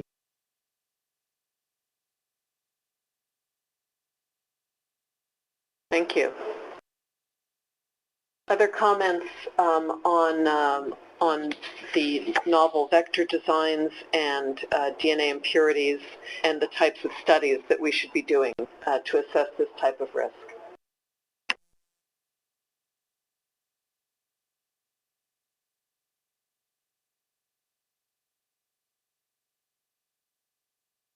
Right, so if perhaps all of the points of the committee have already been raised in our first few comments. All right. Well, let me summarize and then see if anyone wants to add anything or ask anything further. So what a number of the animal models have given us are lessons about known specific promoter enhancer combinations that can play can confer more risk on downstream oncogenesis. We know that higher dose can lead to higher risk, and that could be both due to those higher risk vector elements as well as contamination elements from those repackaged DNA and other contaminants that go hand in hand. So there are a number of sequences also associated with the ITRs that can perhaps be eliminated to reduce risk. So we could, one recommendation is that we can at least analyze and eliminate sequences that have been shown in animal models to confer that risk. There was reference to another brand new publication of other recombinant vector forms that could be in the prep that we might need to look at. And so plasmid sequence is only part of the aspect that should be looked at.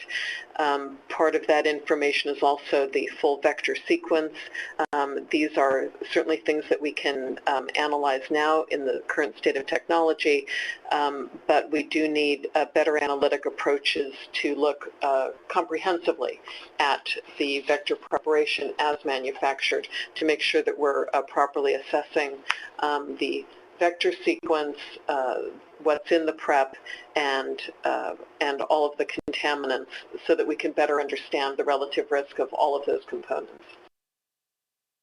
So if there are any other comments, I'm looking for raised hands before I close out this first session.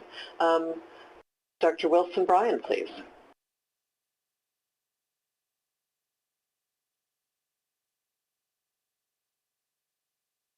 Well, I appreciate the discussion by the committee. What I'd like to do is check with my FDA colleagues to see if any of the specific disciplines have questions about what they've heard from the committee. So let me call in first for Pharm Tox, Dr. Dan Urban. Hello, my name is Dan Urban, and I'm a Pharm Tox reviewer. And so we really appreciate the informative discussion, and we'll take these recommendations and perspectives back to our FDA colleagues as they relate to the preclinical programs. So no further questions. Thank you.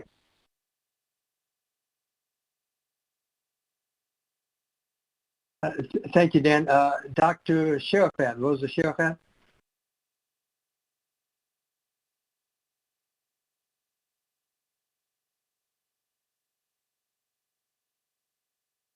Thank you. Likewise, I wanted to thank the committee for the informative discussion, and also Dr. Vendetti and also the chair, Dr. Butterfield, for the nice summary. We will take your suggestions and input back to our interactions with our sponsors and Okay, let me see if anybody has any questions for the committee. Dr. Burns, Andrew Burns. Thank you for the very extensive discussion. No further questions. Okay, thank you, folks. So the committee seems to have addressed all of our questions adequately in this first session. Very much appreciated. Thank you very much, Dr. Bryan, for confirming that and for making sure that our FDA colleagues have that opportunity. So with that, we close out the first question and the first session, and we move to session 2, which is devoted to the obviously important topic of hepatotoxicity. So I'd like to introduce Dr. Lindsay George, Assistant Professor of Pediatrics at Children's Hospital of Philadelphia. And this will be discussing toxicity risks of AAV vectors for gene therapy. Thank you very much. Okay, great. Thank you very much. It's been a really great discussion so far, and I appreciate the chance to be here. So I'm charged with summarizing some of the information that's come out of clinical trial and initial license vector as it relates specifically to hepatotoxicity. These are my disclosures. So what I'll just briefly review over the next approximate 20 minutes are what we've seen come out of with respect to clinical hepatotoxicity in essentially 4 disease states, so the hemophilia, spinal muscular atrophy, and X-linked myotubular myopathy. In the absence of having enough time to really talk about liver physiology, I wanted to just emphasize, oh, the clicks aren't coming up. Okay, well, I'll just say it and hope that the points are not lost. But I think an important point which has been made before is that really if you deliver certainly a systemic AAV vector, it does ultimately efficiently traffic the liver irrespective of what the target tissue type is. And so this is likely related to a couple factors, not the least of which is hepatic blood flow physiology. So we know that the liver has a dual blood supply through the hepatic portal vein and hepatic artery system. And similarly, as you can see here in hepatic sinusoid figure, does have a fenestrated endothelium, and this allows small particles that are in the systemic circulation to efficiently cross in into the sinusoids and then through receptor-mediated endocytosis be efficiently delivered into hepatic cell types, namely hepatocytes. So moving now to the hemophilias. Currently all AAV trials rely on, for hemophilia anyways, rely on systemically administered AAV vectors that use hepatocyte promoters to target hepatocyte expression of either factor VIII or factor IX. Hepatocytes are the endogenous site of factor IX synthesis, but are not the endogenous site of factor VIII synthesis. So factor VIII is endogenously made predominantly in liver sinusoidal endothelial cells. Whether or not that's relevant is not clear with respect to hepatotoxicity. Importantly and unfortunately, the hemophilia population has underlying comorbidities related to liver disease, and that's largely due to the presence of iatrogenic infections from contaminated blood products in the 70s and 80s. So that's what's depicted in this graph here.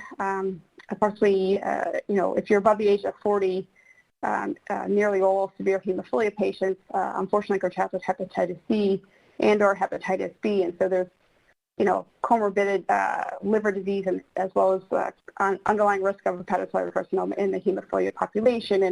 And taking this into account, most trials, AAV trials, exclude patients that have some degree of advanced fibrosis, so anyone with stage 3 or above liver fibrosis. Bulk of hepatotoxicity that's been observed in hemophilia A trials at this point, thankfully, has really posed more of an efficacy limitation than an actual safety concern. And most, but not all, hepatotoxicity that's been observed in hemophilia seems to generally fall into a bucket of an immune-mediated process. And the initial observation of this hypothesis process came out of the first systemic trial of the first systemically delivered AAV vector, which was conducted in patients with hemophilia B, in a patient that I think has been discussed quite a bit over the past approximate 2 decades. So this is a man that was enrolled in the highest dose cohort of the trial. You can see the red line here, he expressed factor IX, and then his factor IX level fell and concurrently had a rise in his ALT. And in subsequent translational studies, the working hypothesis for what the underlying etiology was, is the concept was is that as AAV vector particles transduced the hepatocyte, the capsid was broken down into cytosol, and then capsid peptides could be presented on the surface of MHC class I molecules and could be trafficked or recognized by CD8 positive T cells, which ultimately would clear these transduced cells, and you therefore have loss of transgene expression and then could have observed a rise in transaminases. So this next slide summarizes quite a bit of information with quite a bit of activity in the hemophilia gene therapy space. In short, most of the observations with respect to what is a presumed capsid immune response, patients present classically with a rise in transaminases, so a non-cholestatic picture. Typically, ALT elevation is most pronounced. And sometimes these elevations are really quite modest, which is what we're monitoring for. So thankfully have not seen profound liver enzyme elevations. Far and away, a minority are modest and sometimes don't even cross the upper limit of normal. But classically, you'll see a rise in transaminases, and because we have the benefit of being able to easily measure the expression of the transgene, you'll see a decline in factor VIII or factor IX activity. And then evaluation of patient peripheral blood mononuclear cells can show reactivity in an ELISpot assay to capsid peptides. These patients, the observation is classically initially observed within the first 3 months post-vector, and managing this immune response has been traditionally done mostly with glucocorticoids, although there's now some work using other immune modulating agents. This so-called capsid immune response has been observed in multiple hemophilia A and B trials, and I have a list of them here. I do want to highlight that abrogating this likely capsid immune response has not been, with steroids, has not been universally responsive. All vectors haven't been universally responsive, so we've seen some participants in clinical trials, which is what these asterisks mean, losing all of expression, and some of the participants anyways, not all, despite the use of steroids. There's conceivably some components of the vector design that may be quite important in the robust and relative steroid refractory aspect of the immune response. And then similarly, there are at least a couple trials now that have reported that recrudescence, patients are put on steroids in the context of a likely capsid immune response, and then you have recrudescence of that capsid immune response when the steroids are weaned. But, as I mentioned at the outset of this, importantly, this hepatotoxicity and the hemophilia trials, as it relates to a capsid immune response, have thus far really not posed any major safety concerns and has really been, at this point, most relevant as it relates to efficacy. So, all right, there we go. So the last one with respect to hemophilia I wanted to mention is that most of the transaminase elevations that have been observed fall into this category related to a capsid immune response, but there are some that do not necessarily and have where transaminase elevations have not been consistent with a so-called capsid immune response. And two of the trials are exemplified here, and I'll just highlight an example from one of the trials where investigators had noted multi-month unclear etiology of mild transaminase elevations that have not been observed in the concurrent setting of a decline in factor activity and have not necessarily been responsive to steroid intervention. So you could just see here, and participant 6 noted here, you'll see he has transaminase elevations that are above the upper limit of normal, again, relatively modest, on the order of approximately 5 months. And there's not necessarily an association with factor level, and then steroids are not necessarily associated with the transaminase, not necessarily responsive to steroid intervention.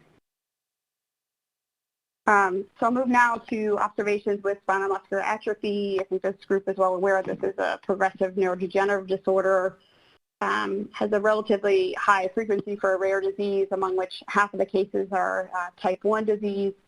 And unfortunately, this is characterized by mortality or requirement for respiratory support by 2 years of age. With respect to the natural history of this disease, specific to the liver, up to a third of SMA patients there's been some observation of some degree of underlying liver disease. This includes steatosis that's been observed on autopsy. And then there's some data to support that these patients may have underlying abnormal fatty acid metabolism or decreased glutathione stores that may result in some underlying liver disease, or vice versa, liver disease drives this. The glutathione stores, the decreased glutathione stores might be a little bit interesting, and perhaps this is my bias as a pediatric hematologist, but the age at which we're treating the SMA patients corresponds to, in many of these patients now, particularly with the advent of newborn screening, is for SMA is corresponds when these patients have their physiologic nadir and have that switch from fetal to adult hemoglobin, and which glutathione may be particularly important for metabolism of red blood cells, and you could conceivably, if you have abnormal glutathione function, you could have a rise in your transaminases, although not to the degree that has been observed here. Anyways, I think this group is well aware of the development of Zolgensma, which is the first and currently only licensed systemic AAV vector. So it's an AAV9 vector consisting of a ubiquitous promoter encoding the SMN1 protein, is delivered at a dose of 1.1 E14 vector genomes per kilogram. At least what was reported in molecular therapy, there's now at least 800 patients that have been treated. There's been really quite remarkable evidence of efficacy. So this is a little girl who's a toddler, and you can see she's running, and she has type 1 SMA. It's clearly way outside the anticipated natural history of the disease, and it's, again, remarkable efficacy. And I'll talk about in a moment observations out of clinical trial that ultimately dictated that the drug was approved with a box safety warning for, concern around acute liver injury.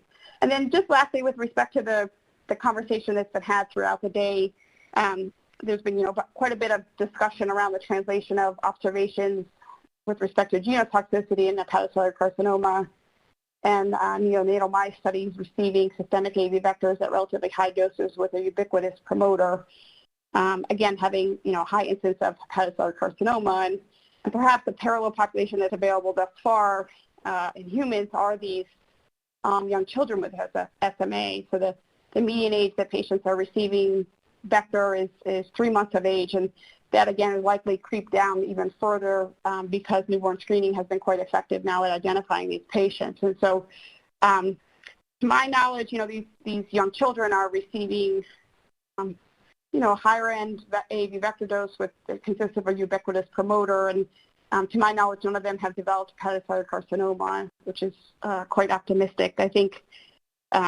which may suggest that some of the mouse studies may not necessarily translate, hopefully, to people. But I think the caveat, obviously, is that, some of these, the early patients are 5 or 6 years out, and many of these patients are really relatively recently dosed. And so we need longer follow-up. And then secondly, that not all these patients, and probably a minority of these patients, are having routine liver ultrasounds or surveillance.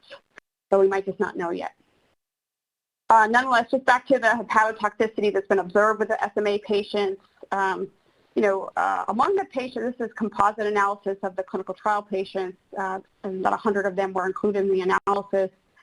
60% of them had transaminase elevations before vector infusion, and then 90% of them had either elevation of ALT or AST or both after vector infusion, again with a non-cholestatic pattern. Most of the elevations were relatively modest, threefold preliminary normal, and then you can see the incidence of more intensive transaminase elevations. Elevations typically occur within the first week post-vector, and then a month or so after vector when steroids are released. So steroids are used prophylactically in these patients. This graph just outlines the number of patients relative to days on steroids. So these patients are being treated relatively long duration with steroids to augment hepatotoxicity concerns. And lastly, for the SMA patients, I just want to highlight 2 case reports that were published in last fall. These 2 patients received vector after it was licensed. I'll just briefly review their courses. So the first is a 6-month-old term male who prior to infusion has had a history of an elevated transaminases of 3 to 4 times up from the normal. Received vector, and then 7 weeks post-vector presented with liver failure, cephalopathologic features. So had an LT that were 10 to 20, 10 to 15-fold upper limit normal, with elevated directability but relatively modest transaminases, and then had significant liver dysfunction with an INR of 5.3. He underwent an extensive workup. He was positive only for, so there's really no clear etiology for this other than the AAV vector that he had received. He was managed. So I had his liver biopsy from presentation. I think it's remarkable here for immunohistochemistry demonstrating CD8 positive T cell infiltration. essentially brown spots, and then evidence of fibrosis essentially throughout the portal system. He was managed with glucocorticoids that were over the course of I believe about a year.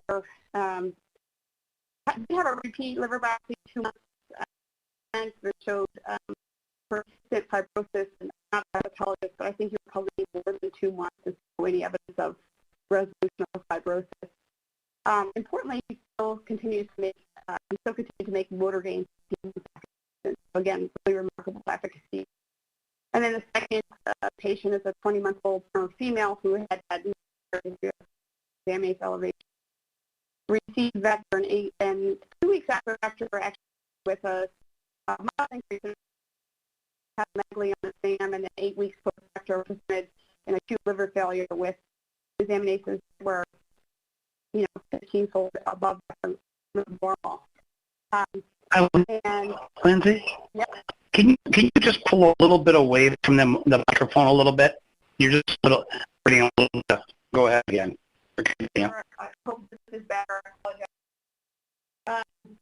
And also had a modest INR. Her workup was negative. She had a liver biopsy that showed inflammatory infiltrate, positive T cells, also managed with steroids, and 9 months post this event had continued motor gains, so continued evidence of efficacy. Dr. George, Lindsay, do you mind, I hate to do this to you, but we are getting a weird, I know you're going in and out. I'm going to have you, I hate to have you do this, I'm going to have you, we're just going to take a quick little pause. I want you to disconnect and reconnect your audio quick. Okay? That's all right. Okay. We'll just take a quick pause. All you got to do is hang up your phone and then click on the audio thing and reconnect. In the meantime, thank you. We'll just take a quick moment. I think Lindsay was just having a short little connection issue. And since her talk is so important, we want to make sure that everybody hears it clearly. So, all right, Lindsay, there you go. Let me see it. It does sound a little bit better. Thank you. Okay, I'll try to move quickly so I don't cut into question time. You're good. At any rate, my summary of the SMA clinical trial data with respect to hepatotoxicity is it overall seems to be consistent, presented with a non-cholestatic picture, it seems to be consistent with an immune-mediated pathology. It may be perhaps consistent with a capsid immune response, but it's unclear. And then the last cohort of patients are the X-linked mild-severe myopathy patients. I'll just skip anything about the natural history of the data in the interest of time, other than to note this is a devastating disease and roughly half of the patients, mortality within 18 months. There is the natural history is poorly understood, and so there are reports of some, small handful of patients, reports of having liver pathology, but unclear the relationship if this is associated with the disease. I will say, important to the events that were observed in AAV clinical trial, so there's no current therapy, but there's actually multiple therapeutic strategies in clinical development for this disease, and so, watching these patients actually may, in a way, serve as a proxy natural history of liver function, patients receiving, for example, enzyme replacement therapy, et cetera, just important to see what happens with their livers. So I'll just skip to the trial. It's a trial sponsored by Adentes, now Stylus. It was a AAV8 vector. It was administered in 2 different dose cohorts. Importantly, the enrollment criteria excluded patients with a history of pre-existing clinically significant liver disease. Initially, 6 patients were enrolled in the lower dose cohorts of 1.3 E14 vector genomes per kilogram, and there's a dose escalation. And ultimately, 17 patients were enrolled in the highest dose cohort of 3.5 E14 vector genomes per kilogram. And then, as I'll outline, there were unfortunately 3 deaths in this dose cohort related to presumably complications of liver failure. Just with respect to the doses being used in this trial, they're essentially the highest being used that I'm aware of in any AAV trial. This table outlines a list of trials that are using relatively higher vector doses than used in most trials, and you can see the only parallel is a Duchenne muscular dystrophy trial using these doses. So what do we know about these unfortunate 3 deaths? The boys were 5 years of age at the time of death. They all had at least one elevated bilirubin before vector infusion. They presented in a picture that's different than the SMA patients and the hemophilia patients. So they had a markedly elevated bilirubin, so 35 to 50-fold the upper limit of normal, 4 to 6 weeks after vector administration that progressed to elevated transaminases. They were these transaminase and bilirubin elevations were unresponsive to immune modulating therapy. And then unfortunately these patients succumb to complications at anywhere from 20 to 40 weeks post-vector. So 2 patients died of sepsis and 1 died of GI bleeding. At autopsy, histological analysis of liver didn't show any inflammatory infiltrate, although I'll just note that this is presumably months after the initial insult, and so we may not have been able to catch it. But of course there was evidence of cholestasis, intrahepatic and canicular cholestasis, and then evidence of secondary fibrosis. These 3 boys, announcement of these 3 boys' deaths is now over a year of age, and we don't have, to my knowledge, any more information than what I've outlined here. And then lastly is an update of this trial. The trial was put on hold and came off hold in December of 2020, and the decision was made to move forward with the lower dose cohort 1.3E14 vector genomes per kilogram. And unfortunately, as of yesterday, the sponsor announced that they're halting screening and dosing because the subsequent first patient treated unfortunately developed abnormal liver function studies a month after dosing. Now, it's unclear if this is a very conservative mood and there were modest increases, or it's potentially more concerning than that. So we just don't know at this point. The patient did have a history of intermittent cholestasis, but did not have, but had a normal liver ultrasound and LFTs at the time of dosing. So this is my last slide. Just in conclusion, the clinical presentations of hepatotoxicity that have come out of clinical trials. Hemophilia and SMA have generally presented with a non-cholestatic hepatocellular pattern versus the X-linked myotubular myopathy patients have presented with a progressive cholestatic hepatitis. The etiology is, not crystal clear, certainly in hemophilia and SMA, but most of the hemophilia observations appear to be immune-mediated and are thought to be a so-called capsid immune response, but not all. And then in SMA, similarly, the observations appear to be consistent with an immune response. And then X-linked myotubular myopathy, I'm not sure if it's totally clear what that is, and I think we need a bit more information. Some of the complications for comparing across these disease cohorts are, just listed that there's sort of multiple variables at play here. Conceivably not the least of which is underlying different comorbidities, unclear natural history in some of these disease cohorts, different doses used, manufacturing, etc. But the objective information out of clinical trials, I think is important to acknowledge, is that morbidity and mortality as it relates to hepatotoxicity has only been observed with delivery of systemic AAV vector doses that are greater than 1 E14 vector genomes per kilogram, and actually only in pediatric patients. So that might be an initial place for us to start. So with all that, I'll close and thank you for your attention.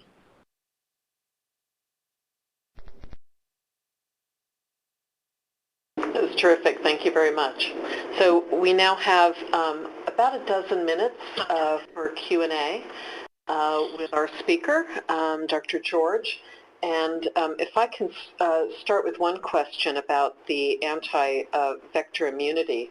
So if I understood correctly, that's not really a safety signal, it's an efficacy signal. And so is there anything about that that would be exclusion criterion from treatment up front, or perhaps just redosing exclusion?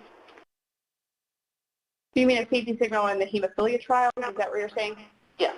So I think that thankfully the transaminase elevations in the hemophilia trials have been pretty modest. I think, you get differing opinions. Also, I'll give mine. I think that the observations of hepatotoxicity, thankfully in hemophilia, have been modest and have not really posed major safety concerns, and particularly if they're related to a cellular immune response, so-called capsid immune response. They haven't been sustained. It is curious, some of the observations in, 1 or 2 trials where these patients have had multi-month transaminase elevations with no clear etiology.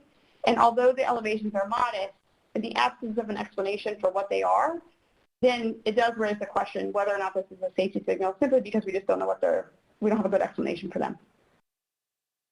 Thank you.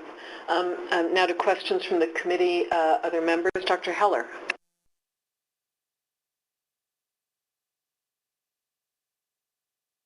Thank you. I thought that was an excellent review. A very complex subject with a lot of subtlety and nuance. I had quite a few questions. The first is in SMA. How do we know that the enzymes are due to liver damage? Because ALT and AST are found in the muscle as well, and they're also found in red cells, and you alluded to red cell tumorolysis and things like that with glutathione. I'll stop. I'll wait. Okay, thank you for giving to me one by one. So the short answer, or what I understand of the SMA data, is that there was, in a smaller cohort of patients when these were initially observed, quite a bit of effort given to isolating this related to liver injury versus, other sources of ALT and AST elevations. And so I don't necessarily think this has been broadly applied to the 800 patients to isolate this to liver pathology, but I think in the initial cohorts, in the initial early phase trials, there was effort given to this, confirming that this is hepatocyte specific.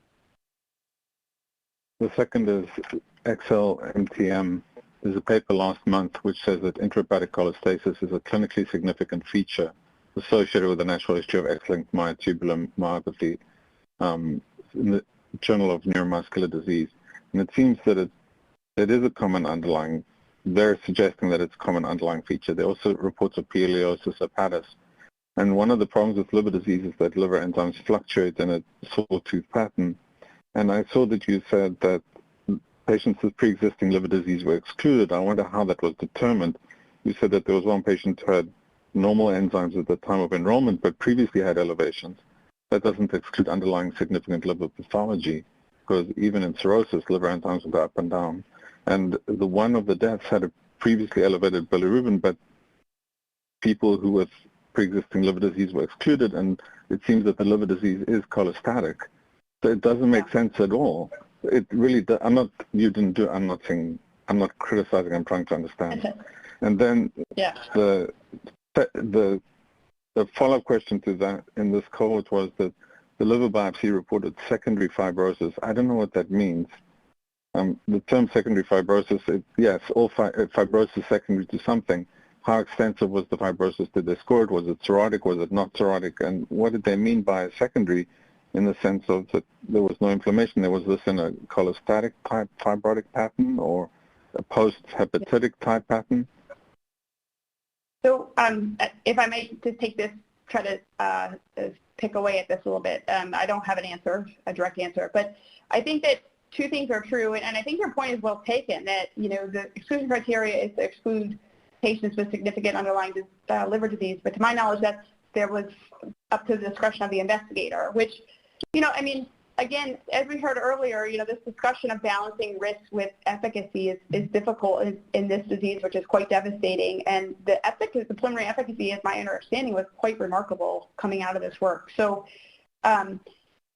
conceivably as an investigator, you could be biased to want to enroll a patient in this trial. And I don't know exactly if there are laboratory parameters specified to the investigators, what the criteria were.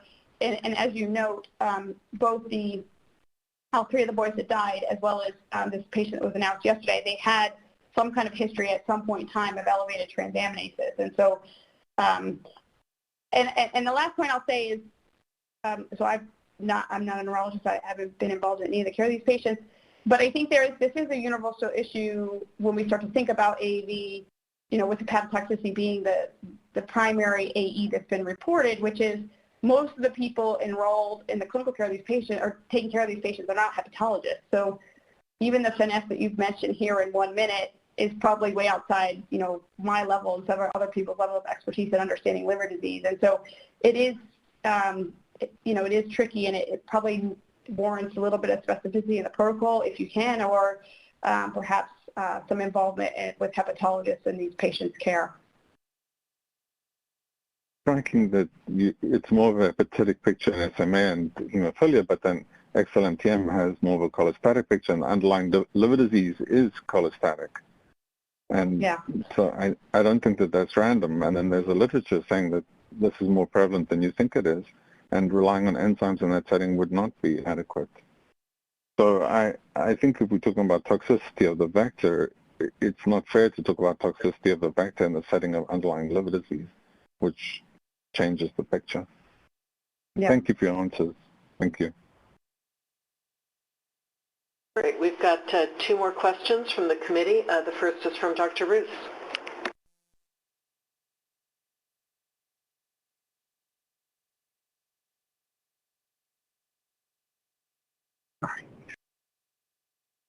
Sorry. In the case of SMA, is there evidence of persistence of liver abnormalities? Has that been investigated? So again, I've not been an investigator or someone that's actually involved in SMA trials. So what I understand is from meetings and from the literature. But my understanding is that the liver enzyme abnormalities in some cases have been relatively persistent. And much of the reason why some of these patients are on steroids for multiple months is I think clinically what happens is either the investigator or now the treating physician tries to take somebody off steroids and then their liver enzymes increase. And so I think that that's, part of the reason why they're on steroids for so long. So to directly answer the question, yes, I think that some of these patients have had prolonged elevated transaminases.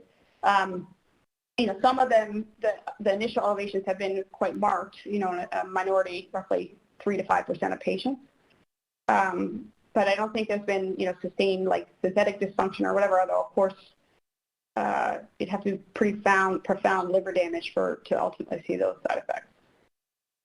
Is there going to be development of cirrhosis or a chronic liver dysfunction?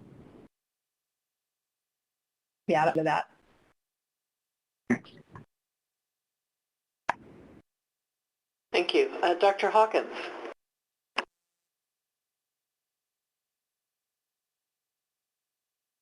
Thank you, Dr. George. Your slide of the young girl spoke to not just quality of life, but life. And so with SMA, my question is, can all the persons who have this diagnosis receive this treatment? So I think it depends on a couple of things. So to my understanding, you have to have an AAV neutralizing antibody titer. I believe the cutoff is less than 1 to 50,000 or something like that, 1 to 5,000, I'm sorry. I think 2 things are, so with respect to actually so-called exclusion to actually receive the licensed vector, presumably there's 2 factors at play, which is, are you eligible based on neutralizing antibody status, and are you eligible based on insurance status? I think with respect to the immunological, gatekeeping, thankfully, I think with the advent of newborn screening was developed essentially concurrently with the vector, not necessarily but this was concurrently going on, and so newborn screening is not universal in every state in the United States, but in most, and so I think these patients are being identified much sooner, and so hopefully you can get them at a nadir where they don't have maternal antibodies and they haven't had AAV exposure. And then with respect to the insurance issues, I'm probably a little bit beyond my level of expertise. I've been a little bit involved at the Children's Hospital of Philadelphia around this, and I just say that this has not posed a major there's several people that have had quite a bit of effort to get insurance approval, but so far every patient that was eligible and the families wanted to move forward with vector received it. Thank you very much. Thank you. Dr. Venditti?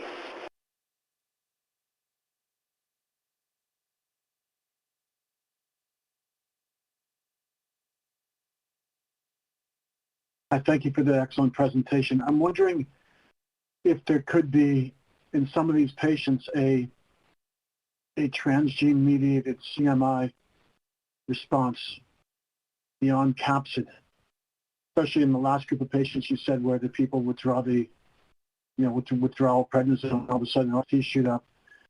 So, I realize that, there might be limited clinical information, but I'm just wondering if you could comment on that, and that's something else we should be thinking about for patients that are treated with higher doses of AAV for neurologic indications, whether promoters may work in the liver. Are they going to develop a transgene immune response in the liver? I think that's an excellent point, which I kind of lumped a lot of this into an immune response and was sort of deliberately vague. So I'll say that, to my knowledge, people have not demonstrated a correlation with immune response to the transgene and elevation of transaminases. In the context of hemophilia, we do look for more sort of gross measures, so to speak. So we look, for example, in factor VIII and factor IX, we look for inhibitory antibodies, and some of the trials are looking for, anti-IgG antibodies. And then many of the LA spots will perform not only against the capsids, but also against the transgene peptides. And there's not been a compelling case for that to be an etiology, but you're right. I mean, I think we oftentimes say, this is a hepatocyte-specific promoter, or this is a tissue X-specific promoter, but it's not confirmed. It's what we have convinced ourselves of, but not necessarily confirmed. So, no, it's definitely possible. And I apologize, I'm not familiar enough with the X-linked myotubular myopathy work to know whether or not people have looked at this. And I don't think the information is publicly available. I have heard discussed at meetings, which I think is the risk of it. I want to sort of make sure that this is a very clear, it's just discussed at meetings that there was effort to look for expression of the myotubular protein in the biopsies, but was not seen.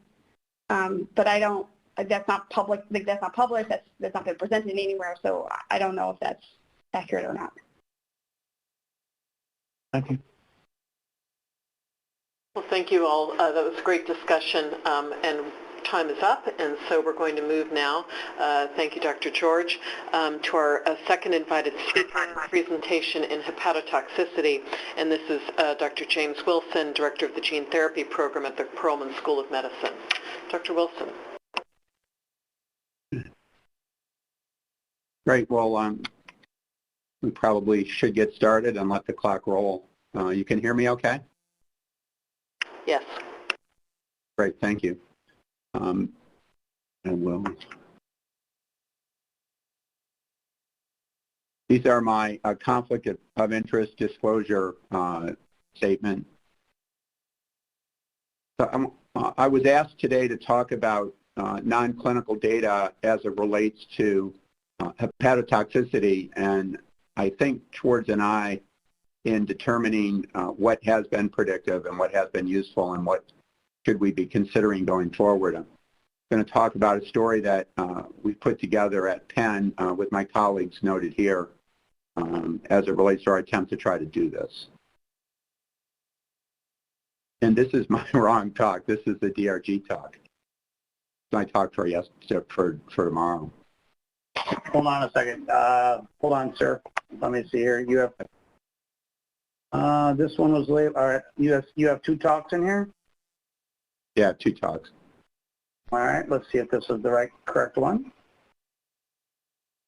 So I do know a neuron's not an hepatocyte. Leave it at that. Let's see if this is the correct one.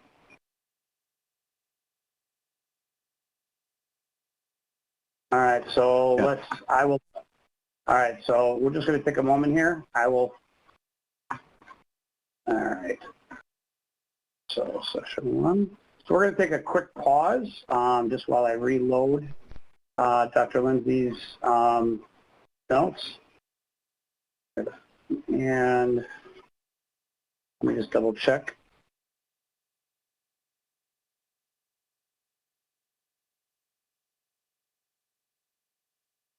George Lindsay. All right, I'm going to try this one first, sir. Like I said, I'm not quite sure if this is the one. Nope, not this one. Is this the one yet, or? That's the one we just saw. Okay, so which one are we looking for, sir? It's another one for me. It has to do with non-clinical hepatic toxicity. All right. Let us take a quick unscheduled break while we pull this in. I'm going to have to go to our file and double check that we have the right one. This is the one that I have. So studio, just bear with me a moment.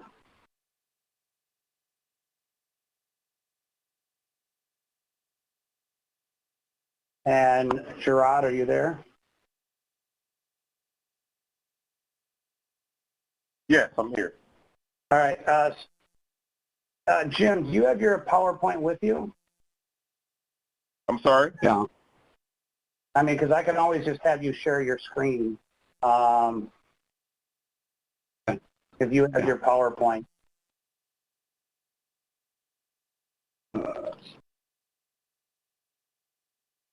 I have two files for you. One's called James Lindsay 1 and one's called 2. Yes, it should be 2. All right, that's the one I just had loaded in here.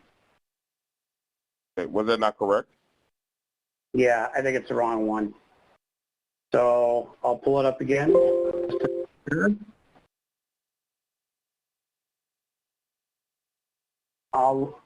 Yeah, we don't have the right one. But, I'll show you the one I have, sir. I'll load it in real quick. This is the James Wilson 2, correct? Yeah. All right, I'm loading it in right now. Hopefully this is the correct one. Otherwise, we'll just have you share your screen. Okay.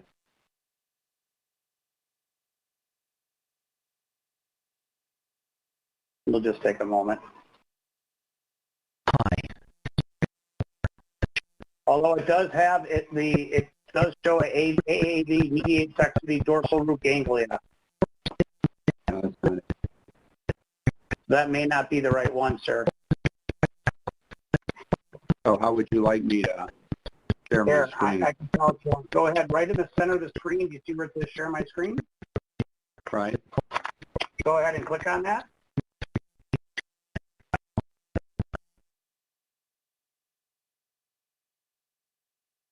Okay. And whatever screen that's right, and whatever screen you select,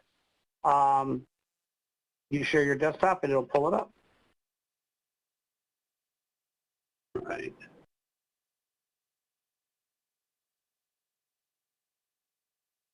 All right, sir, your screen is coming up.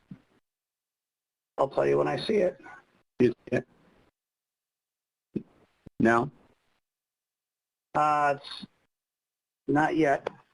Here it comes. Now I see your email, sir. So go ahead. You can pull your PowerPoint up.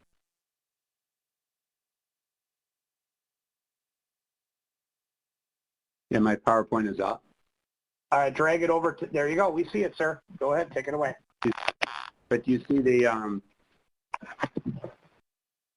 adeno-associated virus, yep, adeno-associated virus-related toxicities PowerPoint. And do you see the animation here? Not yet. Now you're on disclosure statement. Okay. Let's see.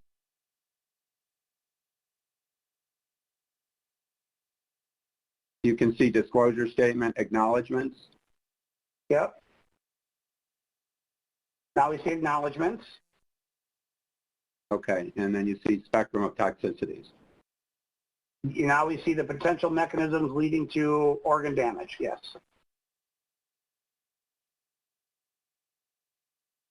How about spectrum of toxicities? Spectrum of toxicities associated with systemic AAV. And then we go to potential mechanisms. All right, so we have your PowerPoint up if you want to continue as you want to go. Yeah, I think I'll leave it here so we don't try to animate this. Okay, well, let's get back to where we started, which was what we attempted to do here was develop non-clinical data that would help predict the spectrum of clinical adverse events related to liver toxicity. And suffice it to say that the sponsors, the investigators in the field had generated preclinical data to support the risks and the benefits in these programs. And since they were unexpected results, those preclinical models were really not that helpful. So in preparation for the talk today, what we've tried to do is reflect on the data that we've generated and that has been generated that may be useful in identifying common mechanisms that lead to this diverse array of clinical sequelae.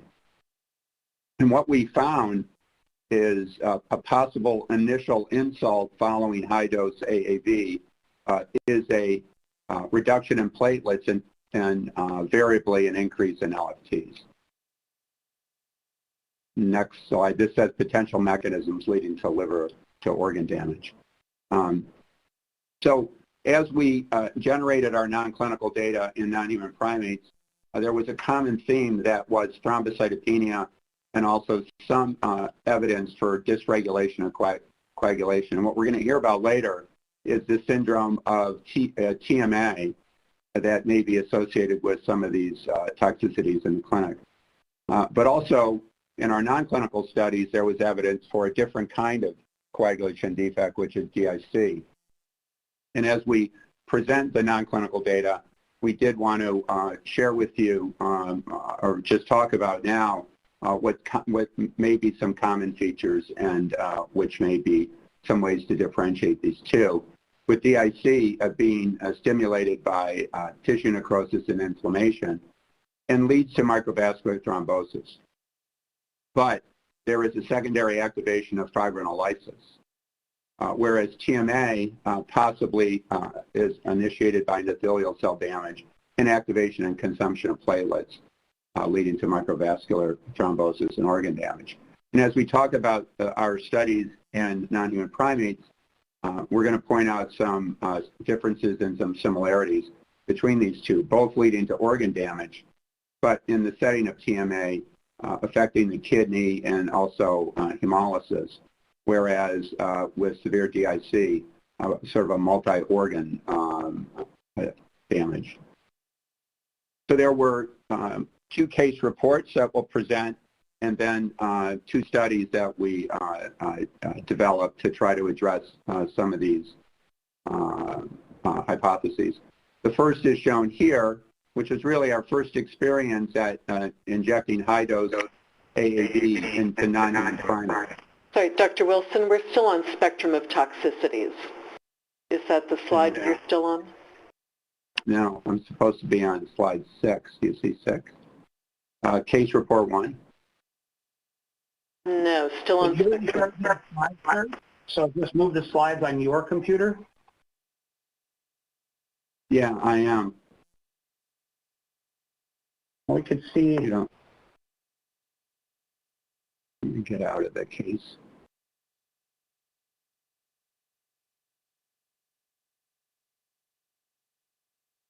Dr. Wilson, are you able to see the slides that you're presenting at this point? Yeah. No. Yeah. Do you guys see these slides? Yes, we see spectrum of toxicities. So how we see the email. We're looking at your email. Let me put over here. How about this? Yeah, you have to drag it. There you go. Yep, now open it there.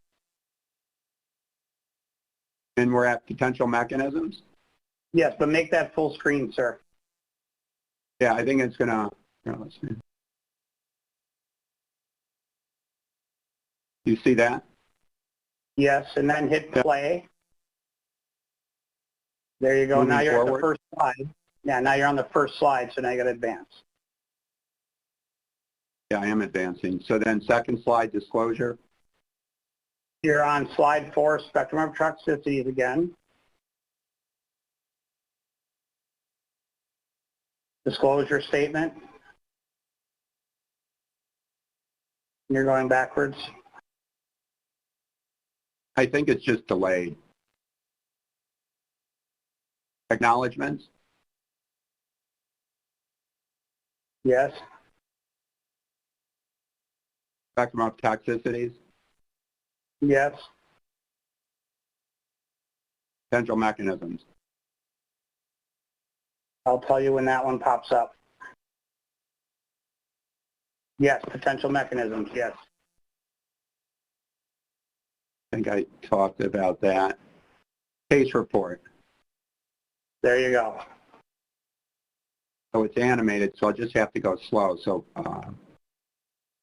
okay, but you're in charge of the slide, so we'll follow along. All right, take it away.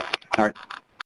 So the first case report was our first experience with infusing high-dose AAV into non-human primates. These were juvenile macaques in which the vector was an AAV9-like vector delivered at a dose of 2E14. I just going to pull up the data down below. You guys should see ALT at this point. You do. So what we found are 3 animals that were dosed.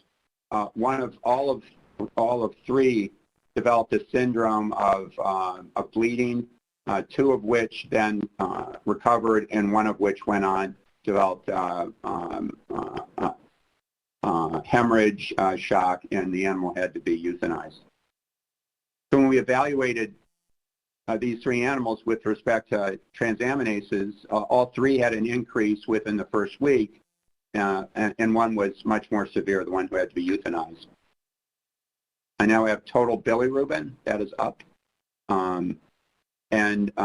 Again, there was an increase in the first week of bilirubin. The 2 animals that survived this resolved. The animal that was severely ill developed an increase in creatinine. But all 3 of the animals, coincident with the increase in transaminases, developed a drop in platelets. In the 2 animals that recovered, this resolved. And then hemoglobin was stable except for the animal that developed a severe hemorrhage and died. The necropsy performed on the animal that was euthanized showed severe liver necrosis, and there was an absence of cellular infiltrate, but importantly, deposition of fibrin and intravascular coagulation. I'm on case report 2. So with those data available to us, we began to consider other experiments to address what factors would potentially influence this fatal systemic toxicity. And this study was actually meant to compare AAV9 to a variant of AAV9 called PHVB that presumably had better delivery to the CNS. But we selected doses for this experiment that were lower than 1E14 because we did not expect to see systemic toxicity. So I'm just going to show you the data for ALT, total bilirubin, and platelets for the animal that received a low dose 2E13 genome copies per kilogram. And these were largely unremarkable, although at 3 weeks there was a slight increase in transaminase. When we went to a higher dose of AAV9, we saw an increase in the transaminase, but bilirubin was fine, and platelets were not reduced. But this variant vector called PHVB at low dose again showed a reasonable toxicity profile, but at the higher dose, 7.5E13, this animal got severely ill like the other case study, large increase in transaminases, a large increase in bilirubin, a reduction in platelets, and the animal had to be euthanized. Anticipating we may see toxicity like this, we performed a more comprehensive review of the coagulation parameters on the chance that this could reflect a coagulopathy. And in the higher dose animal, looking at baseline day 3 and day 5, we observed an increase in PT and a slight increase in PTT, but a reduction in fibrinogen and a transient increase in D-dimer, suggesting that this may be more of a process similar to DIC. The pathology on the liver of the animal that had to be euthanized is shown here. It was a substantial grade 4 acute liver necrosis. And in shown under higher magnification, there was evidence for necrosis, evidence for mitotic figures, but importantly, the canonicular. Right there. We have your slides now, sir, so there you go. Okay. I'm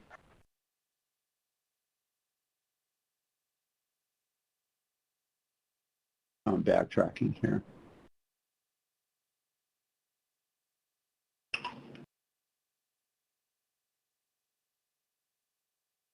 So we're at the pathology here. That there's evidence for canonicular biostasis as well. And as we saw in the previous animal, marked intravascular coagulation and deposition of fibrin.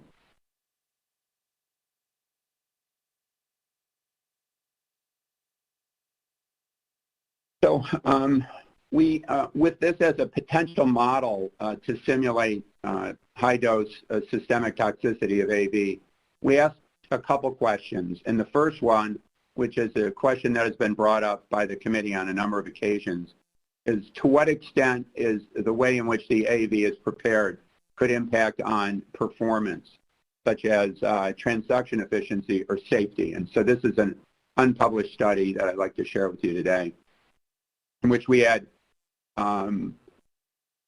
we generated bulk material of AV9 using 293 cells used in our GMP process, and then it was purified using either a GMP-compatible column process or the sort of research approach of iodoxanol.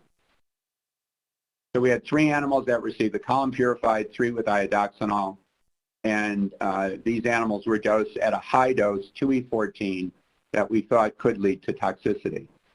And as Dr. Byrne and others have brought up, it's very important to the extent that we can to try to get a handle on the purity, potency, and residuals of our product. And this is some of the key comparisons between these 2 downstream processes, including the full to empty ratio, are pretty similar, and the toxin-free and potency was pretty similar. And purity on an SDS gel looked comparable.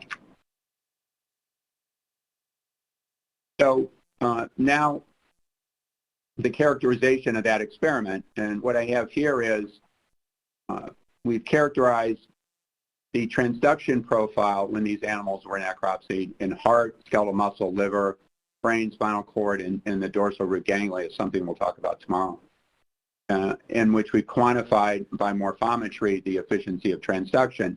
The bottom line is that at this dose, which is 2E14, which is something others have described as well, is the transduction efficiency of an AAV9 vector is very high.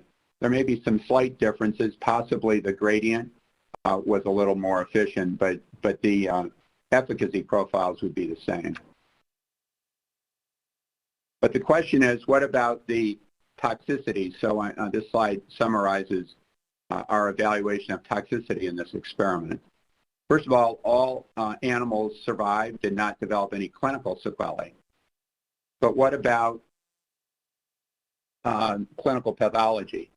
So what I have on the top here are the data from the column purified experiment and the gradient purified experiment, evaluating transaminase AST, in which all animals showed an increase.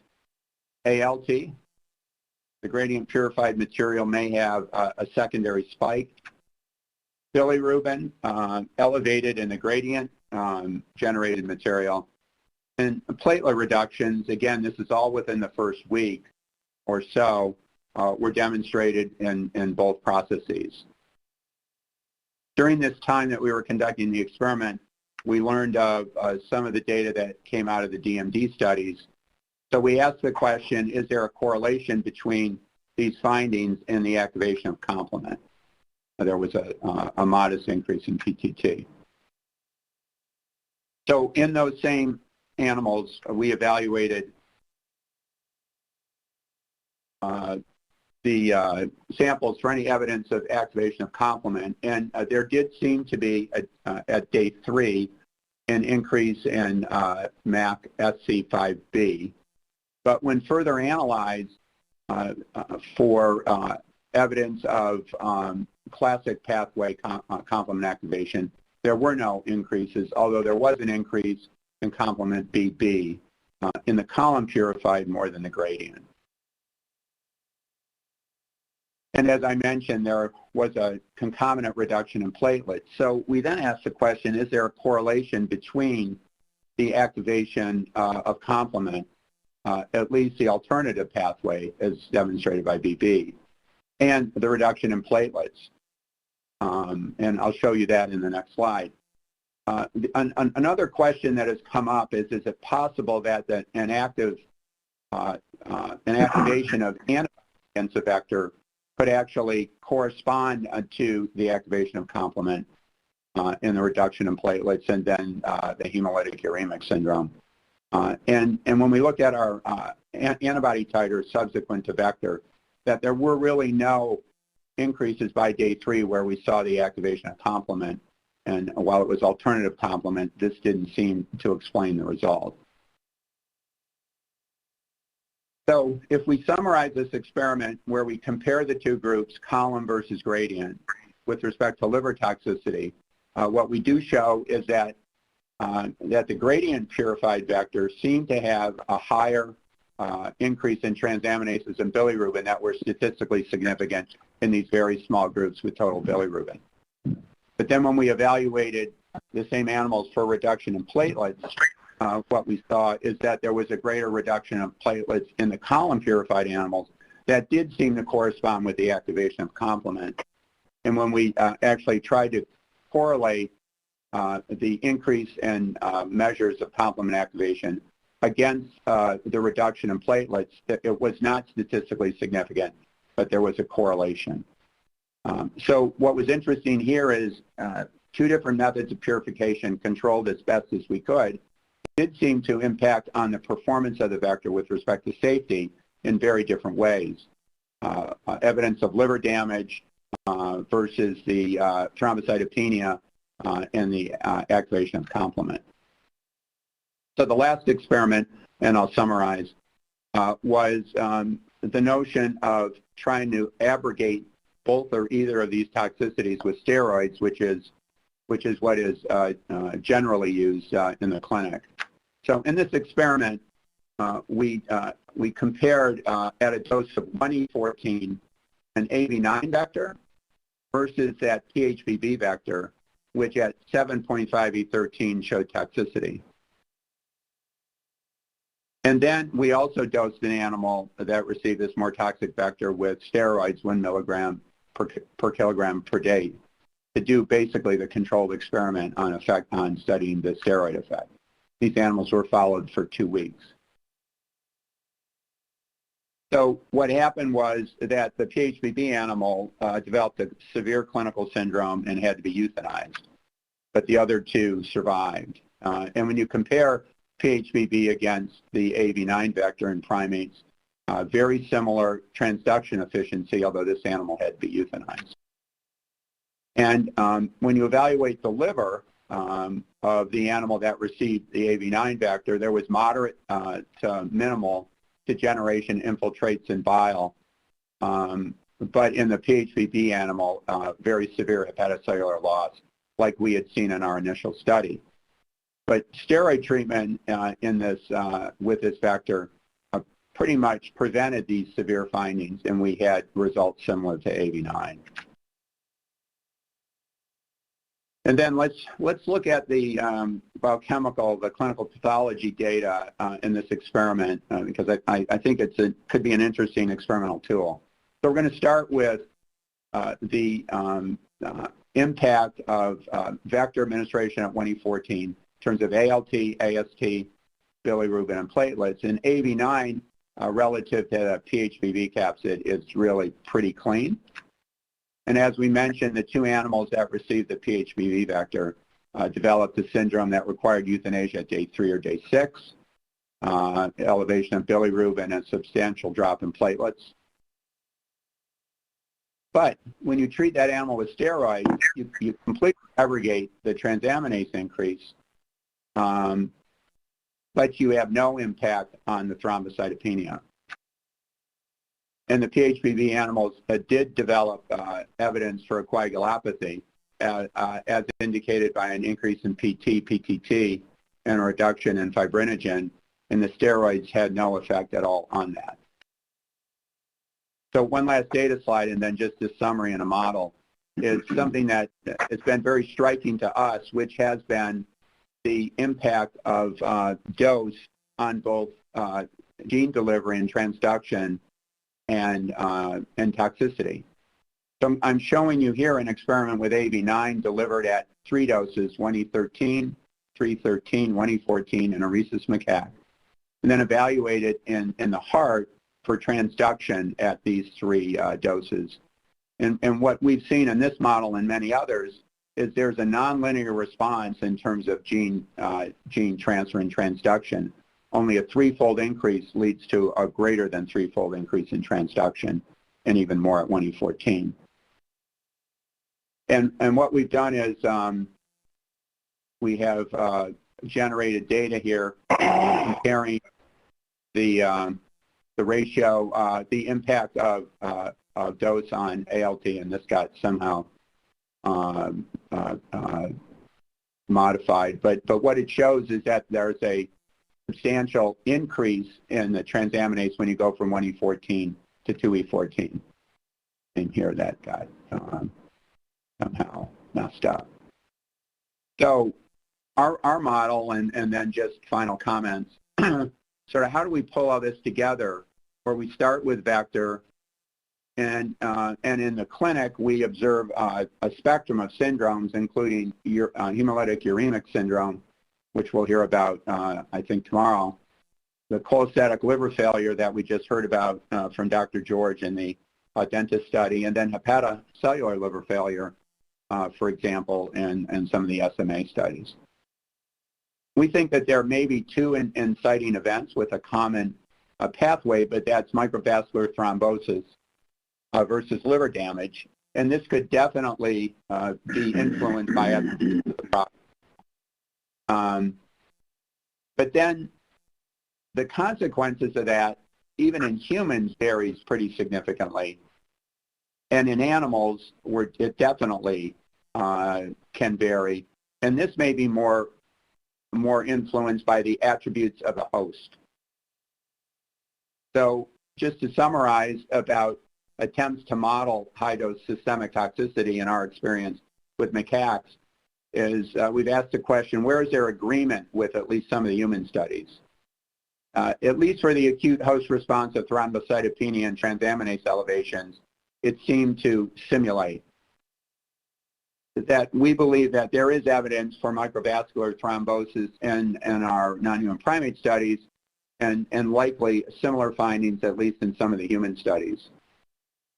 The development of hepatocellular liver failure, we've demonstrated, and this nonlinear sort of dose response of efficacy and toxicity, as I think we are also seeing in humans. But importantly, the threshold for severe toxicity requiring at least euthanasia in primates is almost spot on with the threshold for human studies, which is 2E14 genome copies per kilogram. But there are important differences to point out, and that the severe liver toxicity that are observed in humans are often delayed, and what we're seeing in primates are a bit earlier. We've had no evidence of hemolytic uremic syndrome in any of the primates. We do have evidence for bile stasis, but not severe cholestatic liver failure. So just 2 limitations of the macaques, one of which is the most important, is it's really hard to evaluate the impact of disease factors in macaques because they're generally animals that are without any other comorbid conditions.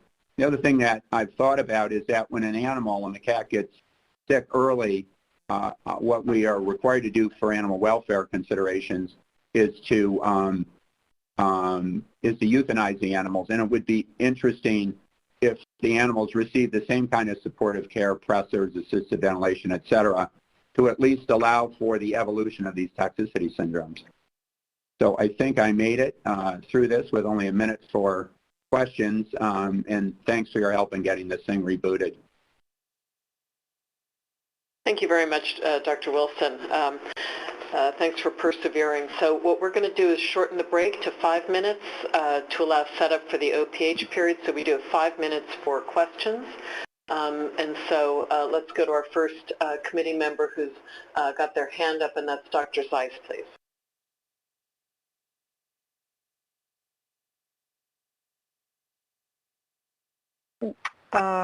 Thank you very much.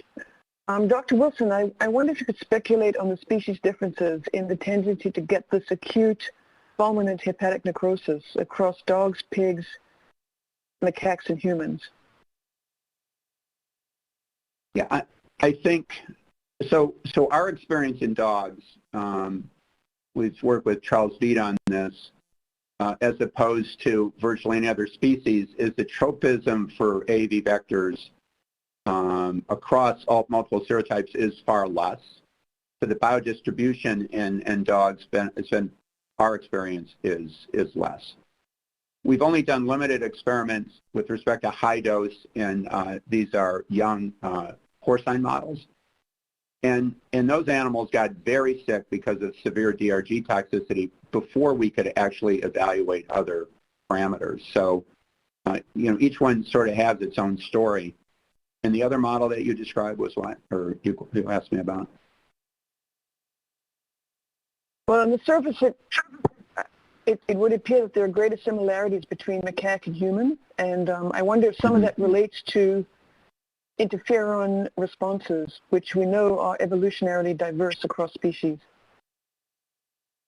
It's a really good question, because many experts with whom I've discussed this believe that acute inflammation is an important early factor in what subsequently happens. So you may be right there.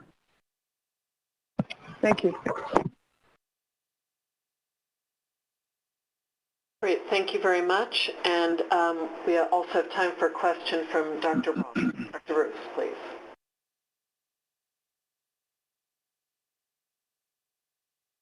Yeah, I wondered whether these macaques have comorbidities with respect to the liver, such as endogenous viruses or some injury in the past, and whether that contributes to the phenotype that you're seeing once they get AAV.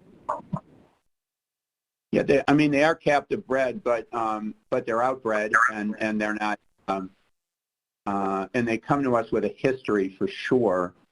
But I'm not aware of any comorbidities that we've identified that would impact on this effect. Although what also is seen in macaques as humans is there's substantial individual variability. So in that first study, one animal had to be euthanized, the other two, they resolved the syndrome. But I don't know what I don't know there. And everyone has endogenous viruses for sure. Well, some of the non-human primates have perhaps many more easily isolated viruses than humans. Mm-hmm. I mean, they're screened for the classic ones that are dangerous, but that doesn't mean there aren't others that, you know, would be present that could confound this. Thanks.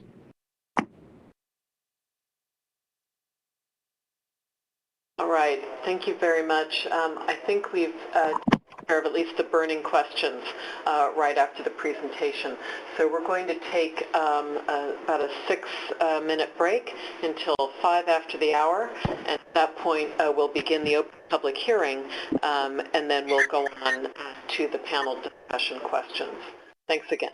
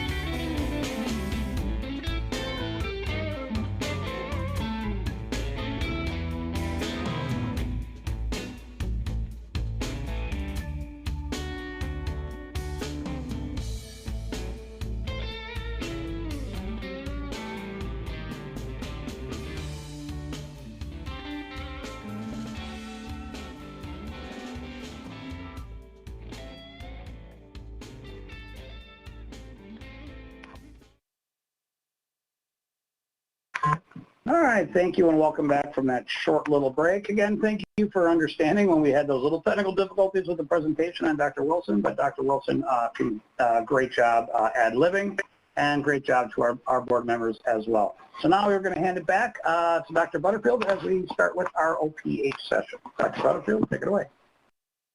Thank you. This is now the open public hearing for the second session. So this is the same statement that I read before, just to reiterate that for the public speakers this time.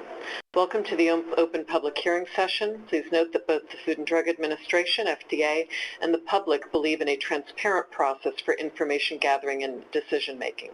To ensure such transparency at the open public hearing session of the advisory committee meeting, FDA believes that it's important to understand the context of an individual's presentation.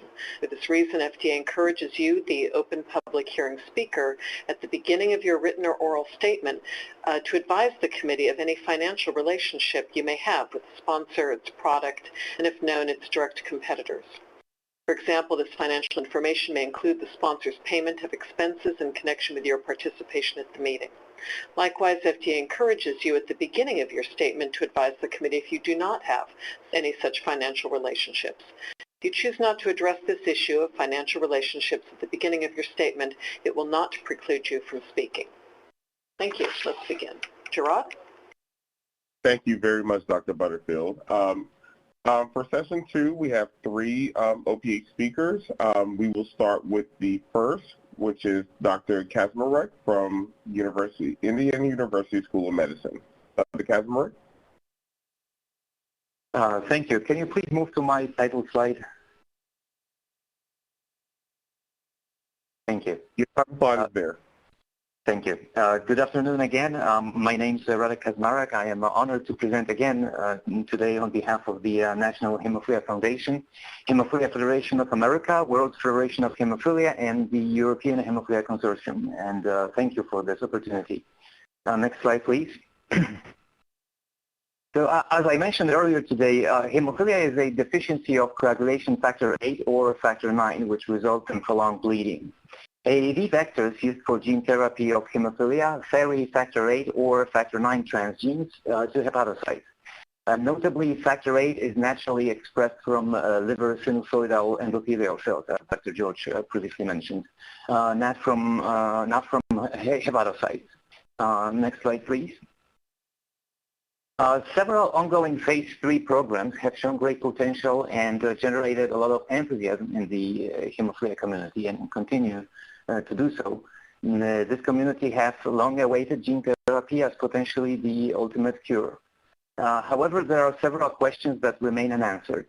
One of these issues is the apparent liver toxicity observed in all hemophilia gene therapy trials, manifesting with elevated liver transaminases.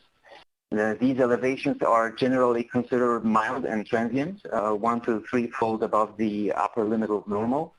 But in some participants, they went up as high as 10 to 20 times over the upper limit of normal. And then in some cases, these elevations may persist for months and as long as over a year. Our understanding of the mechanism of these elevations is limited and confounded by inconsistent observations between factor 9 and factor 8 gene therapy trials. Next slide, please. One common observation is that these elevations occur in both factor 8 and factor 9 trials. They correlate with transgene expression loss and adaptive cellular response, but this correlation is weak in factor 8 trials. And these liver enzyme elevations don't always respond well to immunosuppression. We don't understand that variability, and our lack of understanding is somewhat symptomatic of how little in general we know about what happens between the moment the vector enters its target cell and the moment that the transgenic protein is released from the cell. It's largely a black box. Next slide, please. So between factor 8 and factor 9 gene therapies, these elevations in the underlying liver toxicity may result from one or any number of the many more or less hypothetical issues, including immune response, transgene expression site, which is ectopic in the case of factor 8, overexpression of the transgene leading to the ER stress response, and perhaps vector overload plays a role too. Understanding these events will likely be essential for finding mitigation strategies. And on that point, some of these issues might have been a little better understood already with more data transparency. There is a clear need for timely reporting of animal data, vector quality aspects such as the proportion of empty capsids to full capsids, and the presence or absence of adventitious agents, and what has been done to figure out and minimize their potential impact. Two of the three vector manufacturing platforms currently in use today may generate adventitious viruses, potentially contaminating the final formulation. And we see very little done or reported about it. So better transparency will be key as the field moves forward and pursues those outstanding questions. Thank you. Thank you very much, Dr. Kaczmarek. Now we'll move on to the next OPA speaker, who is Dr. Wolfgang Maisbach from University Hospital Frankfurt, Germany. Dr. Maisbach?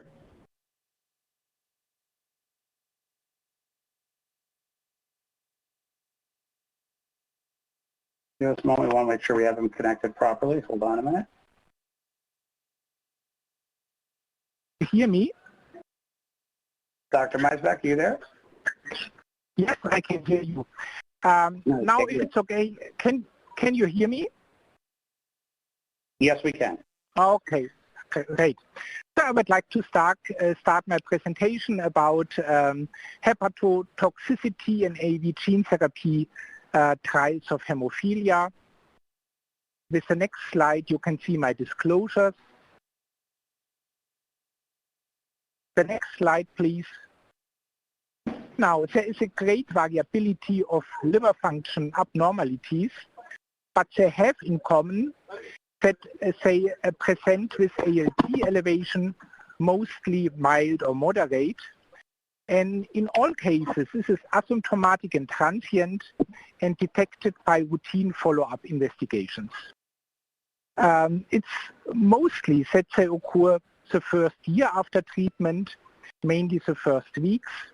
Unfortunately, it's not predictable, and the problem with this asymptomatic ALT elevation is that they may lead to reduced factor expression. What we know from the phase 1 till phase 3 studies so far, it seems to be dose-dependent, and it may occur more often after gene therapy in patients with hemophilia A than hemophilia B, but it's treatable and manageable with immunosuppressive agents. There is a bit of variability. In the next slide, you can see that there is a bit variability of the different treatment options throughout the trials. Most often, prednisolone is used either on demand or prophylactically, but also other immunosuppressive agents may play a role. Next slide, please. The pathogenesis of this ALT elevation is still unclear, and it may differ from patient to patient. Of course, there are some mechanisms, at least found from preclinical investigations. It may depend on an innate or adaptive immune response, including cytotoxic T-cell responses. Remarkably, in several studies, liver function abnormalities occurred also without a measurable T-cell response. But the problem is that this assay is not very well standardized and has several limitations. And finally, the translation of the transgene delivered via AAV gene therapy can induce stress of the endoplasmatic reticulum. Now, with the next slide, you can see that more insights is expected from liver biopsies. Recently, liver biopsy material from humans treated with AAV vectors has been obtained and evaluated for the presence and genomic form of AAV persistence, but it also could be shown that in these two patients, even at biopsies at week 201 and 140 after administration of gene therapy, and even after the fact that one participant has been treated with prednisolone because of ALT elevation. The patient only showed mild signs of steatosis and no persistent liver inflammation or liver damage. With the next slide, we can see the detailed autopsy and histopathological findings of hemophilic dogs, which has been published recently. And they lived for over 10 years. And mainly this was focused on integration analysis, but again, it was shown that in these dogs there was no altered liver function, no liver toxicity, and also, of course, no clonal expansion. The next slide shows the longest follow-up trial after intravenous gene therapy. And even after 1 decade or even after 10, 12 till 15 years of follow-up, there was no major safety outcome or no liver problems. And this led me to summarize. The liver-directed AAV gene therapy can lead to transient hepatotoxicity, which is indicated by ALT elevation. And this occurs throughout all trials in hemophilia A and hemophilia B. So far, all cases are manageable, and immunosuppressants are effective in limiting hepatocellular toxicity and preserving transgene factor expression. It is very much important to note that the study criteria and the very close follow-up are effective in detecting ALT elevation as early as possible to start immunosuppression as early as possible. It is also very important that the strict inclusion and exclusion criteria are followed. Especially it would be important that no patients with uncontrolled liver disease should be included into these trials, and these patients are clearly excluded. And with this, I would like to thank you for your attention. Thank you very much, Dr. Meitzak. Our last OPA speaker for session 2 will be Dr. Whiteley, representative advisor. Dr. Whiteley.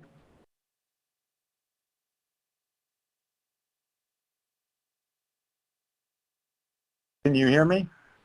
Yes, we can hear you. This is Larry Whiteley. I'm with the Pfizer company. And let's go to the first, next slide. Next slide.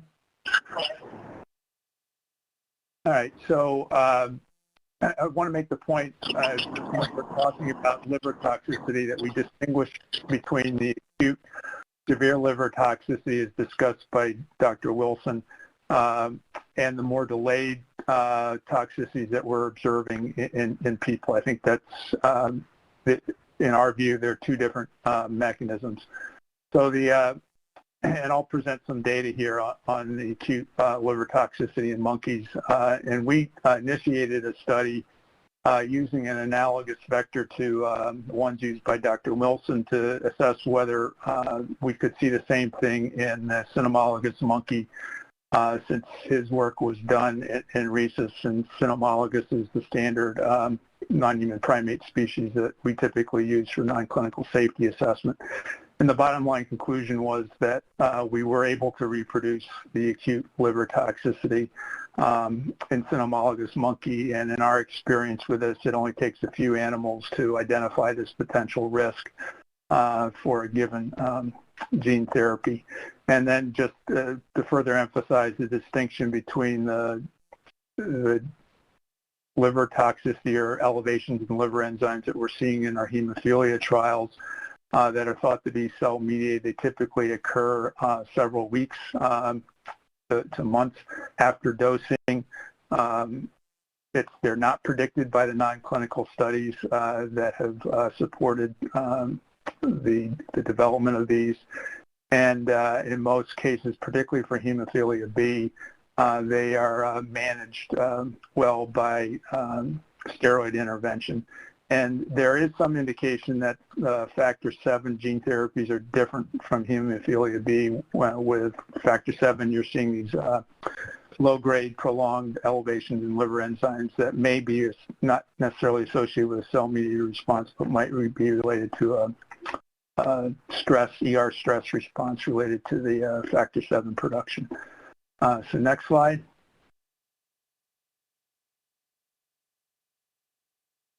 So the next slide is data from the cynomolgus monkey study that we conducted to assess comparability with the syndrome described by Dr. Wilson. And in this study, we dosed animals at 2 or 5e to the 13th or 1e to the 14th. We did see the fulminant hepatotoxicity. We saw one animal that was found dead at day 3 in the mid-dose group. I think one of the key differences that we're seeing than what Dr. Wilson discussed was we're not seeing any evidence of coagulation, fibrin deposition within the liver. We do have decrease in platelets, but everything appears to be happening at the same time that we're seeing severe liver toxicity as evidenced by the increase in liver enzymes. And we're also seeing complement activation, but that also occurs concurrently with the elevations in liver enzymes, and the lack of evidence of intravascular coagulation on histology and the lack of cellular infiltrate really points to a direct mechanism of hepatocellular injury when we see this. And in our experience, you can see various degrees of this early increase in liver enzymes that are asymptomatic. Sometimes they will be symptomatic and animals have to be euthanized. And also in our experience, steroids have not been effective at mitigating this acute liver enzyme increase that we see within the first few days post-dose. So that's it. Okay, thank you very much, Dr. Whiteley. And thank you all OPA speakers for this session. This concludes the OPA speakers for session 2. At this point, I will now turn it over to Dr. Butterfield. All right, thank you very much, Gerard, and for all of the speakers in the open public hearing section. So what we have now is the opportunity for the committee to have a discussion on the 5 key questions for this section of our 2-day meeting. So this is session 2, hepatotoxicity, and so we'll follow the same format. This time we have not 4 but 5 questions. So we also have about an hour and a half to discuss them. And so we'll go in turn. I'll read the questions. I'll look forward to the committee and our guest discussion of these. And then I'll do a quick sum up, and then we'll move to the next one. So with that, our first question is, please discuss the merits and limitations of animal studies to characterize the risk of hepatotoxicity and provide recommendations on preclinical study design elements such as animal species, disease models, and in-life and post-mortem assessments. So a lot to address there. And so let's go, and our discussant for this section is Dr. Theo Heller. So let me start with Dr. Heller, and then we will go to the committee members. Perhaps I can say 1 or 2 things in general. First, I think that a lot of the studies have missed opportunities to involve hepatologists early on, particularly if hepatotoxicity is such a common side effect of this therapy. I would say it's a missed opportunity to look at mechanism in humans, maybe the most authentic mechanism, not a model. So I would encourage early engagement of hepatologists in the design of these studies. The second thing I would say is that there are 2 approaches, I think, to toxicity. The first is the acute severe toxicity that we've been talking about. And then the second is the longer term. And what's interesting for me is that both the SMA and the hemophilic biopsy showed steatosis, the depletion of glutathione, the ER stress. That all goes together. And the question was raised earlier, would that lead to longer term toxicity in and of itself? in other words, could patients develop fibrosis? Could we see long-term, more significant damage? Remember, people take 20, 30 years to get cirrhosis due to viral hepatitis or alcohol or things like that. So could we see very delayed side effects like that? I would also put in a word of caution about immunosuppression. Steroids decrease liver enzymes even in hepatitis B, but the hepatitis B doesn't get better. The fibrosis actually accelerates. So we have to understand whether we're really treating the underlying disease by giving immunosuppression or whether we're doing something cosmetic and we're going to be surprised later. I think that also goes to more careful studies, and a lot of this could be looked at in animals. So the first point of merits and limitations of animal studies is that we need to understand both. I think we've heard very good data about the more acute severe hepatitis, but the longer later toxicities I think will become important. The relevance of the immune system, previous endogenous exposure to adenoviruses, pre-existing liver disease, either intrinsic to the disease itself, like in the myopathy that we heard of, or unrelated to the disease, but say, for example, we heard about NASH in mice. That's very relevant to NASH in humans, and that's increasingly common in across many populations. So the real holy grail is animal models that will mirror human toxicity in that sense. Also interesting that the immune response doesn't always have a very tight correlation. The adaptive immune response doesn't always have a tight correlation with ALT. So I would recommend that we think carefully about preclinical models and separate out the problems related to vector and then problems related to disease, and bear a lot of these in mind. I would strongly recommend liver biopsy and maybe bringing in things like transcriptomics and to look at more sophisticated methods of understanding the liver, what's happening in the liver in these patients in the animal models as we move forward. Thank you.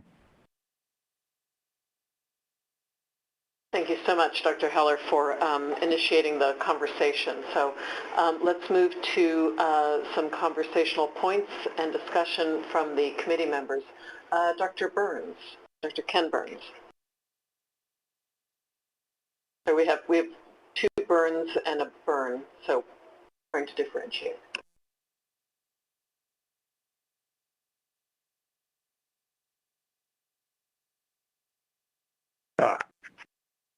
There you are. Okay.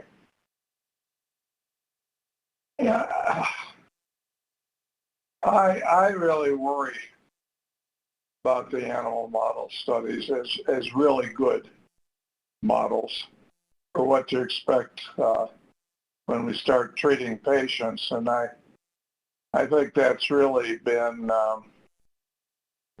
brought out in terms of the various therapies for hemophilia. There are obviously toxicities, but they weren't apparent, interestingly enough, originally from the animal models. It wasn't until the patients were actually put into clinical trials that some of the real problems became evident. And so the notion, the concept of animal models is extremely appealing. The problem is I find it very difficult to know when an animal model is really a model for human therapy. And so I'm kind of limited on this. We have that hepatotoxicity here. We're going to talk about the oncogenicity. I think that the toxicity, we're probably getting some better idea now finally. And maybe it's more informed by the kinds of experiments that Jim talked about with the non-human primates. But I really reserve enthusiasm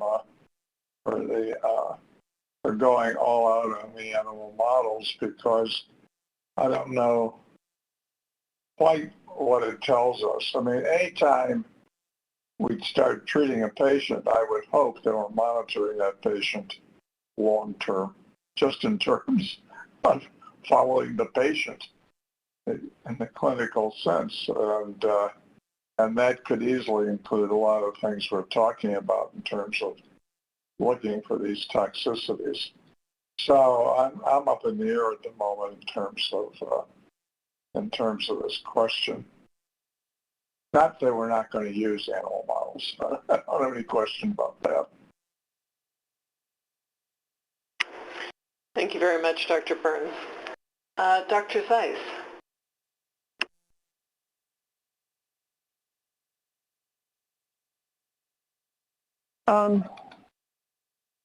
So concerning the acute toxicity in primates, we don't see quite the same thing in people. However, we don't know what the mechanism is in primates. We don't know if it's innate immunity, complement activation, whether it's direct toxicity. And because we haven't seen that yet in people, it doesn't mean we won't see that.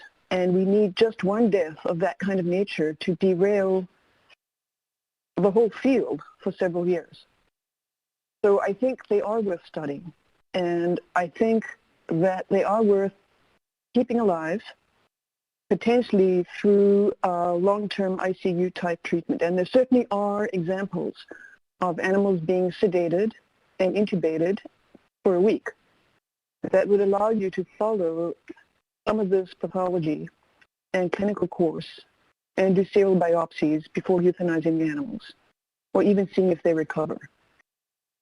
I think that you could learn a lot about the innate immune response or complement activation. It may be worth treating some of these animals with complement inhibitors and seeing if that either prevents disease or helps.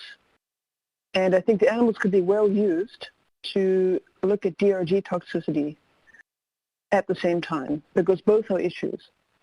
And that may combine the use of one animal to look at a number of things. So I think this would be a long, uncomfortable discussion with the ICOOC, but I think that it potentially is justified to try and get to the root of the mechanism of the acute toxicity. I think ignoring it could be problematic down the line. Thank you very much. Dr. Veit.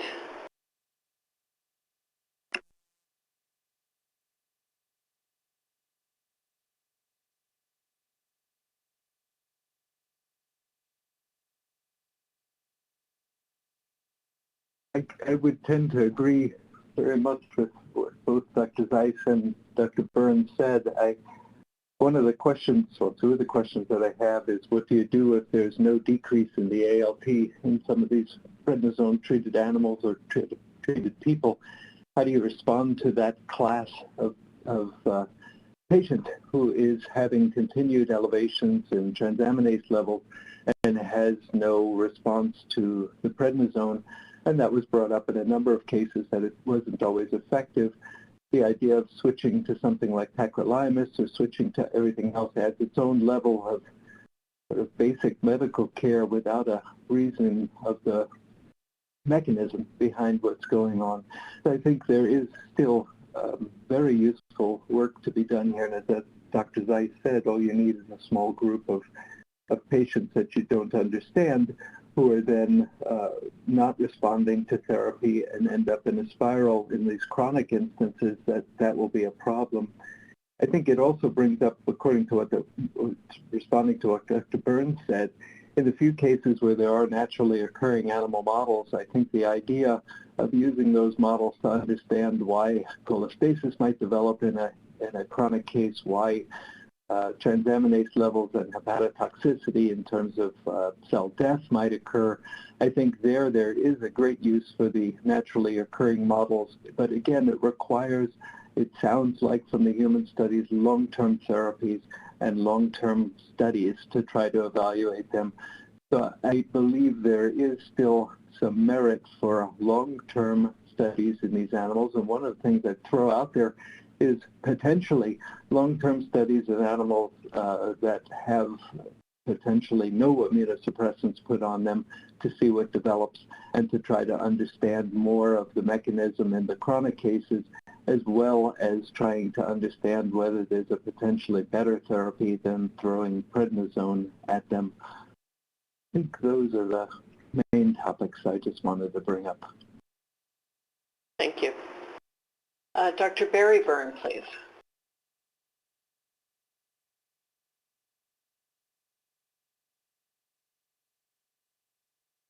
Hi there. So thanks for going through this extensively, Jim, in your presentation, and raises several important points and that are relevant to kind of this decision about what animal models and what to measure. It should be emphasized, it's really actually, it was excellent to do the early time points in this study. It's difficult to do in primates. It's much easier, ironically, to do those early studies with indwelling catheters in humans than it is in primates. So, you know, many clinical studies miss those early time points, acute time points after dosing for these critical parameters. So one of my questions is, was the class switching studied in the primates to confirm these were in fact, you know, probably selected for their seronegative status, but until one measures the IgM to IgG change, you can't confirm that they were truly naive, and the IgM component seems to be one of the key parts towards activating complement on day 3 or day 4. I don't know if you can comment, or anyone else in the committee is aware. Do we still have Dr. Wilson?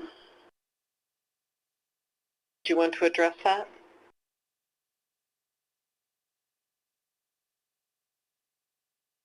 Yeah, I'm here.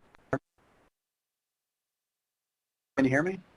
Yes. Yeah, we can hear. Yeah, sure. Yeah, Barry, what was the question again, whether they were... The question is whether there was evidence for greater IgM response early on in that early time point that may have contributed to complement fixation in the animals in both the early studies and the ones that were done looking at the different quality characteristics of the vector product.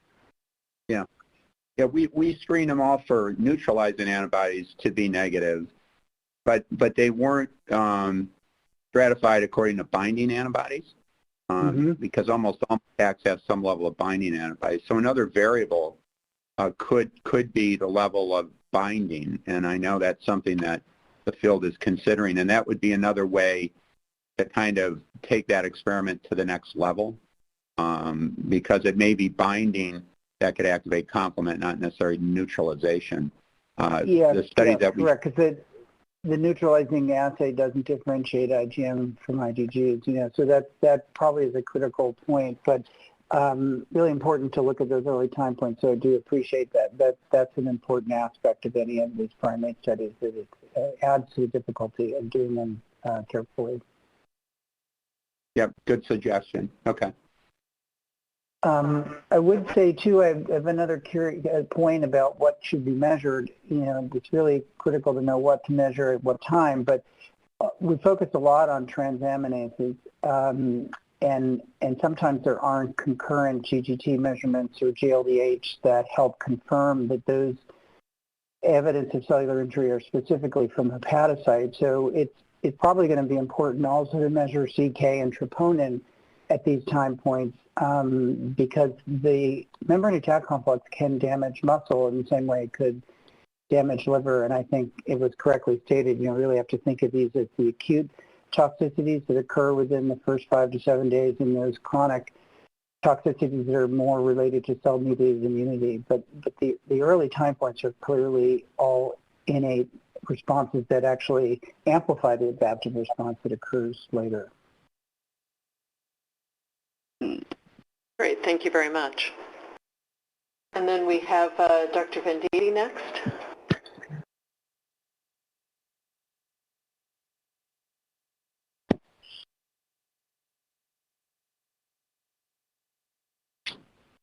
Yeah, it was wonderful presentations. I was wondering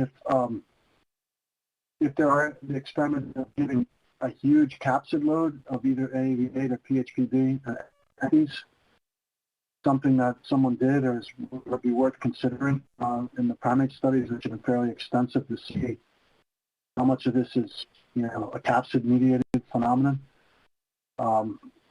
Perhaps that was done. I'm not an expert in the primate studies. I just wondered if if somebody could comment on that. Maybe Dr. Wilson, if you guys did that study, and what was seen. Did those animals all get very, very sick, or did they just have an immune response with that? Yeah. This is Jim. Can you hear me? Yeah. And if you could turn your camera on as well, Dr. Wilson, that would be great. Oh, sorry. Okay. All right.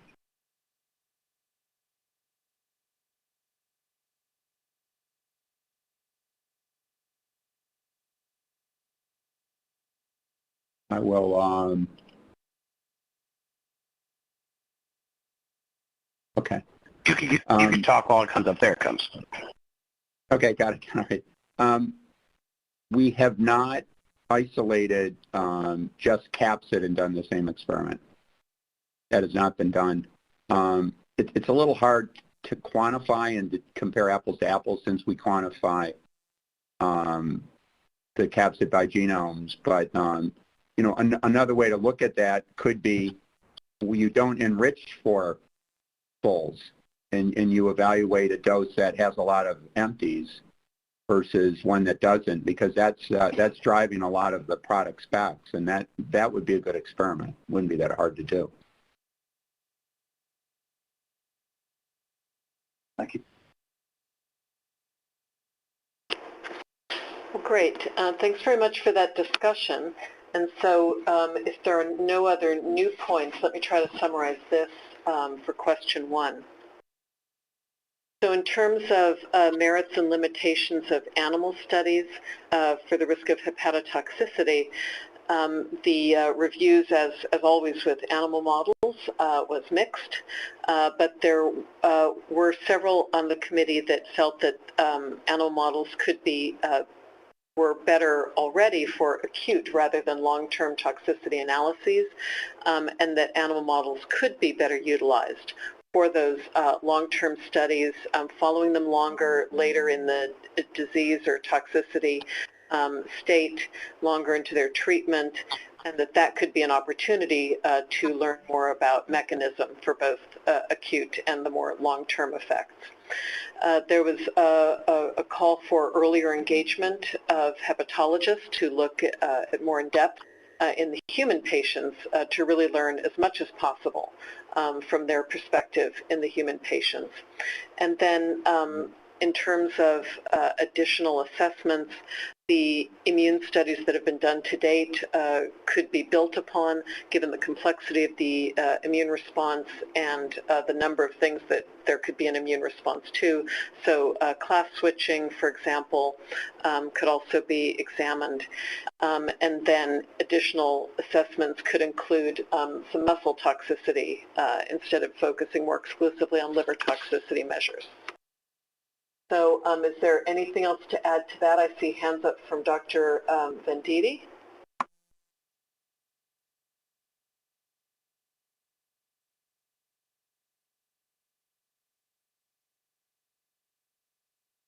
No? Okay, Dr. Kenneth Burns, did you want to add to that?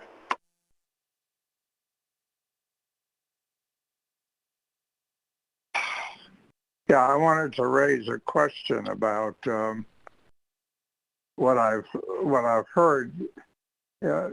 Most of the conversation we've had right now has had to do with non-human primates and the kinds of studies that Dr. Wilson was talking about.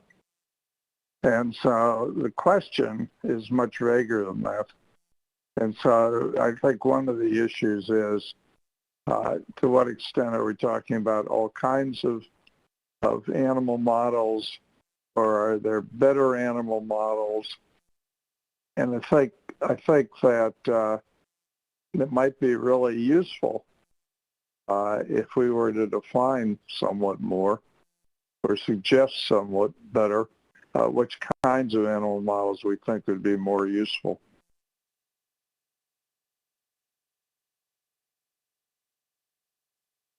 Great, thank you. I'm not sure if someone has a quick response to that, or perhaps that can be also further developed in the other sections. Dr. Veit?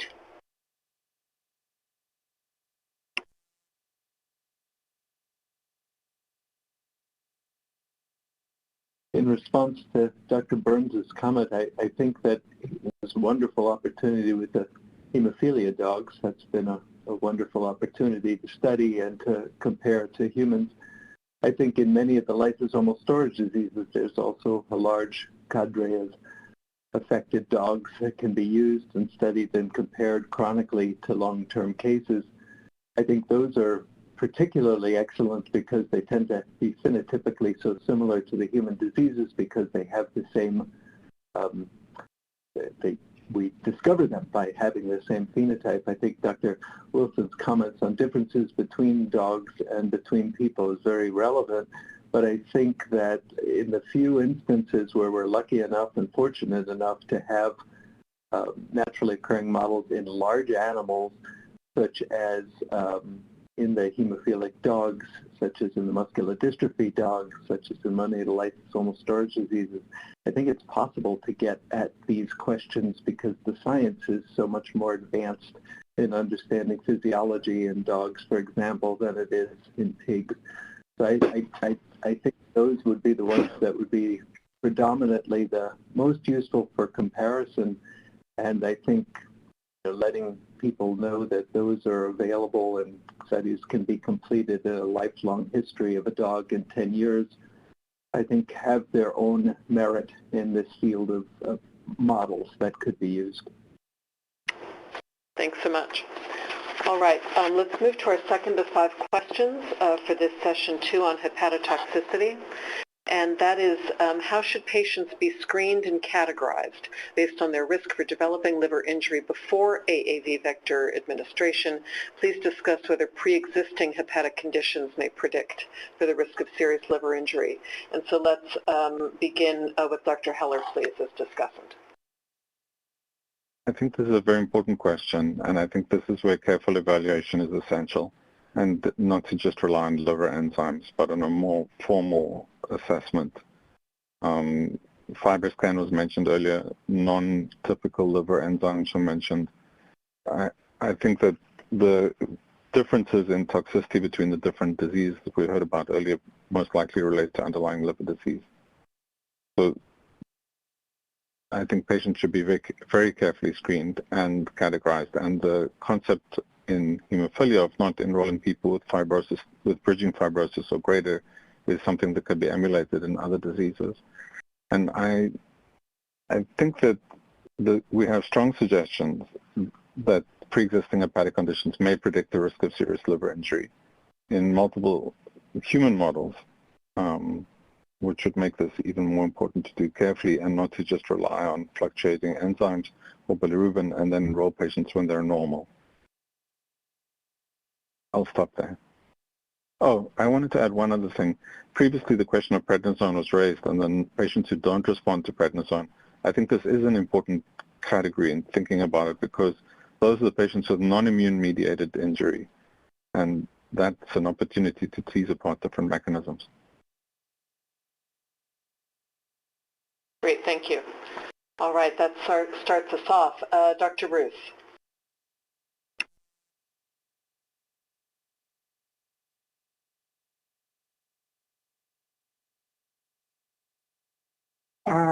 I think the idea that pre-existing liver problems set the stage perhaps for contributing to AAV hepatotoxicity is important.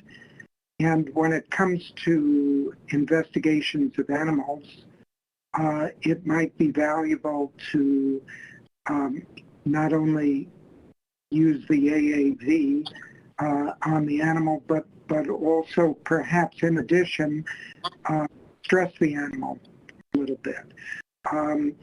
For that reason, it might be valuable to look at more than one animal species. Nice to have non-human primates, although they may have some toxicities different from mice that are bred and kept in very standard conditions. On the other hand, working with non-human primates is somewhat limited, whereas mice, one could look more broadly, different dosages, different liver injuries. So having more than one species is valuable. There's always problems and limitations in animal studies. For example, integration in the mouse in this particular locus may be an issue because that locus doesn't exist in humans. So having more than one species is good, and having species in which one could do multiple experiments that aren't too expensive is valuable. Thank you. Dr. Barry Byrne, please. You're next.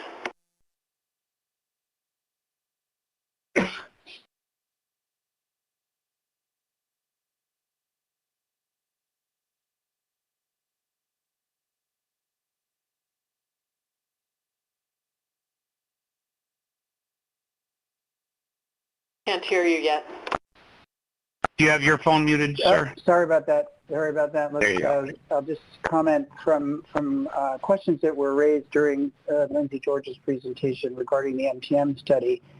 That's pertinent to this question is that in that program, patients were excluded for AST/ALT greater than 5 times the upper limit of normal, and they did have liver ultrasounds to exclude hepatic ileosis.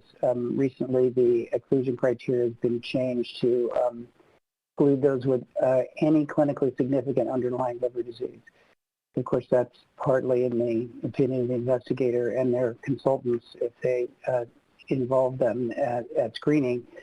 And so I think many studies do take this into account now because of the label for monitoring and evaluation of liver toxicities in Zolgensma use. So that essentially my comments are just around the typical laboratories with the expanded panel using JLDH and GGT and bilirubin as part of screening measures. It's hard to do liver ultrasounds in those conditions where there's no prior history of liver disease or where there's an underlying abnormality like in other muscular dystrophies where the transaminases do come from muscle, so the baseline is high pre-treatment, and that's why that becomes even more challenging to use as an inclusion criteria. But I think most sponsors are considering the appropriate laboratory assessments prior to inclusion in the studies. Thank you. Dr. Fox.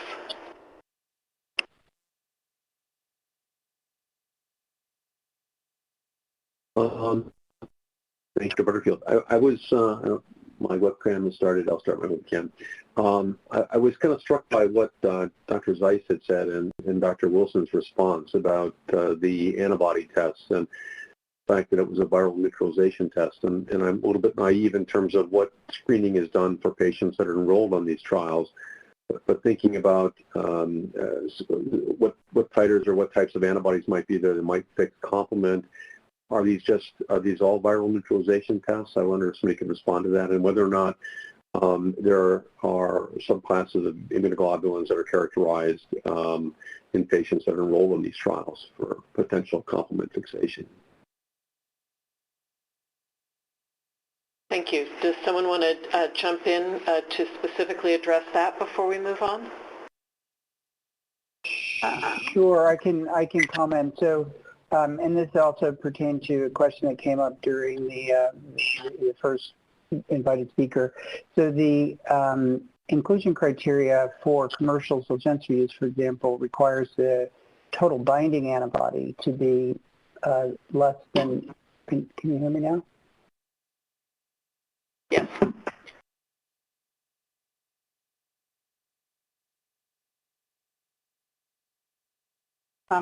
I can jump in if Dr. Byrne's having connection issues. Yeah, I don't know if you can hear me, but the webcam won't come on. Can you hear me all right? So actually, we're having Dr. George jump in to specifically address Dr. Fox's question, and then we'll carry on with the. Okay. Thank you, Dr. George. Okay, I think what Dr. Byrne was going to say is the Zolgensma neutralizing antibody threshold, I believe it's 1 to 50 is the cutoff. I think that not completely universally, but nearly universally, the people are using AAV neutralizing antibodies as the threshold, and these are typically transduction-based assays or in some cases ELISA-based, but it's typically transduction-based assays, and there's variable thresholds people are using. Many are using no detectable neutralizing antibodies. Some are using less than 1 to 5. Some are using less than 1 to 50, et cetera. And then, of course, there's no uniformity to how these tests are done, so they're not comparable across cohorts. But to my knowledge, people aren't using anything beyond that as any additional layers to look at, pre-existing AAV immunity for enrollment criteria. Thank you. Yeah, I can answer that. It's actually the screening test for Zolgensma is actually a total binding antibody assay, but just to put it in context, that 1 to 50 level is about the lower limit of detection. In fact, post-exposure, the antibody levels goes to the millions. So just to keep that in mind. Great, thank you. All right, let's go back to our list. Dr. Crombez, please.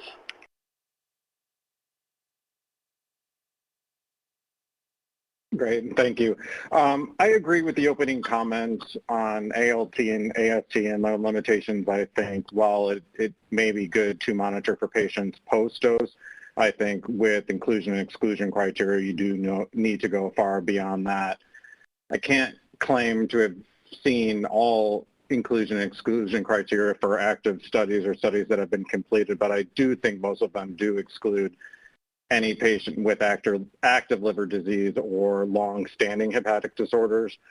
And I think it is a fairly aligned view that the underlying liver disease associated with their primary disease in those MTM patients did contribute to the outcome there. Thank you. All right, don't forget to put down your hand after you've spoken. Next we have Dr. George and then Dr. Venditti, and then I'll sum up. Great, thanks. I wanted to make 2 comments of the same vein. So the first is with respect to ascribing the observations in the X-linked myotubular myopathy to some kind of pre-existing liver disease. Conceivably, that could be a contributor, but I think it's important to acknowledge that maybe there are some studies that have documented this as part of the natural history, and several of the pre-existing, reasonably small cohort natural history data hasn't been an overwhelming feature of the disease, although it certainly could be part of it. So I think there should be a little bit of caution in saying that this was observed because these patients had pre-existing liver disease. Certainly that could be the case, but it clearly wasn't overwhelming liver disease because they were able to be enrolled in the trial, and many of them had normal values, at enrollment. So I think it's a little tough to say, oh, they had pre-existing liver disease, and that's what the problem completely ascribe it to that. But I just want to state the obvious that might be worthy of consideration, which is that significant hepatotoxicity hasn't been observed at doses less than 1E14 vector genomes per kilogram. And so maybe one of the important points of this is to conceivably strive for using lower vector doses, as part of, the clinical development of these programs. Thank you. And then finally, Dr. Venditti.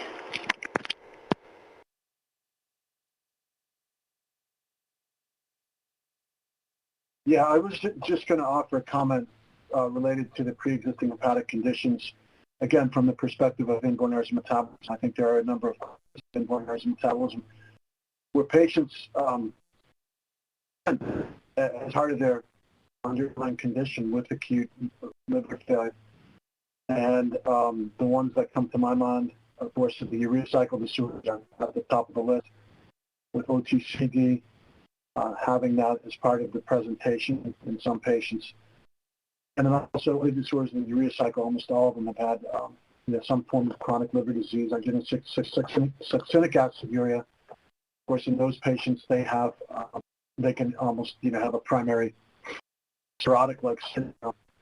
So, one considered the capsid choice and the underlying target. We didn't talk a lot about that yet, whether or not there's certain capsids that are more prone to induce whatever this liver injury serum is. Severe, I don't know, it's a capsid-dependent process, but whether those patient populations need special consideration up front. For example, I think the suggestion of involving a hepatologist in these patients is really important, and whether those patients need more beyond just, borderline normal.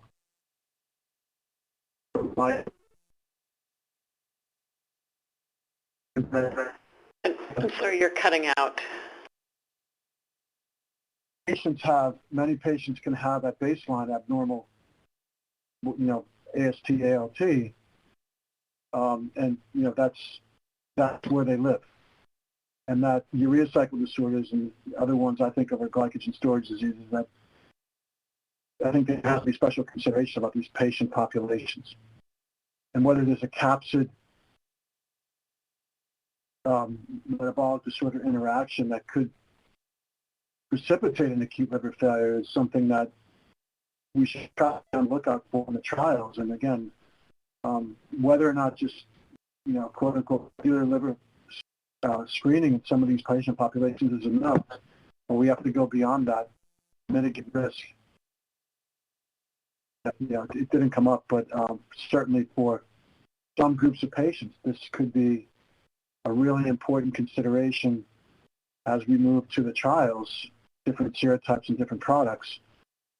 We don't want people to have acute liver failure if there's some, just say, related to metabolic control or their oxygen stress balance, which are sort of things that in patients who have nutritional problems can be prone to. So I was just going to offer that comment for the minutes because, I do think the concept of a pre-existing hepatic condition, even though it's not fulminant in the patient, is a very important consideration when we think about hepatotoxicity in some of the patient populations. Thank you. So I'm going to try to summarize question 2, and there's more opportunity to flesh this out in question 3. So keep your hands up about other strategies. But in terms of screening and categorizing patients for their risk of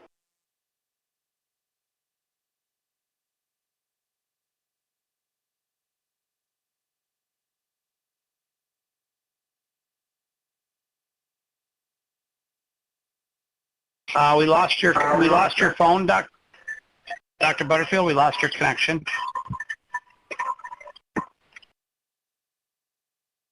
Hold on, Dr. Butterfield. Sherrod, you want to jump in here? Hold on.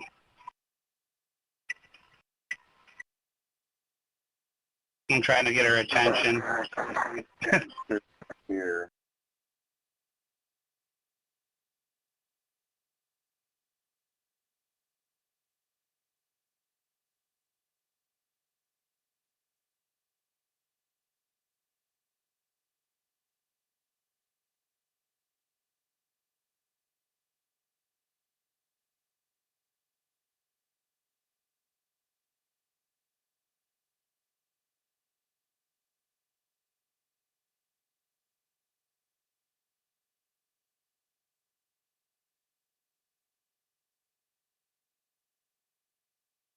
There we go. She got it. All right.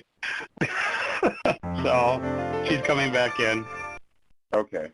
Your microphone has been turned on. Be right in just a moment. There you go. Okay. Okay. That was good. We didn't hear what you said, but it was good. That's super. Did you miss the whole sum up? A little bit, yes, ma'am. Yes, Dr. Butterfield, we apologize. We were trying to wave at you. All right.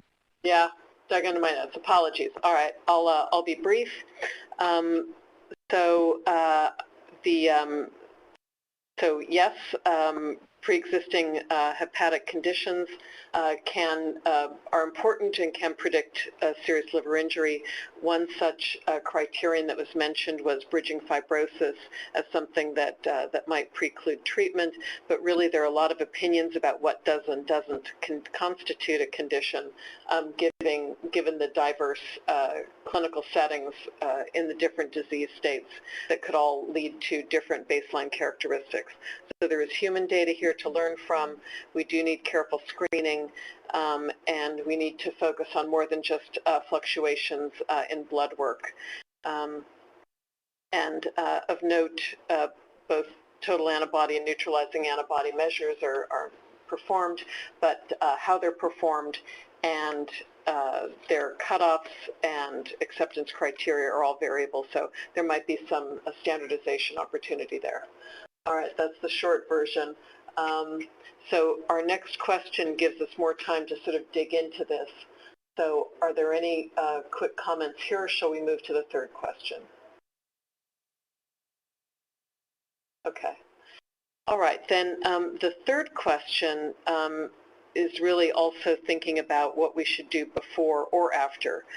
So what additional strategies could be implemented before or after AAV vector administration to prevent or mitigate the risk of liver injury?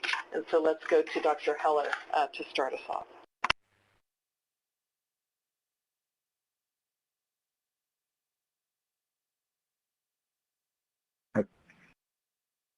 I think that one of the most important things we can do is have careful exclusion criteria to understand exactly what's going on. I'm not suggesting that the reason for cholestatic injury was the underlying liver disease in the previous discussion. I'm saying that it's a possibility, but it can't be excluded because the patients weren't adequately evaluated. And now that there are publications saying that cholestatic liver disease is part of the natural history, it raises the question. This sort of thing can be answered if careful exclusion criteria are considered. Ultrasound isn't adequate. Liver enzymes aren't adequate. It requires a little bit more than that in some patients, but not in all patients. I don't want to make it so complex that we can be nihilistic about it and say there's no point in anything. I do think that a careful set of exclusion criteria, a careful pre-evaluation will exclude most of those patients with pre-existing liver disease, or at least classify it so that they can be followed carefully. The second thing is that we could standardize post-treatment evaluation. There are simple things that can be done non-invasively with threshold criteria for switching to a liver biopsy or to something more invasive or more frequent monitoring if patients start to exhibit danger signals. But that's not something we would have to establish for every patient. Only if patients cross the threshold, we could be practical about it. I think that the single most important thing is meticulous delineation of these sort of procedures and then follow. And that way we could anticipate most of the injury, or not just anticipate, but find it early before it's advanced. I don't think the sort of things we saw in the animals with acute severe failure can be predefined, and that would be a completely separate category.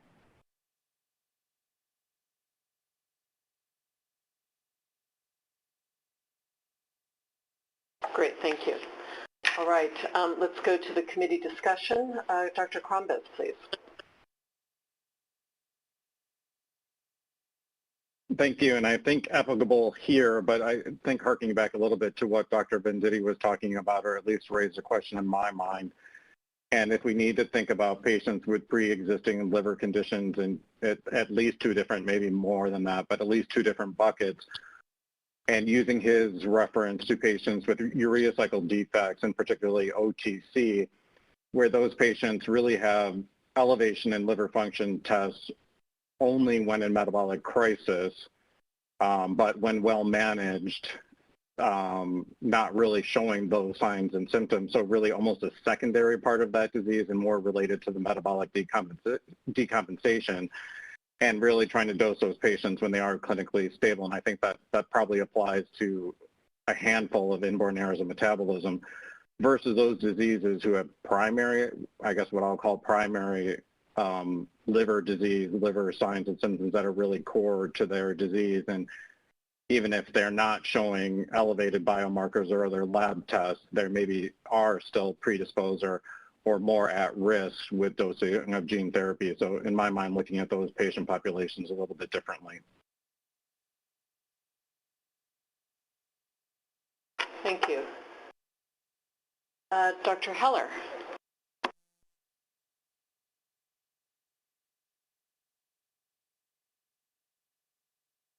There was one other thing I neglected to say. I think I've noticed that many patients get given steroids.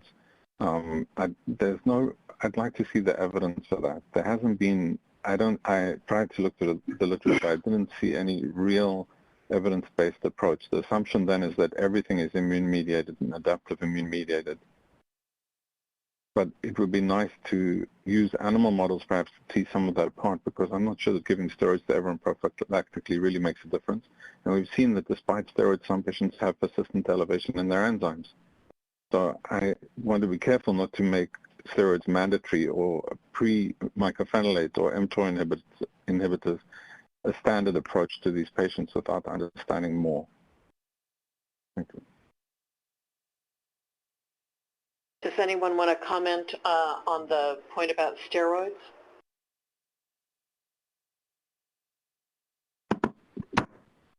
Hi there. I can comment. I wholeheartedly agree. I think that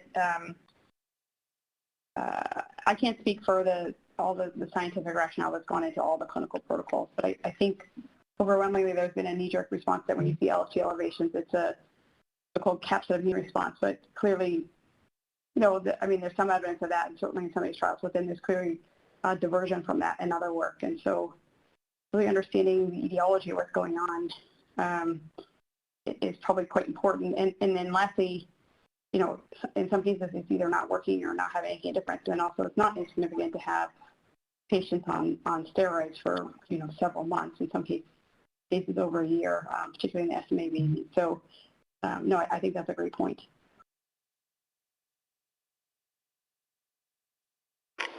Thank you. And Mr. DeFilippi, please.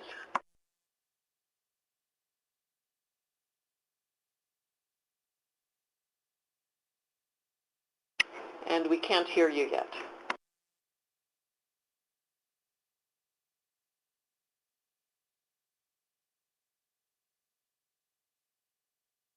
You have to unmute your phone, sir. You're unmuted in Adobe, so it's just you have to make sure your phone's unmuted.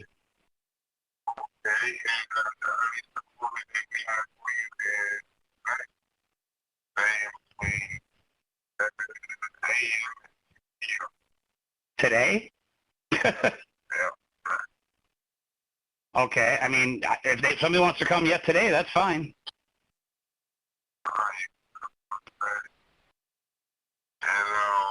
Let's go to the next one. Let's go to the next one, Lisa. It looks like he dropped off. Okay, we don't have any other comments right now. Any other comments from the committee members?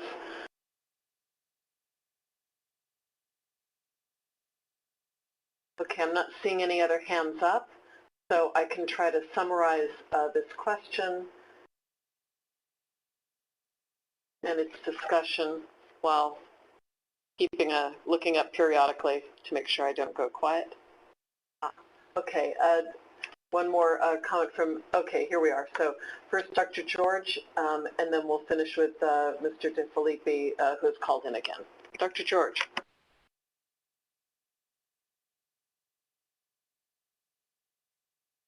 Again, that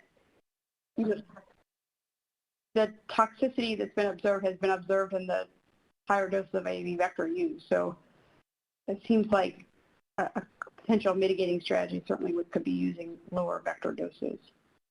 So I just wanted to state that for the group again. Great, thanks for reiterating that point. All right, let's try again, Mr. DeFilippi. Hi, can you hear me now? My apologies. I wanted to talk quickly. Dr. Heller had brought up a point when he was opening the questions about use of prednisone or as kind of like a cosmetic a cosmetic treatment, not necessarily addressing an underlying issue of hepatotoxicity. I think when I about elevated toxicity levels and then using prednisone to bring them down, it kind of makes me wonder if we're making a value trade-off where we're kind of taking away, at least in the hemophilia patient, the use of one type of treatment, the clotting factor, and then trading it for another type of treatment. And so I would say if we're implementing gene therapy, then maybe we should be also tracking and really kind of including any secondary treatments that have to be used to manage the kind of the implementation of the gene therapy as a very like a consideration and kind of the value of the gene therapy overall.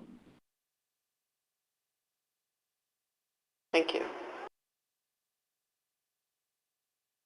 All right, so in terms of question 3, in terms of additional strategies that could be implemented before or after vector administration to mitigate the risk, one is, there was a further reiteration of the disease-specific liver state, that this is all, sometimes it's tied to the genetic disease, sometimes it's tied to other things and needs to be treated in different ways. And the workup can be complex, that ultrasound or just blood work may not be enough, and there's a certain amount of individuality about these measures that need to be considered, including biopsy, but again, in patients who are beginning to show signs of toxicity. And in terms of strategies, we need to consider the role of vector dose, and that lowering the dose may help mitigate the toxicity, and the immune-mediated toxicity, like the immune system, is also complex and needs additional investigation. So any quick comments about that before we move to question 4? Dr. George, your hand is up. Was that a new comment or just the hand still being up? Oh, sorry, I'll take my hand down. That wasn't a new comment. Thank you. Okay. All right, then let's move to question 4 of our 5 questions for session 2. And this is what factors, e.g. level of disease severity other than weight, should be considered to determine the vector dose for systemic administration. And so we'll start our discussion with Dr. Heller.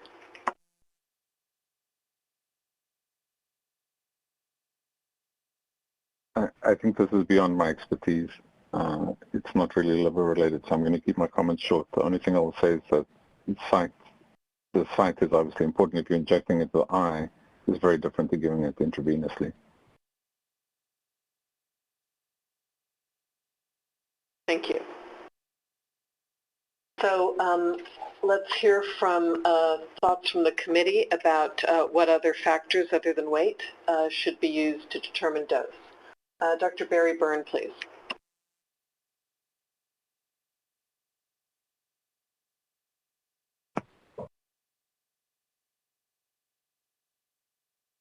Hi, Lisa, can you hear me?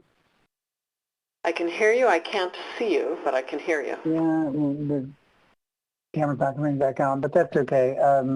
Just to comment about weight-based dosing. So obviously, even in the context of enrichment for full capsids, one can't then go, as Dr. Wilson showed, there really is a threshold for transduction outside of the liver, which are many of the targets that are being considered, certainly in inherited muscle diseases and in some neurological diseases where the dose is given systemically. And just to put it in context, the amount of protein that associated with those full vector genomes is between 2 and 200 milligrams in a typical dose from an infant to a school-age child, and could be even more in adult patients, unless, as was stated by someone earlier, that you consider the ideal body weight or the lean body weight, the lean muscle mass. So it's hard to go below those levels when considering what the antigenic burden is of the capsid and still have a therapeutic benefit. You can't de-link the two because you obviously have to deliver the transgene that generates the active product, which is the the therapeutic protein. So that's just something to consider. That is between 10 and 100 times more than a typical vaccine. So there are always going to be immune responses associated with this type of therapy. Thank you. Dr. Venditti?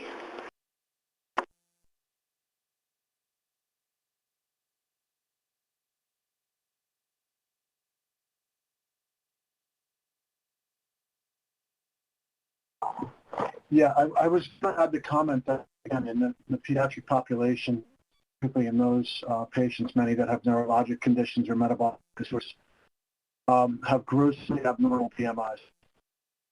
And it's something that goes beyond just measuring height and weight. You know, again, in the NIH and the intramural program, we're privileged to be able to deeply phenotype our patients. But whether or not, in some populations, if there is an aberrant BMI, it would be a consideration to, you know, at least perform a DEXA scan to get an idea about how much fat somebody has, what's their lean muscle mass, how dense their bones are, you know, these are things you can get from a DEXA scan. And there's even more sophisticated measures you could get depending on the nature of the scan and how you do the analysis. And then another question, again, for high-dose applications where concerned about toxicity, whether or not you could employ volumetrics in the analysis of patients, something like a whole-body MRI scan. Again, this is not the sort of thing you would just order on somebody, you know, you're part of a research protocol, but then you could more precisely determine for any given patient their composition, but sort of how big is their liver? What's the volume of it? How about their heart? How much muscle mass do they have? A priori, before we, you know, as part of the clinical characterization of patients, it might help just get information for the field as we move forward for the trials. I'm not making any firm recommendation about dosing someone based on another DEXA scan, but it's something that has come up in discussions as we think about, at least in my section, about patients who have abnormal body habits. And there's quite a number of them, as I mentioned, that are, you know, excellent patient populations for AAV gene therapy because they don't have any other treatment options. So it is something you should think about and try to keep track of. But I wanted to offer that comment to the group. Great, thank you. And Dr. Roos, please.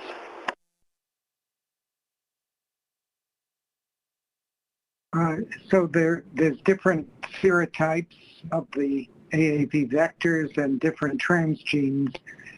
So it's hard to generalize about a particular vector dose. I think it's important to do animal work to get some idea about this, but then ultimately, I think in the clinical trial, looking at dose response would be important, starting at a low dose and challenging that patient population with increased amounts of AAV vector. Thanks. Thank you. All right, so I don't see any other raised hands at this time. So let me summarize the discussion about question 4, factors other than weight to be considered to determine the vector dose for systemic administration. And so for administration that is not systemic, obviously the dose would change for intraocular or other locations. And there was a recommendation to perhaps factor in the capsid antigen burden relative to the transgene expression as something that factors into dose. And then when one can start with animals, but very carefully follow for a dose response in patients during the early toxicity, dose escalation studies, and then noting that BMI abnormalities can exist in a number of the disease states, and so more detailed information gathering about bone, muscle, fat, organ composition, and volumetrics could help define doses that could lead to toxicity versus efficacy. Any comments about anything I left out? All right, seeing none. Let's move to our fifth and final question for session 2 on hepatotoxicity. And this is a two-part question. Considering the risk of hepatotoxicity observed in clinical trials with high doses of AAV vectors, A, please discuss whether an upper limit should be set for the total vector genome dose per subject. And given that many AAV products contain significant amounts of empty capsids, please discuss whether an upper limit should be set on the total capsid dose. So for this, let's again start with Dr. Heller to set the stage. And again, this is a little bit outside of my expertise. It's not quite what I do. It makes sense from the discussion today that an upper limit might be reasonable. I would just caution that the upper limit in the one study with the 3 deaths may be affected by underlying liver disease. We don't know the answer to that. But going to humans, it would be prudent to be cautious. Thank you. All right, Dr. George.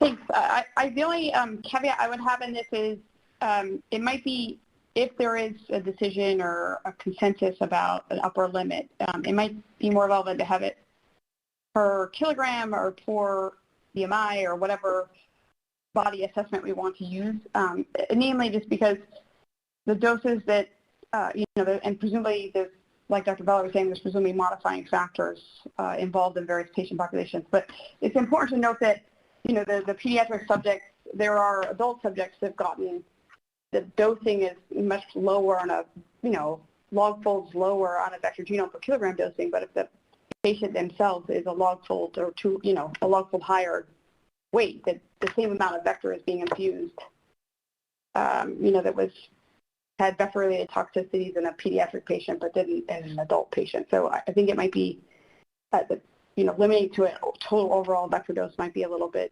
difficult, and the ranges of, sizes, so to speak, of people receiving AAV vectors.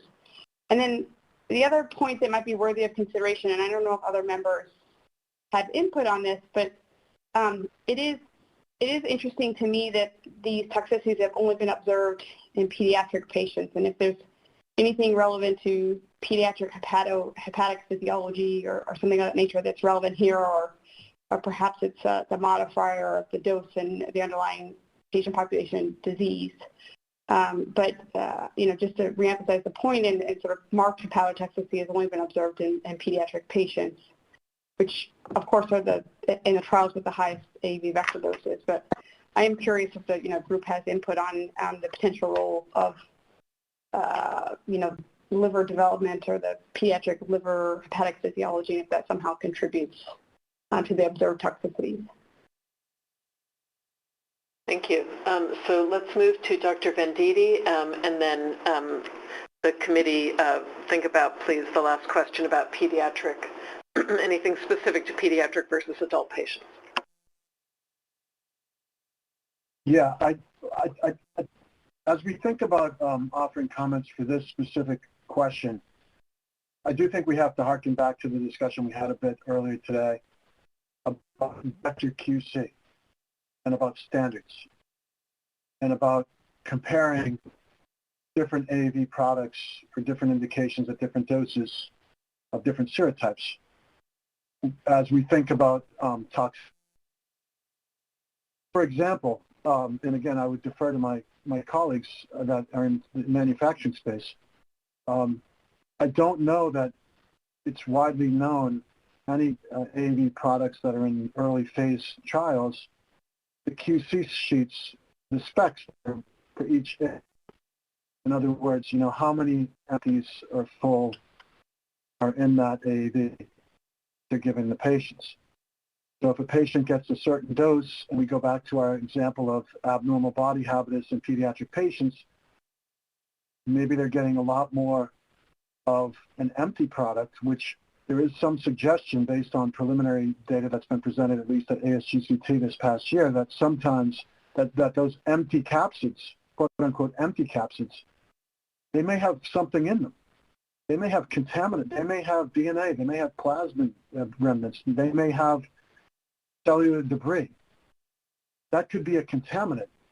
So that if a patient gets dosed based on the vector genome copy number of the titer, which is typically how you would titer an AAV by genome copy, but that one AAV has a lot of empty capsids, and I think, again, I would be interested to hear from others on the line, what do people think could be in an empty capsid? I don't know that empty capsids are zero on the inside. I think there's something inside them, and whether or not they are toxic is a question that I think is not fully resolved. So it confounds this question of hepatotoxicity and toxic, side effects of AAV preps because, again, going backwards, we don't have reference standards for the fields. If we're not doing next-gen sequencing to see what the preps are, if people are using different production methods, if there's differing amounts of empty capsids that are in the preps, and those empty capsids, for example, as I mentioned, have something in there that could stimulate the innate immune response, or that themselves are hepatotoxic, how can we make a prediction about a dose? We need to have that real basic information, which, again, to my colleagues in manufacturing and industry, I don't know that people widely share that information before they have a marketing authorization. So I think this is a very hard one. And it's also going to be influenced, as we talked about extensively earlier today in this discussion, by the underlying disease state. Whether or not a patient, whether they are an OTCD patient who's well controlled, but then all of a sudden get a capsid load, is that enough to precipitate an acute liver failure syndrome in a well-controlled patient? I don't know the answer to that. I'm just throwing it out as a hypothetical. If we change capsid with a different dosing regimen. So I think this is a really tough one to provide, real clarity and guidance on because of this confounding factor of the biologic complexity problem. And I would welcome topic. So I'm just giving my opinion in the trenches on this. Thank you. Thank you. Dr. Krombas?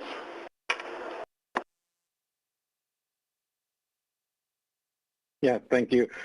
I agree. I also find the idea of a blanket upper limit on dose very challenging. I mean, I think dose finding is a very important and key part of drug development. And while in some instances it may be reasonable to start at doses below the E14 range, that some targets, such as muscle, may require relatively higher doses. I think this is where benefit risk, informed consent, specific indication, specific vector becomes very important, and that really, I think, best to keep these on a case-by-case and program-by-program basis. Thank you. Dr. Heller. One of the difficult things for me in looking at this question before today was that it was hard to find standardization, and it was hard to find clear evidence that everything had been done in the same way in every study.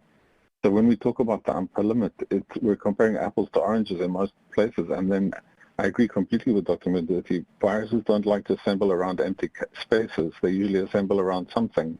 The empty capsids, it varies so much. And then when we talk about injecting in different sites and different underlying diseases, I honestly felt it might be a little bit premature to try and predefine this sort of answer. Thank you. Dr. Venditti?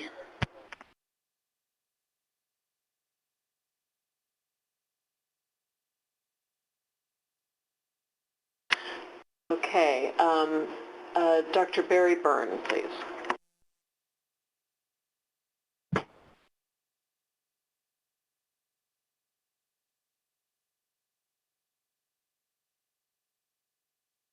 Can't hear you yet.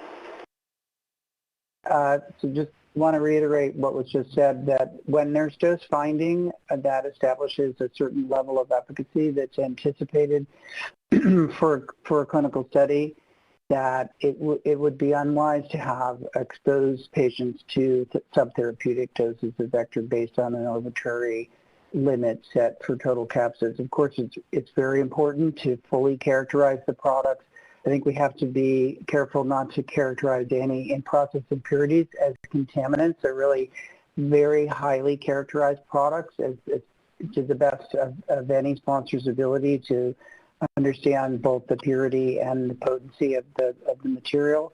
But that is going to mean that enrichment for the biologically active particles and not the empty capsids is going to be an important ongoing development. Right now, physical methods are used to do that, and some ion exchange chromatography methods have been established, and they'll continue to evolve. But that should not mean that we can pick an arbitrary limit which might impact effectiveness. And one of the areas we've been investigating is the notion of incremental dosing, where under the cover of a brief period of immune protection, you don't have to expose the patient to what appears to be the upper, really the MTD has been reached in some of these studies, especially if there are empty capsids in the preparation.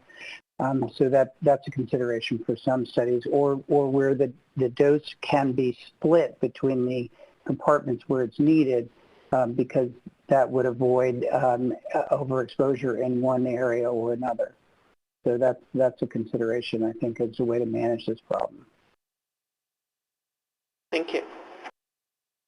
Dr. Herzog, please.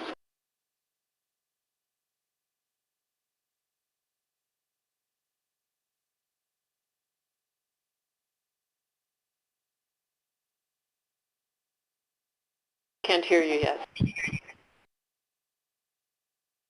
Yep, make sure it's your own phone, Dr. Herzog. And there you go. Okay. Yeah, so one point, just to reiterate what was already said, is that the vector, we don't have standards for vector titers right now. So 10 to the 14th of one product made by one company may not be what another one in their product calls 10 to the, of course, a company. But on the other hand, we talked about steroids versus other kind of immune modulation and adjunct therapies to reduce toxicities and immunogenicity. I think as the field is learning more about the mechanisms, underlying mechanisms that are causing these toxicities and finding ways to get around them, a dose of 10 to the 14th or 10 to the 15th per kilogram may not be as problematic anymore. So hopefully, some of the knowledge gained that will help develop these kind of adjunct therapies that work together with gene therapy to achieve efficacy and reduce toxicity. And of course, looking much further into the future, will hopefully also improve our vector technologies down to lower. But I think a specific number across the board would be very great. Thank you. All right, let's finish up with Dr. Ken Burns, please.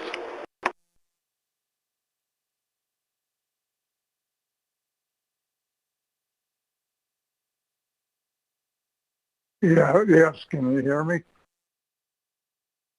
Yes, we hear you. We don't see you, but we hear you. Hitting the webcam, but things are slow these days. Anyway, I think this is a very interesting basic problem because I like to think that the good part of the vector is probably the DNA. So now you're talking about genomes. But we don't really know what the toxic component of the vector is.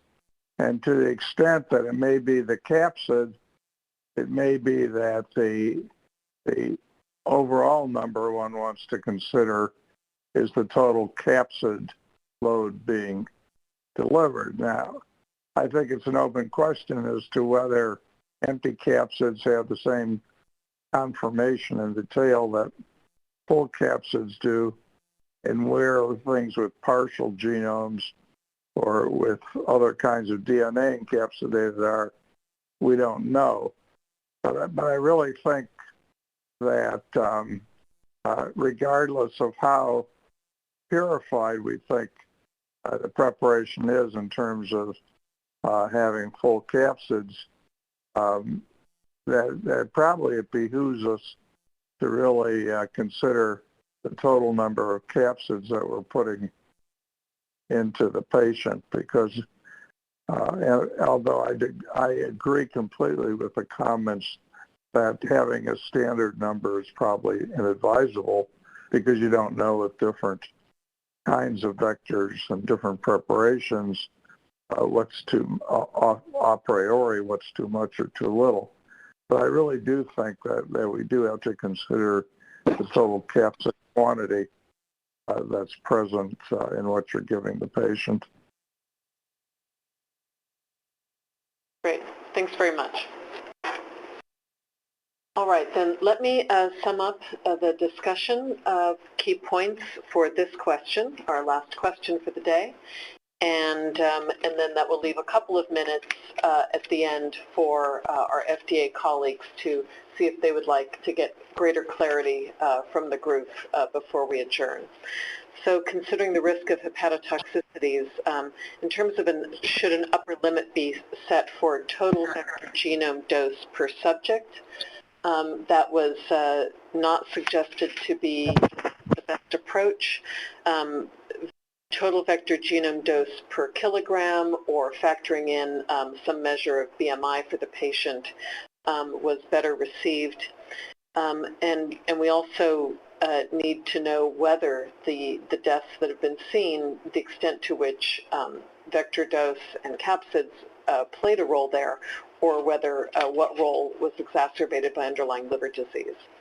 As to the empty capsids or total capsid dose, again, the committee did not discuss support for arbitrary capsid limits, but instead on some standards, some standardization and measures of vector QC, including vector titer, the number of empty capsids, should they be there, or capsids around other contaminants in the preparation.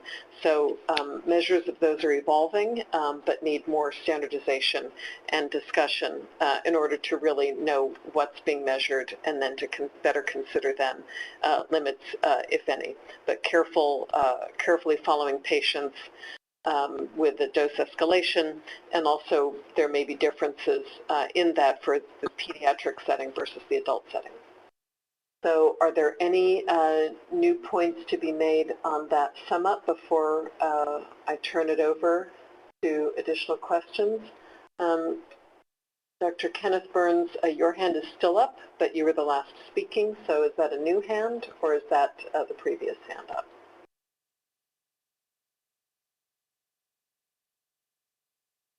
There, that must have been the previous one. All right, then with that, I'll ask if our FDA colleagues need greater clarity or expansion on any of these questions. And there is Dr. Wilson-Bryan. Yes, let me check with my folks. First, the Farm Tox team. Dr. Urban, any further questions?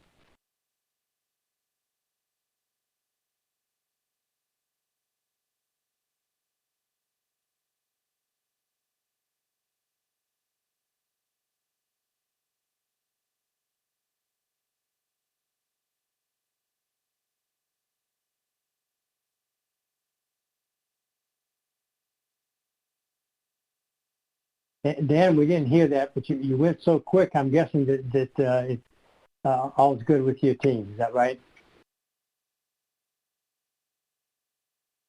Oh, I forgot to not unmute my phone. Sorry. Yes, we are good. We do not have any more questions regarding the design of preclinical programs. Thank you. Thank you. Let me check. There's been a lot of chatter among the clinical group in the background. Let me see, Dr. Sherifat, anything more from the clinical group?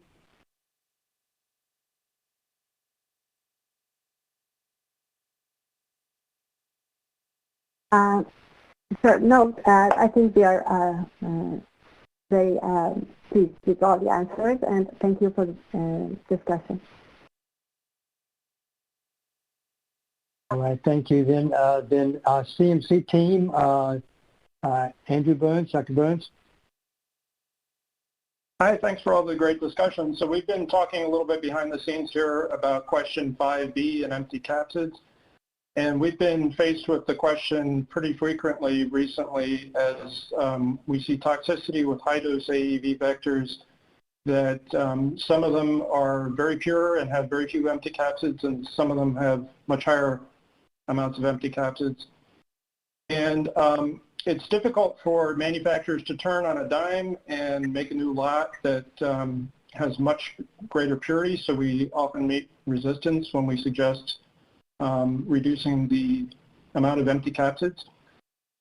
Could the committee comment on the importance of empty capsids? We have uncertainty about their toxicity, but at the same time we're faced with these situations where we seem to be bumping up against the maximum tolerated doses, and we're looking for opportunities to improve the safety of these vectors. Thank you.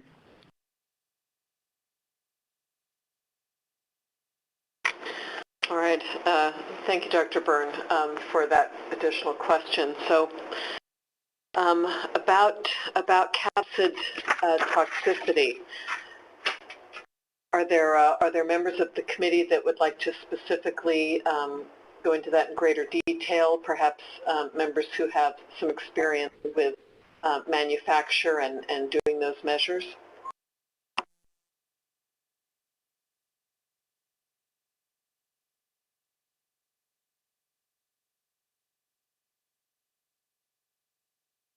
And Dr. Barry Byrne, please. Yeah, I can comment to amplify on what I said before. So the stoichiometry between the vector genome and the three principal capsid proteins is known. So that in fact, on an ideal basis, you can actually measure in a preparation that is, let's say, greater than 95% capsid proteins assessed by either Silverstein gel or Western blot. You can determine what the total protein concentration is. So that's one way to level set across these various trials where there may be genome-specific titers or the product-specific titers determined by genome content may not be representative of the total protein content across various products, but that would be an important release specification to consider. And that'll really depict what the total capsid burden is in the dose. Dr. Andrew Byrne, did that help?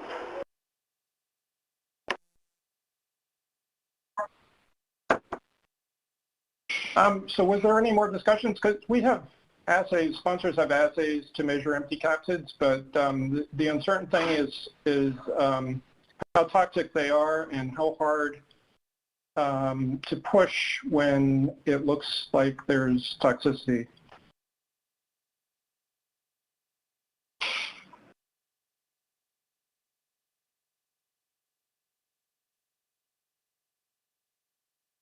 Please.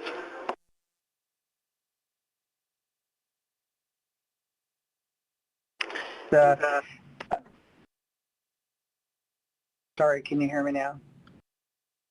Yeah, some of these points will come up tomorrow when we discuss thrombotic microangiopathy because the same factors apply. That the capsid burden will control it. You know, there's the total protein delivered with a dose, but the antibodies made in response to that antigenic exposure can be infinite as long as there are cells making antibodies that are acutely bind to the capsid. So that those antigen antibody complexes are what influence the activation of the classical pathway.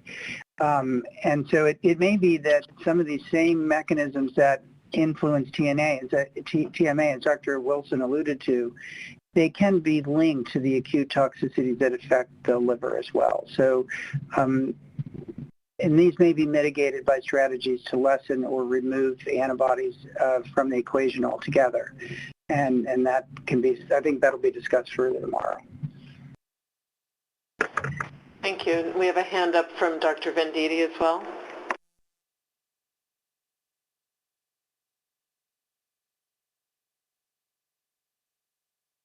Yeah, I was just going to add the comment. Again, this is more of a chicken and an egg discussion because, you know, I think we don't really know what is in an empty capsid. So if one manufacturer has a certain process and they have empties that are full of some sort of, you know, unwanted cellular product, you could use your imagination of different classes of compounds that maybe could get inside an AAV particle. That might be very different than someone else that has, you know, possibly the same amount of MPs, but you might not, you know, who knows what if there would be a toxicity. And the other comment that I was just going to offer again is that maybe it'll come up tomorrow about the reverse packaging of plasmid and other types of vectors that get into the full particles. And, you know, whether that's the balance that we have to also look at very, very carefully, which is, you know, the manufacturing process, the things that Dr. Burns just mentioned, but then also, you know, how much backbone plasmid was reverse packaged. We know that those things are very inflammatory for the innate immune response, and there's sort of toxic, it could be toxic contaminants of a prep. So I think this goes back full circle to the question that we had about the QC of AAVs and, you know, what should we be doing as a field, implementing a wide range of nucleic acid and proteomic technologies to QC all the different AAVs that, you know, these different products can go in to understand what's the, you know, that's the main capsid, but it could be that these byproducts of manufacturing that are present at a much lower amount, that's what's driving the toxicity. I'm saying possibly. That's a theory. I don't know. I'm throwing it out there that as a point of discussion when someone, you know, might have a comment about trying to reduce the amount of empties and doesn't matter in their models. You know, I just was going to offer that comment at the end. You know, it could just be that it's not really the, and again, change the scope a bit, that it's not really the empties, but it could be fortuitously packaged contaminants in the full capsid that could be equally toxic. That's it. I was just going to offer that comment. Thank you. Thank you. So, Dr. Andrew Burns, anything else? Great point. So thanks so much, and we'll have a very similar question in CMA session tomorrow again. Thank you.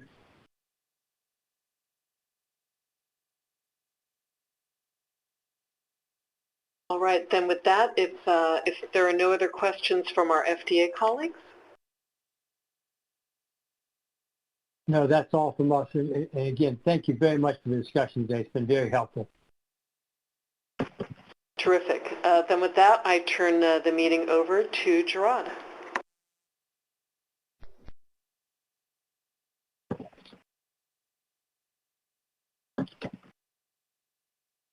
Okay. Thank you very much, Dr. Butterfield. Can you all hear me? Yes. Okay, great. Okay, so at this time, this concludes day 1 of the day 2 virtual meeting. I would like to thank all the participants for their time and effort to conduct today's meeting. I would also like to give special thanks to Michael Kaczynski for managing the Adobe Connect platform for today, and to our esteemed chair, Dr. Lisa Butterfield, for facilitating today's meeting. Before we adjourn, I would like to ask that all advisory committee members and temporary voting members stay online before adjournment, after adjournment, to discuss the updates for tomorrow. With that said, the meeting is now adjourned, and I want to thank you all, and we will see you tomorrow for day 2. Have a great evening.